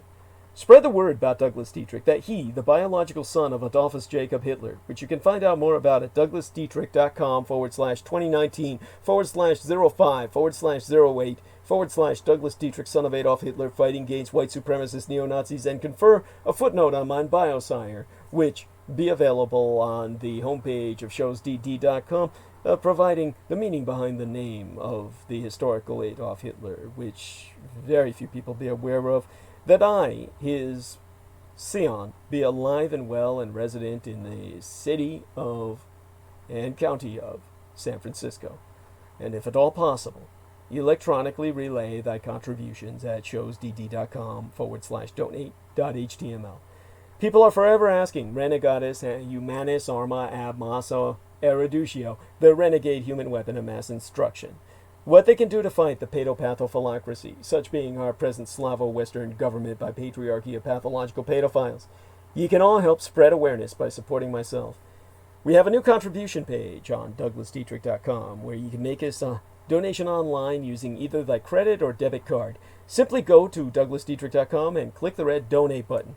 All sponsors will be granted exclusive electronic access to both my videographic and audio recorded archives through to this year from the 2011th year in our Lord, the very year mine own late and sainted matriarch, the Grand Madam Diana Linzujin Takabayashi Hideko Dietrich, was murdered, assassinated, nigh immediately aftermath, Sanjuichi Sensemi, the 3/11 terror attack against the Fukushima Daiichi, or Big One cluster of nuclear power plant facilities on site, the 7,000 islands of the Japanese Empire, when 'twas deemed by much Native American cosmological reckoning that the first rays of the dawning of the sixth world broke upon us, and magics could again be worked conjointly with Mother Earth to redeem the folk upon her. They're not on YouTube anymore, whereon the internationally recognized renegade military historian and intra-global crises analyst Douglas Dwayne Dietrich had long ago established his high-profile visibility platform per rationale of personal security by way of public promotion. So visit showsdd.com/donate.html and donate online where 'tis fast, easy, and secure. Only on contribution will thy membership be processed within 48 through 72 hours between 2 to 3 days for full access to all mine archives, meaning all those videos that John Warrington saved, aside those on the Maggot Douglas Dietrich channel and the YouTube channel named Taboo Bros 2, spelled TABOO space BROS space Roman numeral 2, is managed by the mixed martial arts maestro Daniel Arola, who you can visit at facebook.com/Daniel Arola.3 of Dalmage, or Daniel Arola Martial Arts Group, Incorporated Kali Combatives. Yea, so, all the Magator-backed Dietrich-hosted vids now be available unto all, accepting contents accessible via the aforementioned TB2 and Maggot YouTube channels, our extensive showsdd.com archives, now including even the old, ostensibly professed Revolution Radio archives obtained from the late and unlamented controlled oppositionist Mike Ringley, thanks to private purchase by the well-established alternative acid rock band Deep Space Pilots, whom you can visit at deepspacepilots.bandcamp.com, lead bandsman Ronald P. Stroyne, whom you can friend on Facebook as Zeb Shepard, he being general practice attorney at law in good standing at the law offices of Ronald P. Stroyne and Associates, serving the Chicagoland area's legal needs since 1980 in federal appellate practice, divorce and family law, real estate, bankruptcy, criminal, and DUI. Visit thedebtfreeway.com, as well as the Soy de San, American Freedom Radio,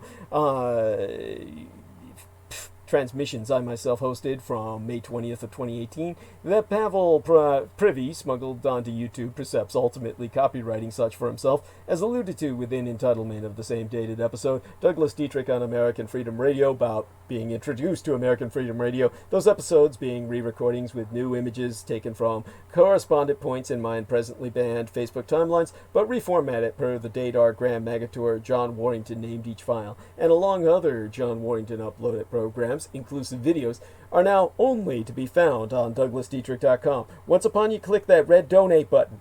On past transmissions, I have informed our listeners about the option to send us checks or monetary orders to my known physical mailing address in order to avoid paying the middle person. Now my manageress, Lena Shea, has asked myself to clarify unto our audience that I was referring to PayPal Holdings Merchant Services as said middle person and not herself, who be an unremunerated volunteeress. As my web mistress, the young madame Lena Shea, has been relaying thank you communique on mine own behalf unto everyone who submits their donations online. My presently transitional website situation be in no way, shape, or form analogous to the Aquino designated suppression asset Lorien and Fenton handling, in which she was assigned to sabotage all my contacts per potential sponsors and all my communications via the open public, while stealing any and all incoming fiscal succor intended for myself as her personal profits. So fear Goddess and dread not. Whether you send donations online or through the postal services, it will reach myself. Accepting online donations cost us roughly 3% plus or minus to process, so you can help us save a few extra dollars by mailing either checks or money orders, never cash, to the personal residential address of the Mr. Douglas Dietrich, which itself be listed on DouglasDietrich.com. The most important thing being that people regularly donate what they can within their means. Foremost among Axis Daddy D's donors, aside his lady and mistress Lena herself, be our most beloved Greater British brother in battle, the Team Dietrich, Sir Dragon's heavyweight lifting keeper of the spirits and YouTube Bizarre HD channel managing mixologist George Edward Knight. Subscribe to his channel at youtube.com/user/bizarrehd, spelled BIZAREHD. You can friend him at facebook.com/george.e.knight.7. Mine own personal hero, who has substantially delivered towards my salvation from the streets, and whose self-produced videos entitled How the United States Won World War I and Why We Are Still Legally at War with the Third Reich, both be factually substantiated per mine own expositions. Indeed, the last Dietrich Gulves, the son of Dietrich's or son of a dragon's, Anglo-corrupted as Dracula's expositions via YouTube, would not be possible sans generous benefactions from my listeners on a monthly basis. The Amerasian agent of the Peacock Angel, Tavush Maliek, the only person on the surface of this world with the insider knowledge and experience necessary to lead thy resistance against the Russo-sub-satanic occupation and anti-godly insurgency, it bearing no end of emphasis that Jew D, or Anglo-corrupted as Jedi, literally Master D, or the Master of Enlightenment, myself, is not paid to articulate mine expositions, and have never once been remunerated for my services rendered unto thyself and all thy holdest dear, at incomparable sacrifices to myself, most tragically of all my loved ones, in my most singular and quite unenviable role as the ultimate public informant at personal risks, still at large. Your taxation cannot support myself, as I be denied all access to the United States Department of Veterans Affairs, benefits, and or services due dishonorable discharge. So again, go to DouglasDietrich.com and click Donate. The very survival of the human species be at stake, and I am not exaggerating.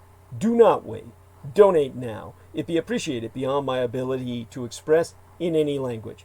As well, Forget not to subscribe to the Douglas Dietrich YouTube channel at youtube.com/c/Douglas Dietrich and click that notification bell in order to receive notifications that live streams has started. Finally, and above all else, visit awakewithinthedreamproductions.com to emphasize that Douglas Dietrich referenced thyself to purchase thy ticket to rendezvous face-to-face with the Djevol, or Devil Angel himself, as he delivers his live and personal headline presentation as one of the 3 keynote speakers for the Living Truth Summit on-site, the sacred Mount Shasta, this pending June 18th through the 22nd, Anno Domini 2020 Common Era. My gratitude unto thee all who grace my self-support. Most blessed be thyselves, and all thy know. Let me take a look and see what we've got in terms of any possible communications to myself. And, of course, let me check the live channel. Let's see what's going on. See how many people are following. 30. We maintain steady. We maintain strong. That's pretty impressive that many people stuck with myself, at least. Of course, it's more than that when it loads up. Let's see if anyone is talking. Christoph Rimmel, my Kameraden, says DD displays, holds, is the most remarkable mind. This is surreal, of most remarkable. Donation to follow. God bless you, mein Kameraden. Alisa Marie, are you reading something? Is English your second language? Why do you pronounce hyperbole? Yeah, English is my second language. Yes. And are you just another troll? So, Christoph Rimmel says, most sophisticated use of words. There we are. Bizarre HD says, much love, Douglas. Loud and clear. And had somebody up there who was saying quite a bit. I thank everyone. Oceanus Brosolarum. Weather is my main focus in research. Cool. Wonderful. And let's see. Someone is saying 5D chest fire. Yes. Sarah Shield says, yes, you're being heard, dearest Douglas. Hey, honey. And Christoph Rimmel says, sound quality is excellent. Wonderful. Well, my blessings to all, and certainly all those that support myself. Not quite sure about some of the people down there in the chat room, and don't really care. If others are keeping track of them and feel they need to be blocked, by all means, go ahead and do so. So other than that, well, join us again during the weekend. Seeing my psychologist tomorrow. Wish me luck with the transportation. Taking care of everything I can before or en route and on the way back. And other than that, I'll get some rest before then. 7.5 hours plus. Alright. Blessed be thy night. Can't resist the last look here. Cheryl Jacobs. Hey, honey. Still here with you, Dr. Dietrich, Doctor of Truth. Love you as always. Love you too in turn, baby.